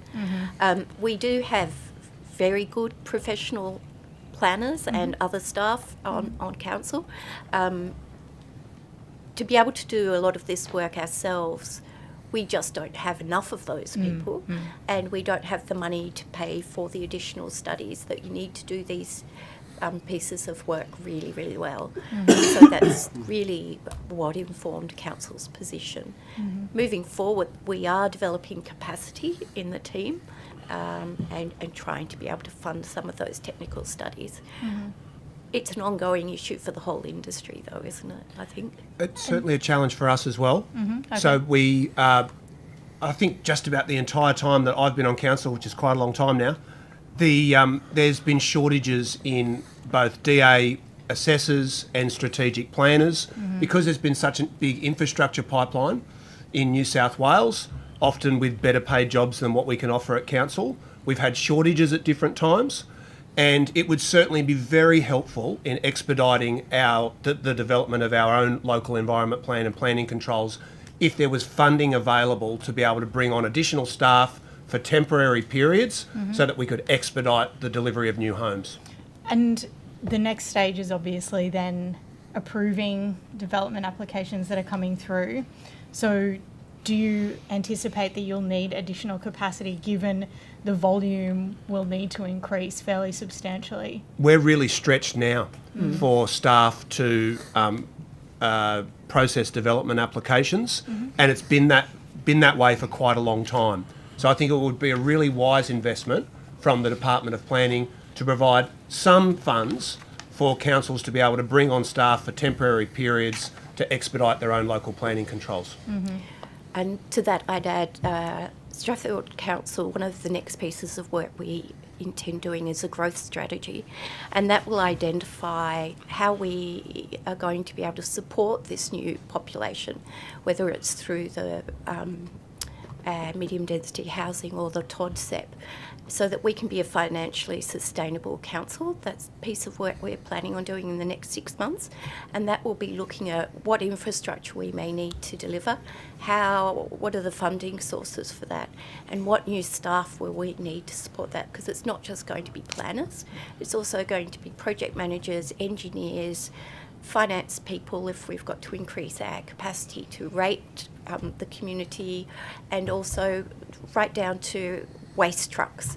Do we need new waste trucks? Do we need new waste drivers? And then put that into our long-term financial planning model so that we understand that we're going to be sustainable. What about these reforms we've introduced with the Greater Cities Commission, where we got rid of those, I think there was 40 thought leaders, and streamlined that bureaucratic process? Is that going to help?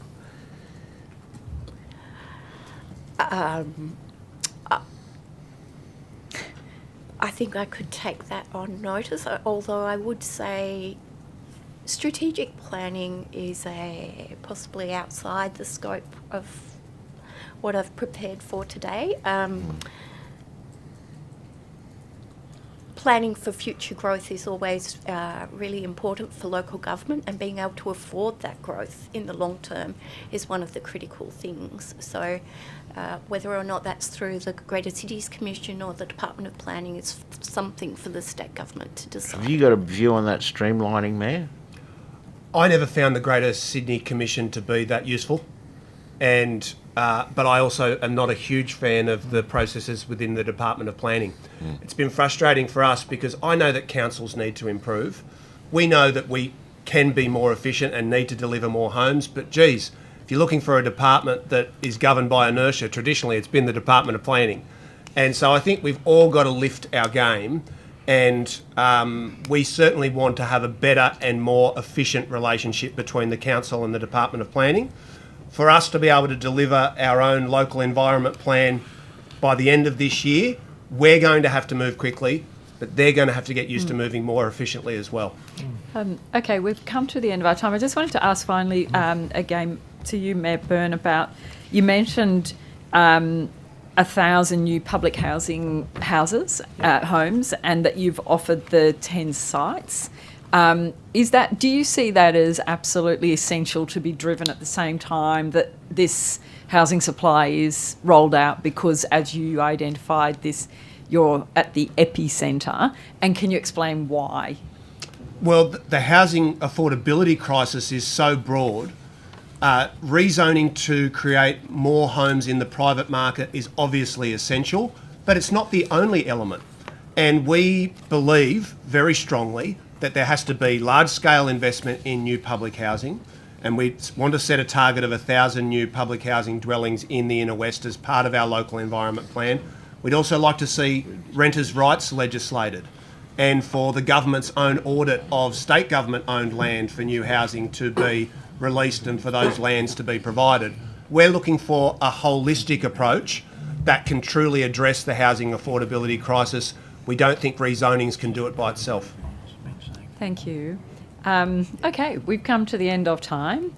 Thank you very much. Oh, did you want to say something? No, okay. Thank you for the collegiate approach and for your time. Yeah, thank you very much. And the Secretariat will be in touch with you about any matters taken on notice. So thank you again, all of you. Thanks very much. Thank you.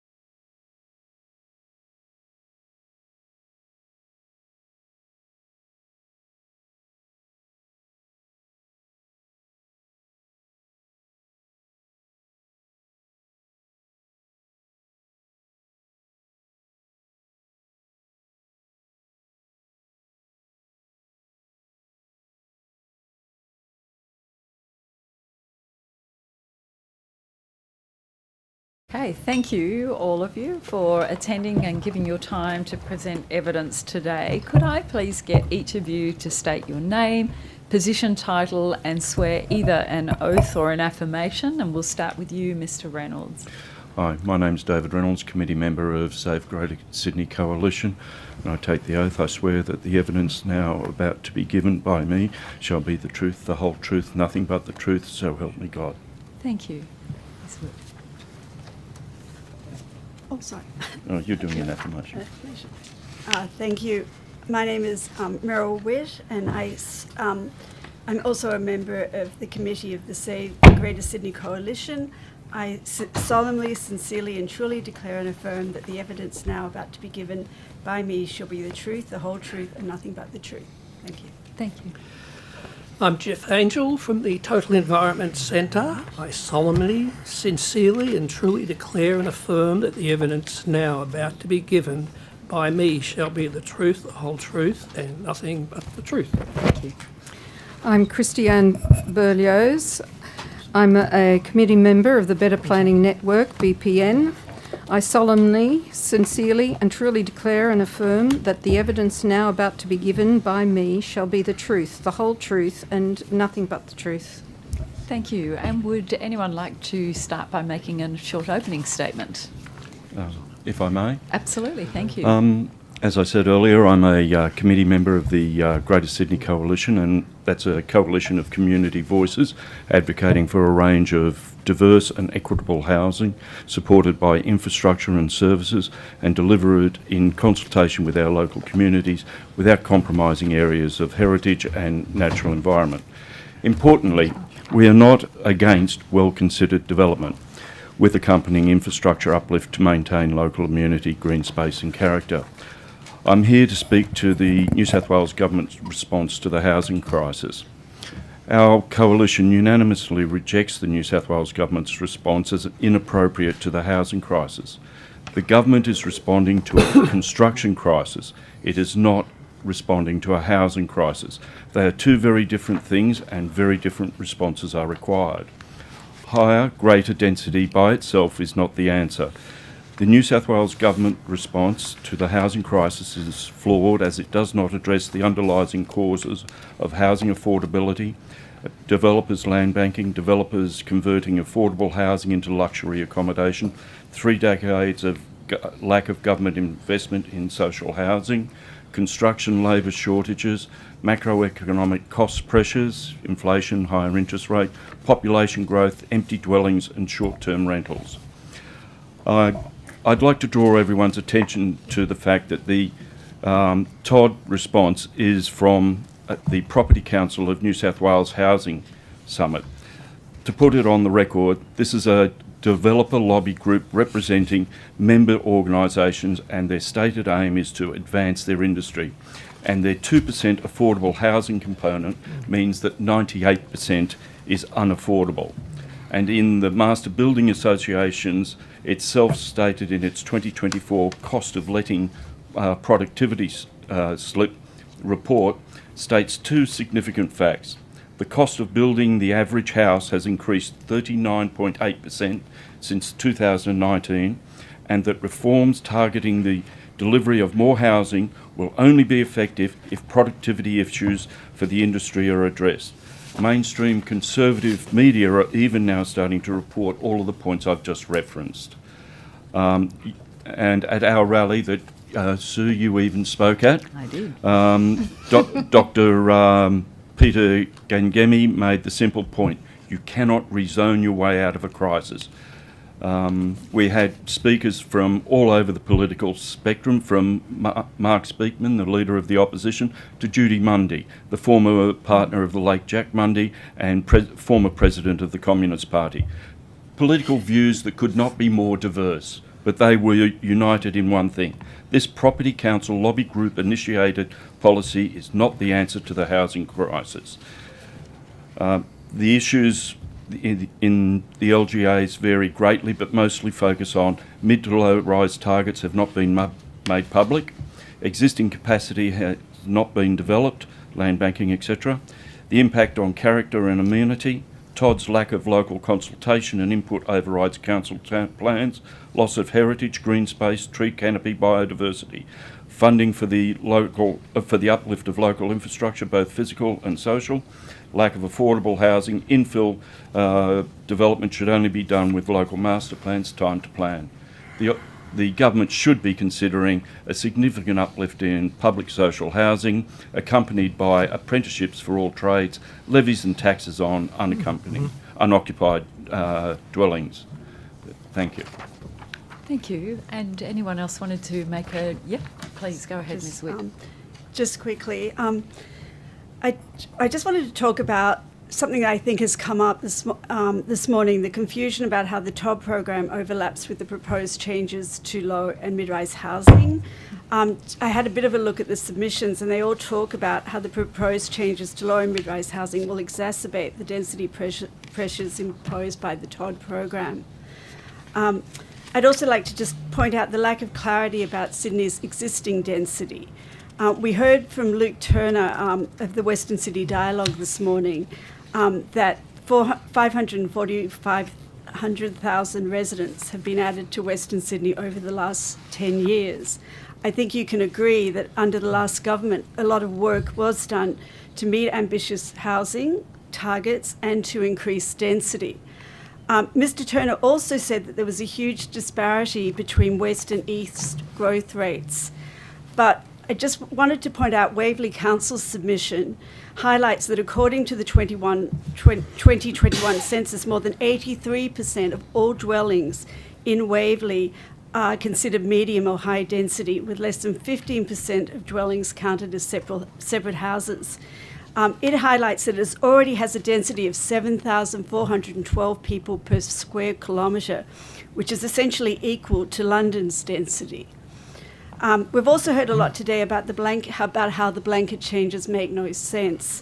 I just wanted to also highlight the Georges River Council submission that said that the proposed changes won't affect Cogra, where much of the area within the 400 metres of the station is already zoned MU1 for mixed use, with existing controls far exceeding those proposed under the SEP.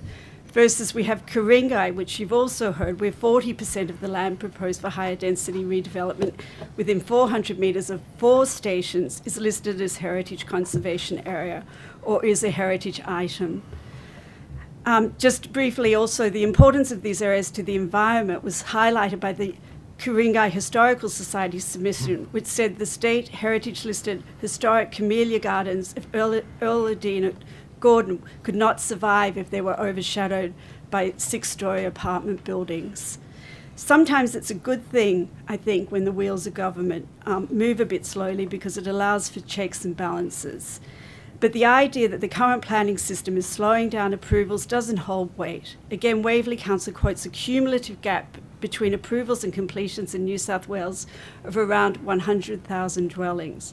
This large buffer stock of approvals makes it clear that the housing supply completions is not being hindered by slow approvals or a lack of zone capacity. I'd also like to mention the implications of the watering down of the apartment design guide criteria with respect to building separations and setbacks. It will create adverse amenity outcomes and a reduction in the number of units with adequate solar access and cross-ventilation, leading to an increase and unsustainable reliance on mechanical heating and cooling. Also, and I think most importantly, because this has already taken effect, the new section 1473 of the Housing SEP has recently weakened the application of the Apartment Design Guide. It now expressly says that a consent authority is not obliged to require compliance with the design criteria specified in the ADG, and this was not the case previously. Just a final thing, because it also came out, was about the Airbnb situation. I'd probably like to say that I think most of the apartments are bought by investors, and they're also often in badly designed urban precincts where long-term tenants don't necessarily want to live. I'd just like to end by sort of encouraging all of you to maybe go on a site visit to Melbourne, to Docklands. I just came back there last week, and I can tell you it's an urban planning disaster. It's everything about what you should not do.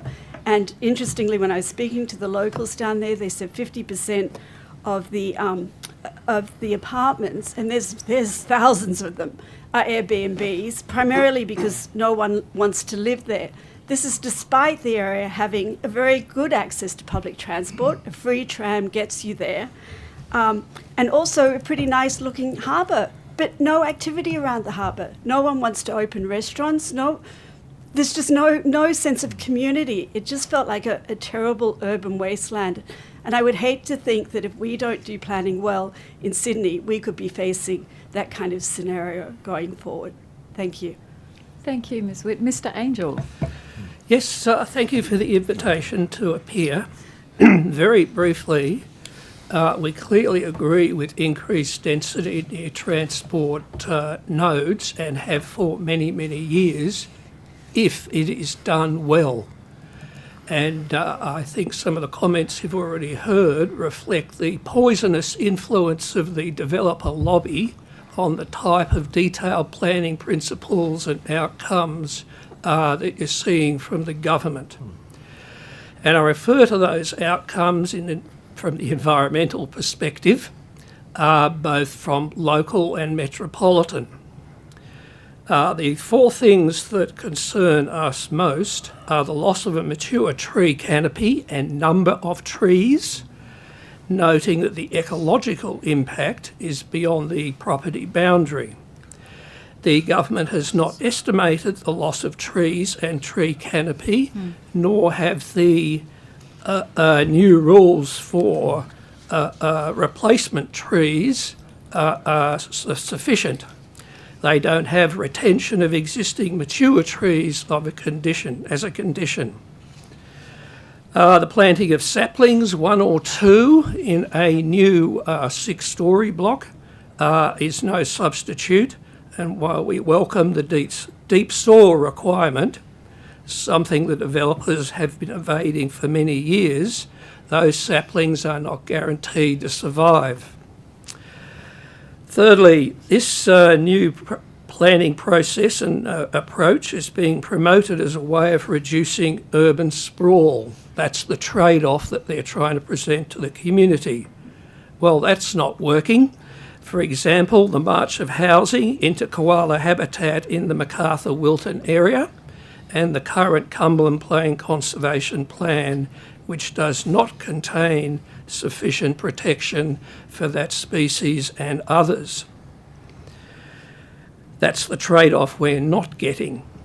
Fourthly, Total Environment Centre has proposed the blue-green grid, a network of open spaces from street to local park to major green and waterway spaces implemented for Sydney. We have had no response from government. They are just relying on ad hoc programs with limited and likely threatened funding. The government needs to articulate a more rounded and environmentally aware vision for Sydney, not just more denser housing dominated by the developer lobby in the planning process. Thank you. Thank you. Sorry, did you... Sorry. Christiane. Yeah, please, go ahead. Thank you for the opportunity to address the inquiry. Better Planning Network, founded in 2012, includes over 60 member groups and individuals from across Greater Sydney concerned with sustainable planning. The development of the TOD program fails in every respect to meet the guiding principles of the BPN Community Charter for Good Planning. The Property Council has taken credit for being the original architects of the TOD SEP in their media release of the 29th of April 2024. That says it all. The developers and YIMBYs and the government's TOD deliberately undermines the principles of the EP&A Act and best practices in planning.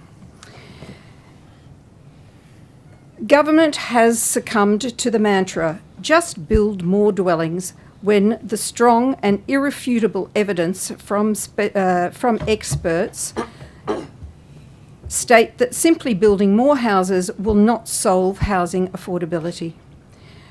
Our members are concerned about affordable housing, provision of social housing, but I will deal with three key points at this inquiry. 1, completely flawed planning process. 2, the complete disregard for heritage. And 3, the complete disregard for the environment. BPN believes that the TOD and housing reforms are inconsistent with the EP&A Act objects A, B, C, E, F, H, I and J. It is evident from the timing and the Council's submissions that the department officials gave briefings to Council. There was no genuine consultation. The TOD was a fait accompli. Although the Minister has no obligation to exhibit a SEP, as the reforms result in the most extensive state-led rezoning policies ever, the lack of consultation and exhibition of the SEPs is unacceptable.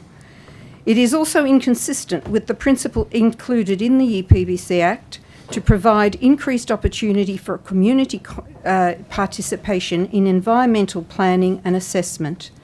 And our members have expressed their desire to be involved in planning and to have local government involved in planning. Government has claimed cabinet in confidence to avoid accountability. In the interest of transparency, the supporting data and maps of the analysis identifying the TOD station should be publicly accessible. Feasibility studies must include provision of plans and costing for supporting infrastructure, and the draft SEP must be put on public exhibition. Despite claims the assessment process to determine the TOD stations is evidence-based, the inappropriateness of certain stations or areas suggests that most of the assessment was actually achieved with desktop software.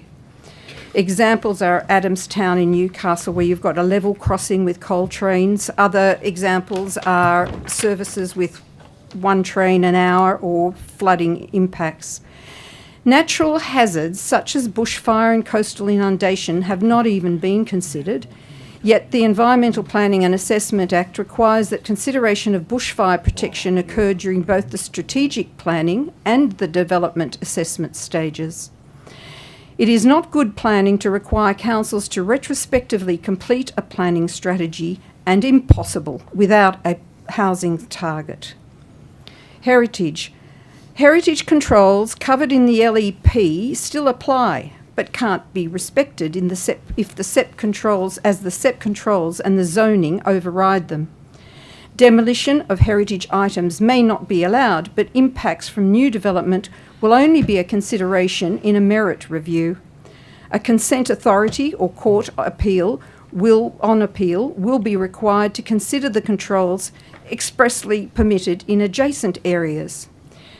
One of our members, Walter Burley Griffin Society, expressed concern for the future of heritage-listed Cameron House, which is located within 400 metres of Killara Station.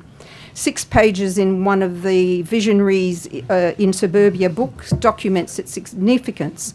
The single-storey house faces south. If surrounded by 6- and 8-storey buildings, the house and the survival of its gardens, which are integral to its heritage values, will be threatened by overbearing buildings and overshadowing.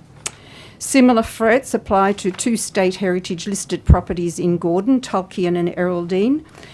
TOD stations, this was raised by another one of our members, such as Dulwich Hill, are also under threats from of heritage items and heritage conservation areas being lost.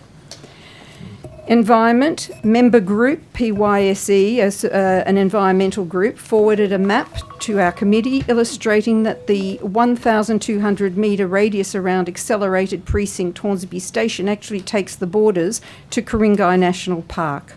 So there'll be flow-on impacts from development there.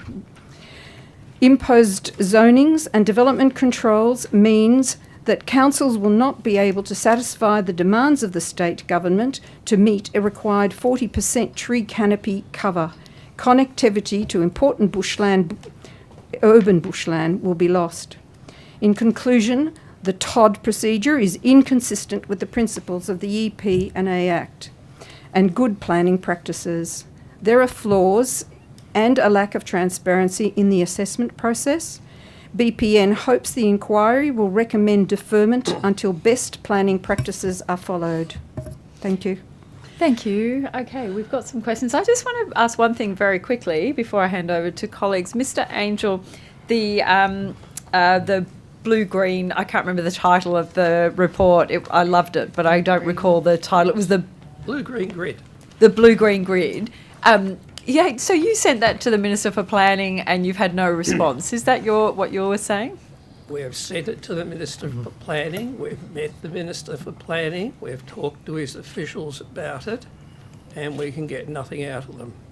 Okay, thank you. Thank you. Colleagues. Thank you. Mr. Reynolds and Ms. Witt, I'll just raise one the points in your submission. You talk about how one of the Premier's favourite things to talk about is effectively Sydney being one of the least dense cities in the world. You highlight in your submission that Sydney's density is actually much higher than people would think, but it's whittled away because of statistical anomalies when it comes to national parks and to, I imagine, waterways and the like as well. Have you got any further information on that you could provide the committee in terms of Sydney's density, or is it something that should be looked at on a place-by-place basis, so to speak? Want to say that? Look, I would say that that it isn't just us. We do quote academic research from Queensland that says it is a myth to say that Sydney is not a dense city. That's what we were relying on. And I'd also say, look, we've just given lots of examples, Waverley being one, which has one of the highest densities in the nation. I think it's, and certainly in Sydney, second highest density after the city of Sydney. That's where I think what's really come out of today's discussion is the fact that you can't just have a blanket approach to looking at the city. You really need to have strategic planning, which is what what the EP&A Act, when it came in, was designed to facilitate. So development was sensitive to areas, and we didn't overdevelop. Like this idea that the east is can sustain much more growth, I'm just not sure. Like I'm actually on Wallara Council, and we're really struggling. We're looking at trying to put more density in Edgecliff because it is on the rail line, but then we're being told by the department, well, there are sort of water and sewage concerns.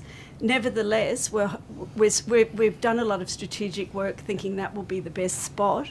So we're looking at putting in height controls that will be substantially higher than what the Todd precinct is recommending, up to 26 stories on Edgecliff Centre, as a way, and also as a way of trying to create more affordable housing in the areas for our essential workers, for like our teachers and our nurses, so that we can get meaningful affordable housing allocations within new developments. That's something.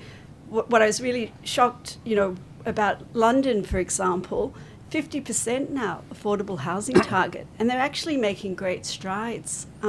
I'd be happy on Notice to send you a really excellent article about that, because there has been sort of pushbacks by developers to accommodating that. But I think it just really highlights how you need to be really ambitious in terms of the affordable housing targets as well. But getting back to the density, I'd be happy to provide thank you. more information on Notice.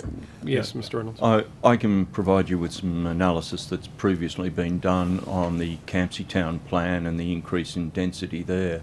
The proposed increase in population that was done there for those dwellings of 2.8 persons per dwelling that they were planning on adding to the 3.1 square kilometres that is Campsie would have given Campsie an average population density greater than New York City. That's the 7 boroughs. That's the sort of thing. You have these islands of high density already that aren't recognised across Sydney, and then you have these massive areas of open space green that aren't touched, or waterways. And the National Trust highlights this as well in their submission about some of the areas with the richest heritage are the most dense in the city as well, and I think it was 10 of 20 of the most dense locations are the ones with significant heritage across Sydney too. Now, also picking up from your submission, you talked about some of your submissions' reliance on information from the Greater Cities Commission, which is now no longer available. I'm just interested in some of those things that you could potentially highlight that would be of use for the committee, and that we could potentially recommend that the department make available themselves now as well. Yes, well, look, even when we were preparing this submission, a lot of the information seemed to have been disappearing. But I think what we did quote, was actually their information about the looking at the types of dwellings, and because, as you might know, it was the Greater Sydney Commission was merged became the Greater Cities Commissions to also incorporate anywhere from Newcastle up to Wollongong. So suddenly, what you had was the Sydney Eastern Harbour City, which I was really surprised when I read this, that it included a lot of areas that are well beyond the CBD, including Ku-ring-gai, Sutherland Shire, Canada Bay. And then it looked at all of those areas, and it said 43% were apartments, 21% were semi-detached and medium density dwellings, and only 36% were single dwelling houses. So I think that gives you also an idea of the fact that density actually has spread a lot through the Sydney region, and that a lot of us, even though we say we want to live in houses, we're actually not living. Many of us aren't living, or can't afford to live in houses anymore, or choosing not to.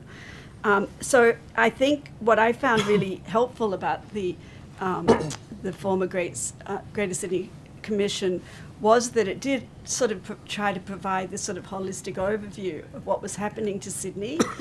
It was, there was angst, I think, because it was setting quite ambitious housing targets that the councils had to accommodate. But at the same time, some of its objectives in terms of green space, connectivity, were quite good, and I think subsequently have been sort of discounted and ignored. And I'd really, we do advocate, we gave you a summary of, just to summarise what was a pretty dense submission, but I think a lot of people actually are arguing again for an independent, coordinated body that can look at a holistic approach and ensure that we've got the infrastructure to support this uplift in density in terms of green space, hospitals, or even the transport network. Yes, that's probably all I can say on that. The other statistic that I do remember from the Greater Sydney Commission was they were looking at affordable housing being at 15%. And now with this TOD we have 2%. I have a copy of those in a PDF that I've downloaded from it at the time. So I'd be happy to make that available to the committee afterwards. Mr. Reynolds, can I just clarify, in your submission, you've got the first one labelled 49, which is critical of the reforms, which you've just outlined, but yet 49A says on page 2, we commend the New South Wales Government in principle for undertaking a transport-oriented development program as a new housing strategy. So can you just tease out that sort of contradiction? Yes, I can actually speak to that. We're a coalition of a number of different local government areas. For some areas, they're commending it. For some, they're not. But if you read further into on page 2 there, it's under the heading of wanting a Royal Commission into the Department of Planning and Housing and Infrastructure, which goes into probity issues of how the TOD actually came about and the decision people. Yes, it's qualified based on transport, but would it be fair to say that the conceptual approach is accepted by your body? Not by our body generally, but Right. by some members, as you said. Would you be able to take on notice who's for and who's against in terms of the constituency inputs? Because I think it's important the committee understands that this is not a general representation from your constituents. I will come back to the that question on notice, and I'll come back to the committee with a proper response to it. To pick up Mr. Buttigieg's point as well, I think one of the tenets of your submission is that in a sense this is nothing new. Like transport-oriented development is something that's been happening since the city was built, that we've built houses around transport lines. There's nothing new about that, but these particular proposals have a certain disregard for nuance, where you've got 400-metre radiuses being drawn around railway stations. And I think, Ms. Witt, you talked about your own council's experience in terms of Edgecliff and looking at what is 26 stories at Edgecliff Station and how you manage that. But you do need to have that placemaking and the ability to be able to look at areas and look at the constraints that they may have, but also how you develop that place. Also pick up on just one point to the end clarify, of it. clarify, but before we proceed, that the nuance that the question was after was that there wasn't unanimity within the organisation in relation to their. Can I just say, because we're trying to clarify. Look, we're a broad church in the sense that you heard previously from the Ku-ring-gai Residents Association folk, and their members are on our committee, and obviously the reason why they're concerned about the TOD program is because of its impact on the heritage areas. So, but if you look at Ku-ring-gai, there's certain areas which have been have been developed that are just more suitable, that also have good access to public transport. So I think all of us would say we would like to see but we've a greater heard some emphasis on evidence public from transport. you. The evidence we've heard is opposition, and my colleagues' comment and question indicates, as does your 49A indicate, and your evidence, that there in fact is disagreement within the organisation. I would not say it's... We have to respect that there will be a divergence of views within the organisation, because there's a number of different people and areas being presented. As I stated in my opening statement, the views vary amongst the LGAs that are providing us feedback. So it's not inconsistent that there would be some divergence of view. It's quite acceptable, and it's a healthy part of our discussion. And no question about that, Chair. All I'm seeking to say is that it's not a unanimous position from your organisation.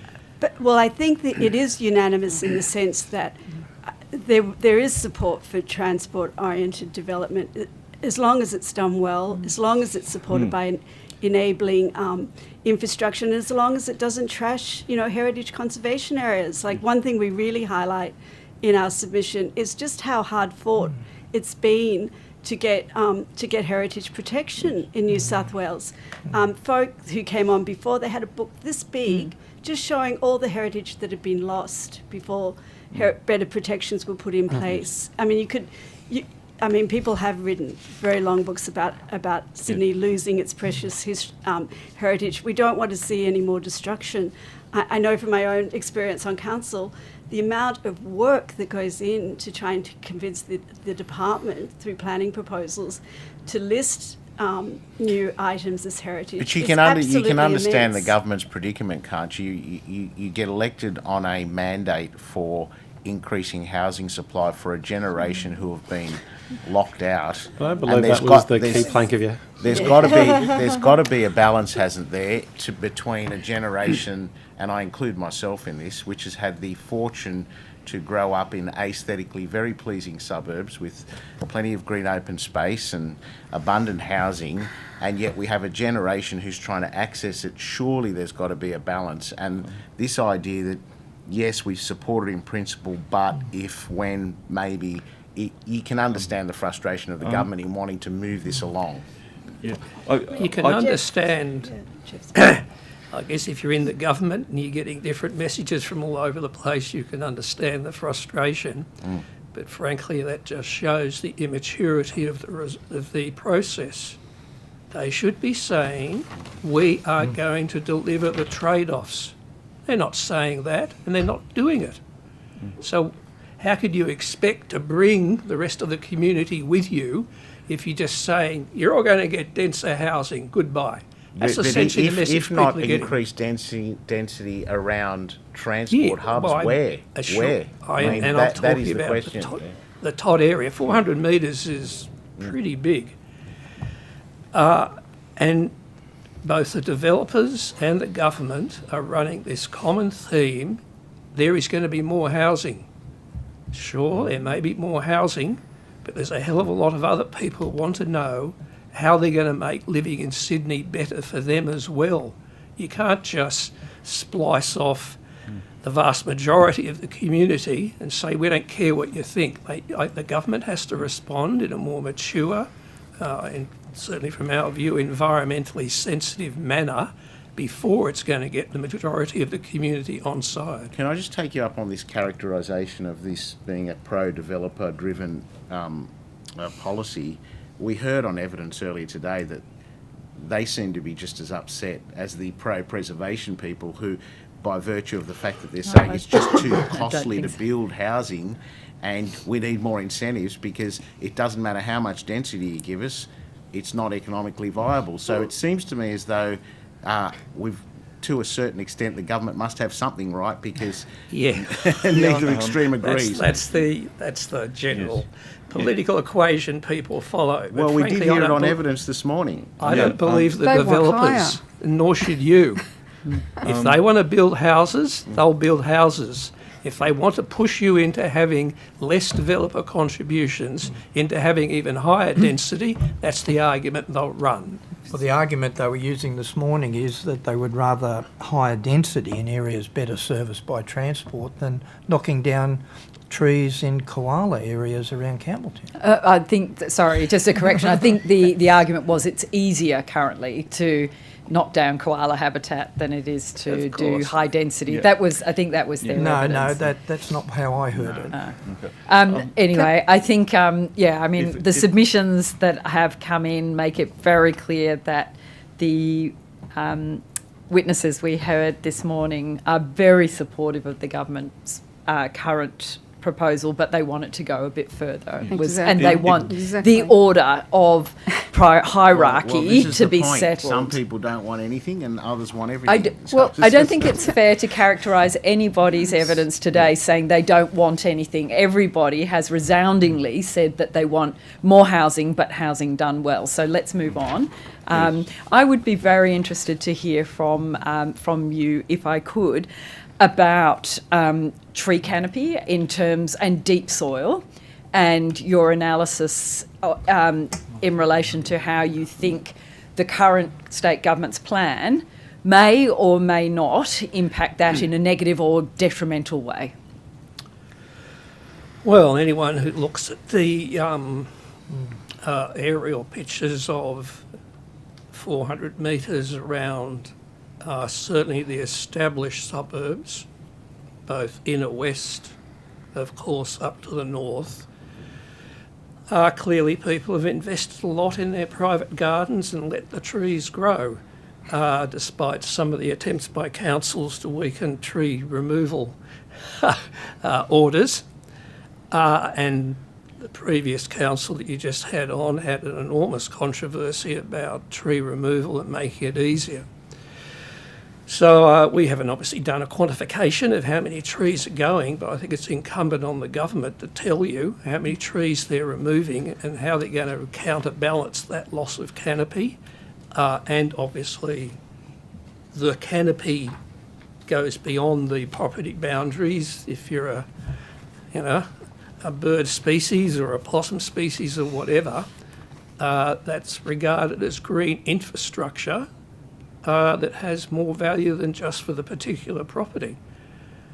And these are the things the government seems to be resisting talking about. I mean, if they're going to knock down a whole lot of trees, tell us, and then tell us what you're going to do instead. And so your Can evidence... I just ask one question on that point? Mr. Angel, we received evidence from Sydney Yimby this morning where they said that effectively the trees are most valuable were the ones that faced the road effectively and were covering the footpath. Would that be your assessment as well, or? In terms of urban heat, yes. In terms of wildlife value, they're all important. Thank you.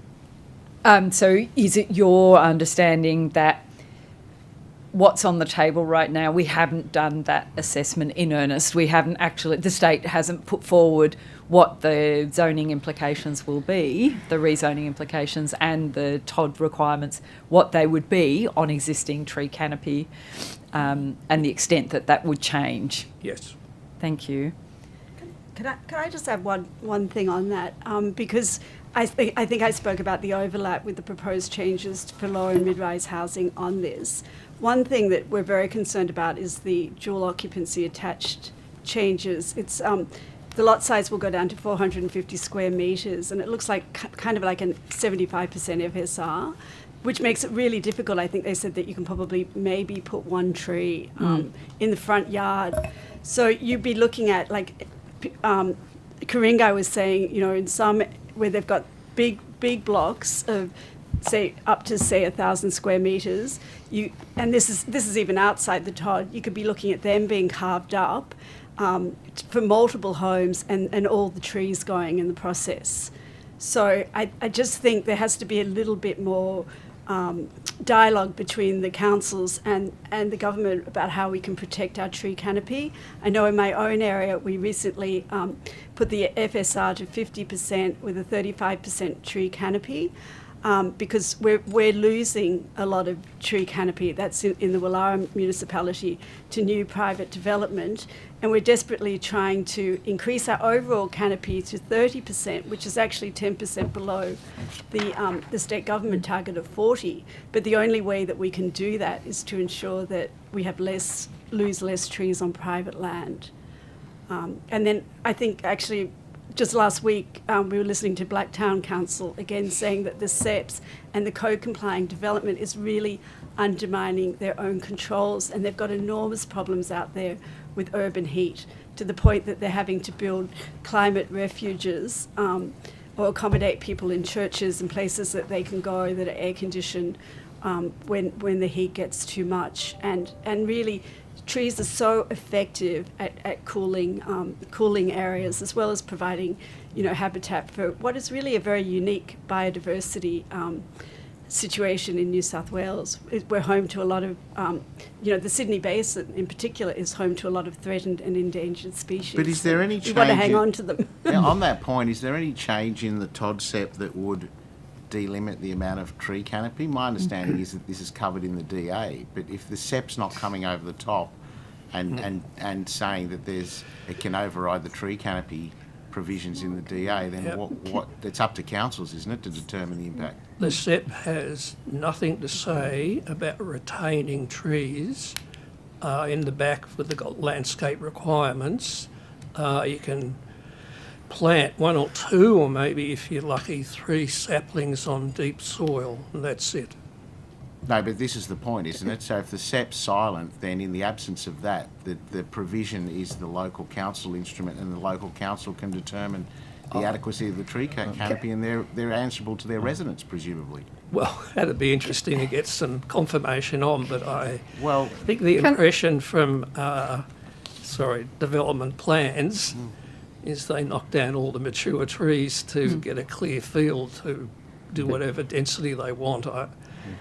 If the government brought out some design guidelines, possibly from the government architect, and there have been a few examples where mature trees are being kept and the development is around them, I don't get the impression that's what the government's intending to do at all.